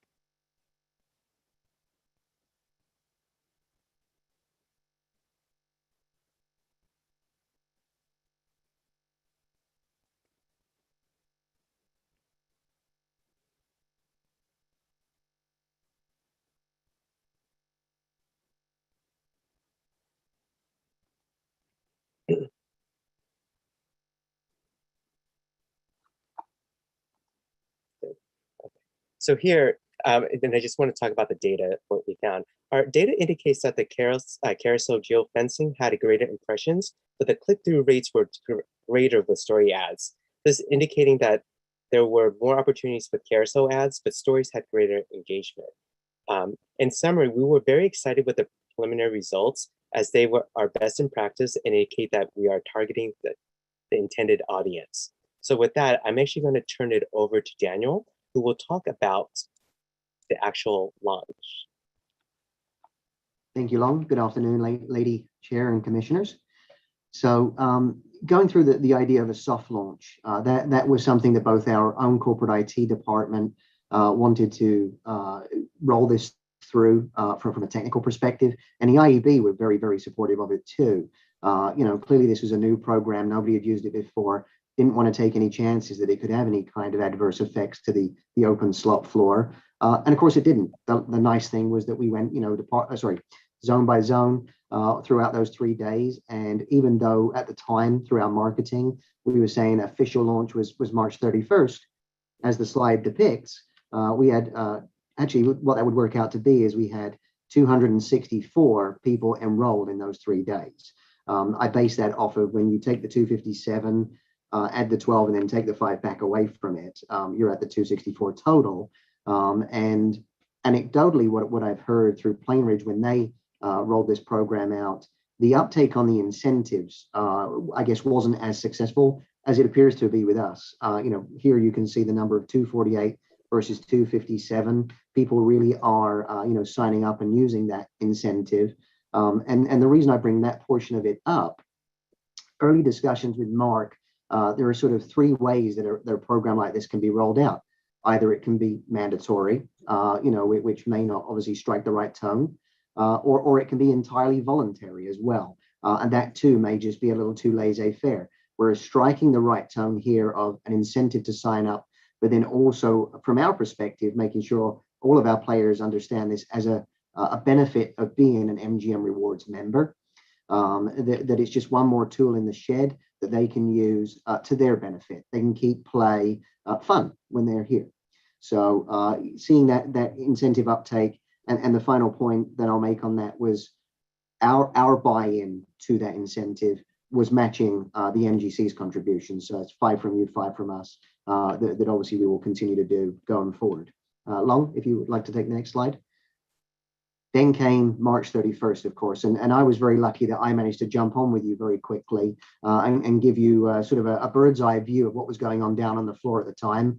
Mark and Long were here in their shirts helping us all out, and the true commitment from them and the GameSense team can't be overstated.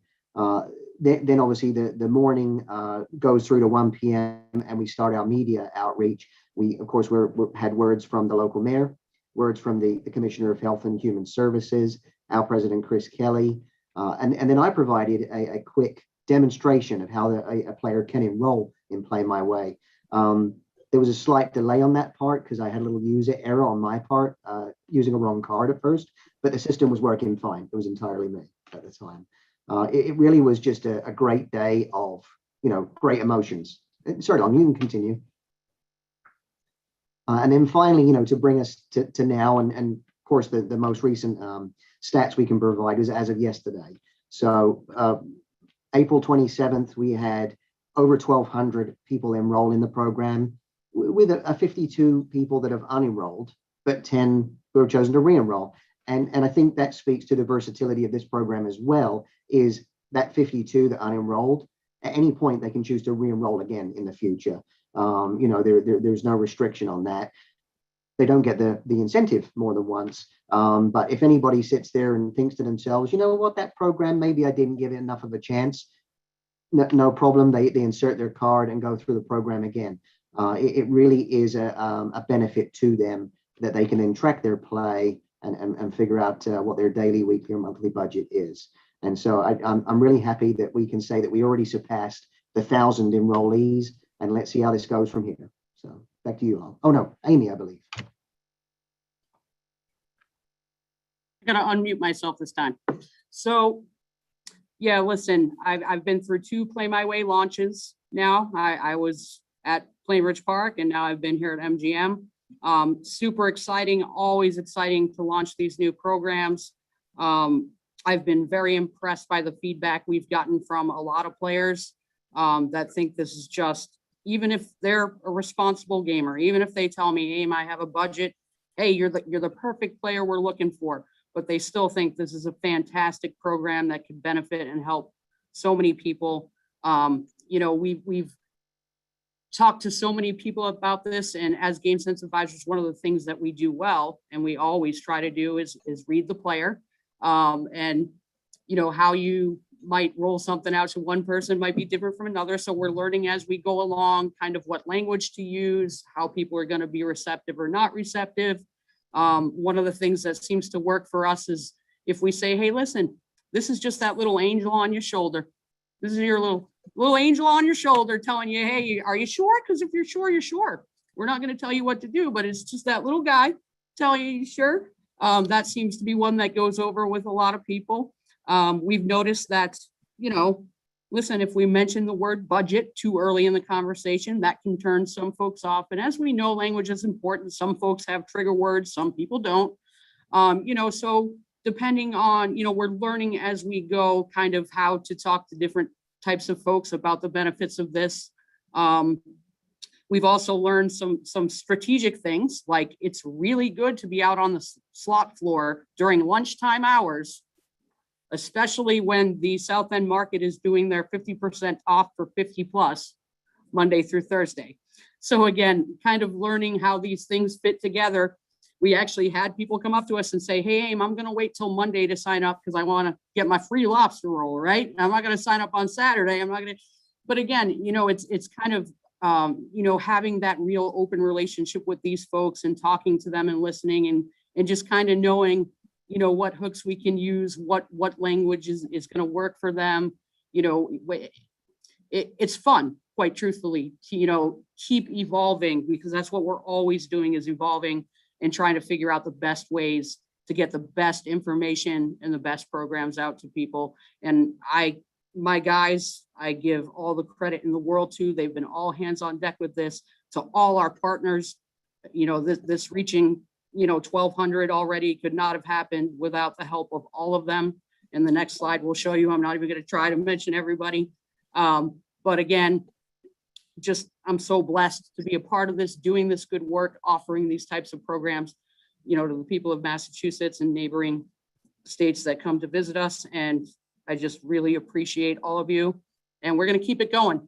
You know, the first month is over. This is just the beginning. This doesn't stop. We're going to keep pushing this program, the benefits of it, and getting people interested. And thank you very much. Thank you, Amy. And like Amy said, thank you, Daniel, as well.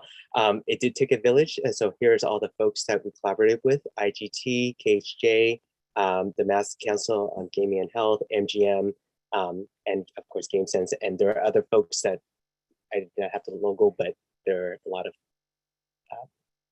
collaborations.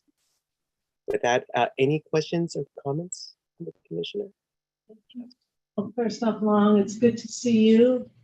And Amy, it is always the biggest treat to have you present to us. So we are blessed. So thank you. You know, the fact that you recognize that work is fun, that says a lot. And it says a lot when we know the commitment you share with everybody who is on that gaming floor. So thank you. Daniel, are you pleased with Play My Way just generally as another tool in your arsenal? Without a doubt, yes. And just seeing the continuous growth in the number of enrollees, and at least from the statistics that I'm seeing regularly, not seeing many unenrollees, or at very least that choose to re-enroll. You know, so of course, I don't want to speak too early. We have only been out of the gate for 30 days. But no, I think thus far, it's a great promotion, and let's just see how it continues to climb. Well, MGM's been a great partner in this. So Commissioner O'Brien, Commissioner Hill, great presentation. Yeah, I love Amy's enthusiasm, and Lon. And it's great to see it. Not to say you're not enthusiastic, Daniel, as well, but And it's nice to see it off the ground. I know this has been a long time coming, so it's nice to see it finally all come together. Commissioner, I have a certain style with my accent, but it far and does not exceed the way that Amy can deliver. I just, the way that she comes through and the genuineness about her, can't compete. None of us can. Right. Commissioner Hill. I'm starting to think Amy doesn't care for me. I've been out there a couple of times. She's not here when I get out there, and I'm like, oh, I want to meet Amy face to face, but it hasn't happened yet. You appreciate us, Amy, but we appreciate you just as much. And to the whole gang, congratulations on the kickoff, and to the whole entire staff. I mean, the numbers are great. They're much bigger than I thought they'd be at this time. So clearly the advertising worked. And I love seeing how it all works on your cell phones now and all the advertising. It's just, I'm an old dog learning new tricks when it comes to all that stuff. And it's just amazing how you can reach people and how once you've reached them, they actually, come in and try Play My Way. Sir, don't worry. We're going to hit a music festival sometime, maybe this summer. All right. The are on you, though. Listen, the Big E will be coming up in the fall, and I'll be out seeing some rock and roll shows. So I'll. All right, we'll hook it up. All right. That's great. We want to recognize too, Mark, when you were out there on March 31st, we couldn't be there, and we had important work to do, including the send off of our former Commissioner Gail Cameron here. But our hearts were with all of you out there.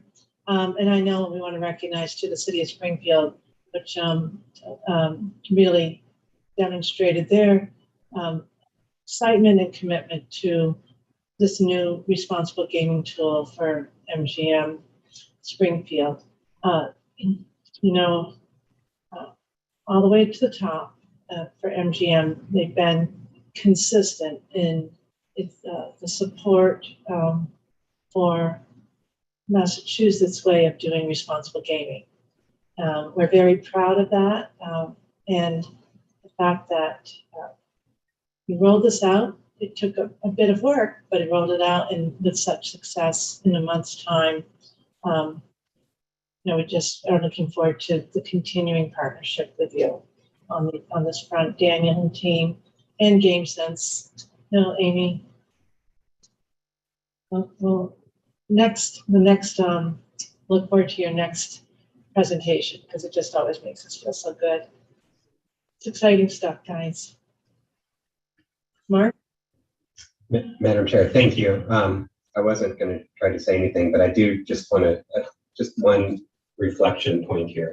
So we started Play My Way at Plainridge Park Casino back in 2016, I want to say 15 or 16. It was a pilot program. We weren't sure how it was going to go. It's been in place there for a number of years now. We have over 25,000 people enrolled at Plainridge Park Casino alone.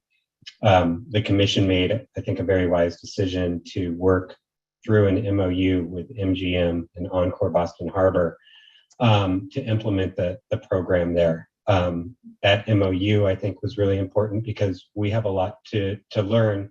And there was great collaboration that happened with IGT, with MGM, and with Encore in order to continue to advance the use of technology to promote safe levels of play. We're thrilled to be launched at MGM. It felt like it took forever. It wasn't, but that's just the way it went.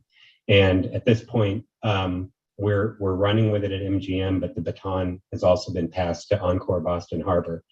We're meeting on a monthly basis with Encore and with IGT in order to continue to advance it there.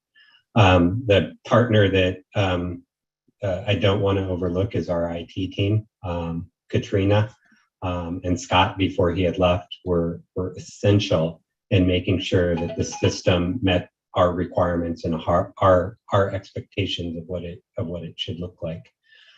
So a really special thanks to them, but also to obviously everybody else that's been a partner in this. Bravo. We'll look forward to the future reports. Thank you, Long. Thank you very much. Anything else, commissioners? Amy, you got to skedaddle. Where? About this. My dogs miss me and I'm scared of Boston. All right. Good. Thank you. Thank you, Daniel. Thank you, Thank you everyone. all. Thank you. Okay. Now, last but not least, right? Racing division. Thank you for your patience as we navigated a lengthy and robust agenda. This was an amendment to our, we have a few items that we anticipated today and then an item that we didn't anticipate. So our agenda got a little bit longer, but we're ready to go now, Dr. Lightbound. So let's get started. Good afternoon. Our first item is the capital improvement request from Plain Ridge. Steve O'Toole is on the call, and I'll turn it over to Chad Bork now for that discussion. Thank you, Alex. Good afternoon, Madam Chair and Commissioners. So each month, funds are deposited into a capital improvement trust fund, and our licensees are able to use this for repair, maintenance, or improvements to the property where racing activities are conducted. So the distributions from the fund are made upon the Commission's approval of both a request for consideration and then followed by a request for reimbursement. And so today's item is the first of that leg, which is a request for consideration submitted by Plain Ridge in the amount of $46,600 plus tax and shipping. These funds are going to be used to purchase two pieces of equipment that are needed to maintain the racetrack surface. I did review the request and the supporting documents to ensure all the prescribed statutory requirements were met. And I consider the request to be in good order and recommend approval. With that, I'm not sure if Steve has anything to say, but I could open it up to him for additional color or questions. Steve, good afternoon. Good afternoon. Thanks, Chad. This is a piece of equipment which we have bought equipment in the past under the Capital Improvement Trust Fund. And this, as Chad noted, this is to condition the track, and the third-party reviewer, Neil Dixon, has also weighed in on it. This particular supplier is a sole source supplier, and their expertise is track maintenance equipment.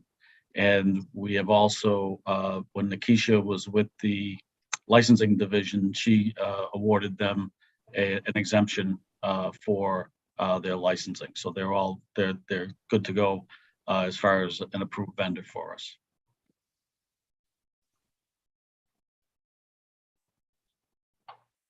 Okay. Commissioners, any questions for Steve? I don't have any questions. Commissioner Pretty O'Brien? straightforward.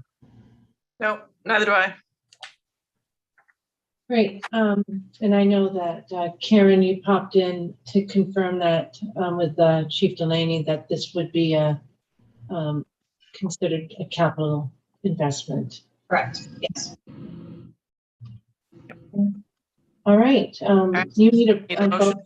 Yes, please. So Madam Chair, I move that the commission approve the expenditure of $46,600. Made a mistake once earlier today. Let me make sure that's right. $46,600 from the Harness Horse Capital Improvement Trust Fund for the purchase of the track conditioner and track harrow by Plainville Gaming and Redevelopment as described in the materials in the commissioner's packet.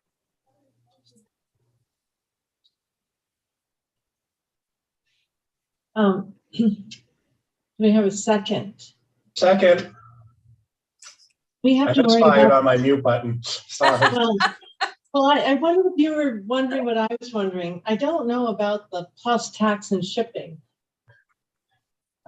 Is that part of the capital investment, or is that going to be paid for separately? Because did you say plus tax and shipping? I actually did not, now that you pointed out. I made sure the actual dollar amount request was in there. I don't know how to treat that, quite frankly. Yeah, Chad, I don't know Steve, if you know the total there, whether we need to amend that amount. In the past, well, we do pay, even though the equipment is made in Ohio, we do pay Massachusetts sales tax on that. So it would be 6.25%. But the shipping was an unknown when it was ordered. You know, with the way things are going right now, they wouldn't give us an exact quote for the shipping. Normally, I would put those numbers in there. That's good. So that would be part of the expenditure. That's okay, right, Todd? Right. Oh, there we go. Now I have to find my button. Okay. Yeah, I mean, I think it's okay. At the end of the year, the licensee has to send in financial statements saying they treated this as a capital expenditure in their books. So whatever the number turns out to be under accounting practices will be verified at some point, or should be verified at some point. So in terms of our motion, if it's amended to account for the 6.25 sales tax and the shipping, is that sufficient for the motion in terms of the monies that are needed right now? I think it's certainly sufficient for the motion, absolutely. Whether that counts as a capital expenditure, I can't say as a matter of accounting practice, but. Can deal with that down the road, down the track. Right. Has it been historically, has the shipping also been part of the expenditure in the past for the equipment? Yeah. Yes. Yes. Okay. So I can always, once the request for reimbursement is put in, I can talk to Todd about how to put the language in there so as to make sense of the difference between the total number of the request for consideration versus reimbursement. Reimbursement. Okay. Yes.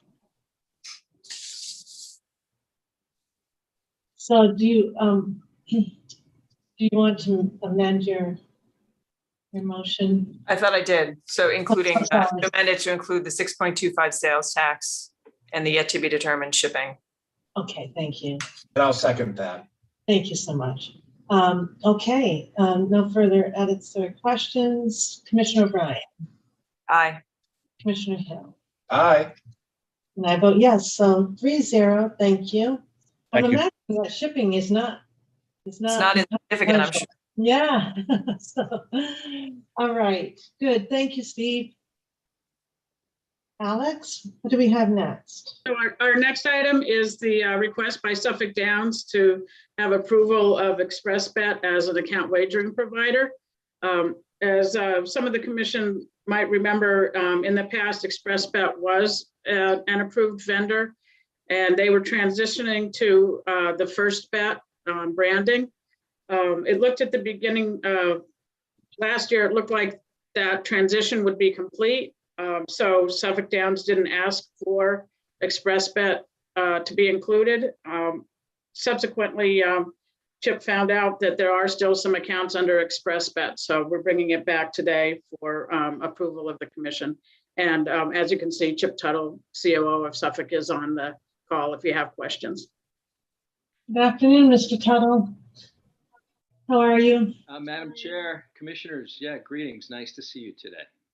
Nice to see you. Any questions for Chip on this, Eileen or Brad? Nope, no questions. No. I think we've got it, Dr. Lightbound, all set. So do I have a motion? I will move that the commission approves the Suffolk Downs licensee's use of ExpressBet LLC as an account wagering service provider. Second. No further questions? All right. Commissioner O'Brien. Aye. Commissioner Hill. Aye. I vote yes, 3-0. All set there, Chip. Thank you. Thanks very much, Commissioners. Have a good day. Thank you, Alex. Thank you. Okay, so that takes care of the first two items. Now I think we're going right into the Plain Ridge Park Casino Derby Day and plans for that big day in racing. Alex, you want to frame it, please? Sure. So Plain Ridge is asking for permission to do the handheld wagering devices, the drive-through procedures again on Derby Day. In 2020, when we were in the grips of COVID, the Derby was not raced on the first Saturday in May, which it normally is. It was run in September instead. So in August, for the August 27th meeting, commission meeting, Plain Ridge came forward and asked the commission to approve this as a way of social distancing, as not so many people were allowed into the building at the time because of COVID restrictions. And the commission approved it, and they also went into an executive session the next day to review the security plans. And once that was all squared away, the staff worked with Plain Ridge to ensure it was safe. And it did work very well that day. Last year, it was handled at the staff level, and they did it again. Now, although all the COVID restrictions have been lifted, this is one of those items where, you know, we all did things a little differently from COVID, and some of the things we did during COVID actually worked out very well, and people, you know, are continuing to do them, even though they may not need to do it for that particular reason anymore. So Plain Ridge is asking to do it again this year. And I do have, you know, Steve O'Toole is on the line, and also Lisa McKinney. Can I just interject, Alex, with one point of clarification, and maybe Steve O'Toole can put some color on this. My understanding, Steve, when I spoke to North yesterday, you weren't using the handheld devices. It's actually hardwired, and it's the actual device. Okay. Just want to clarify that. Thanks. That's correct. It will be hardwired, just like the machines inside the building. No more wireless outside. Yeah. Okay. All right. It's hard for me to imagine, Steve. So can you just tell me, if I'm driving up in my car, where do I go to place a bet from the parking lot? So it's very convenient now because of the valet situation. We're doing it right at the Port Cashier. That's where we did it last year as well, at the Port Cashier. So you drive in, right, come down the road, and we'll have signage there and a detail officer to direct people to over to the station to where they can place their wagers. We did this prior to the Gaming Commission back probably before 2010. We did this for a few years. It wasn't quite drive-through, but it was in front of the racing building, and it was more walk-through. Basically, because the lines just get so jammed with the casual bettor asking about, what's the difference between win, place, and show and things like that. So it kind of keeps the traffic down from the more savvy bettors, where they get a little frustrated with the long lines. So that was the intent back then, and I think I added that in when we first brought it back for the COVID reasons. But we did do it prior under the Racing Commission, and but there'll be, to answer your question in short, there'll be plenty of signage. It'll be a very quick in and out there at the Port Cashier. And there's one kiosk there? Yes. Are there any other kiosks outside the building? No. We didn't have a clear memory of that, so that's So, helpful. Well, the first year we clarify, had- Kath, oh, go ahead, Steve. Yeah, the first year we had two. They were called walkabouts, so they're wireless, and we had two. I believe we might have put two in service last year as well, but this year we're hardwiring one machine. One of the reasons we wanted to have two walkabouts was because sometimes the internet service, the wireless service that they operate on, bogs down a little bit. Now that it's hardwired in, we don't see that as being an issue. So the one machine will be able to keep up. I think last year we got kind of word of this on the other end, and so we're pleased to get word of it in advance, kind of indirectly.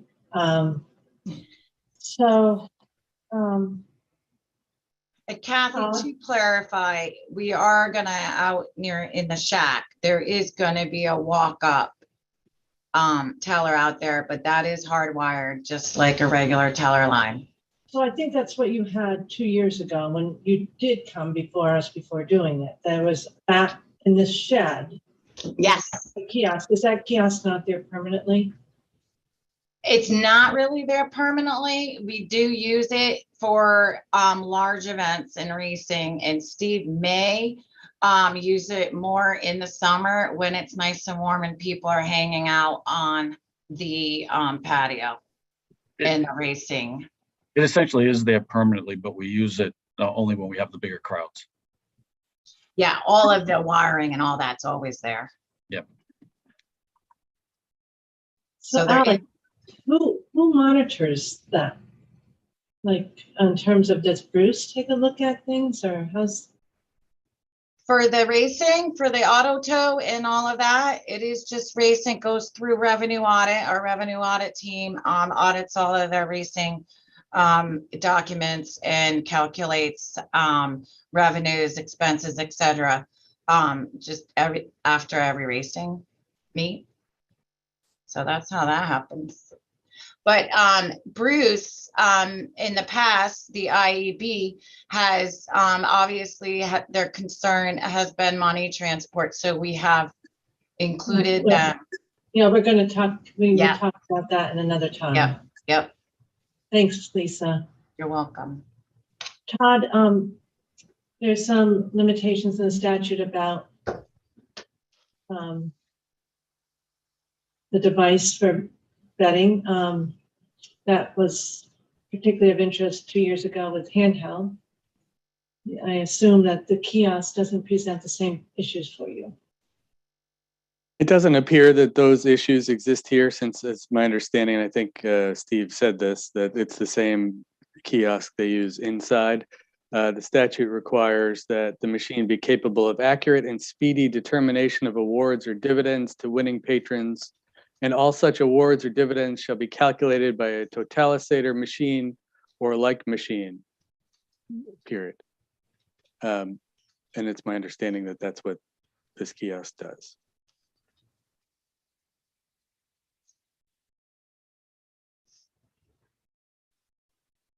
Commissioners, Commissioner Hill. No questions? You're good? Commissioner O'Brien. Not for this format, no. Okay, I'm good too.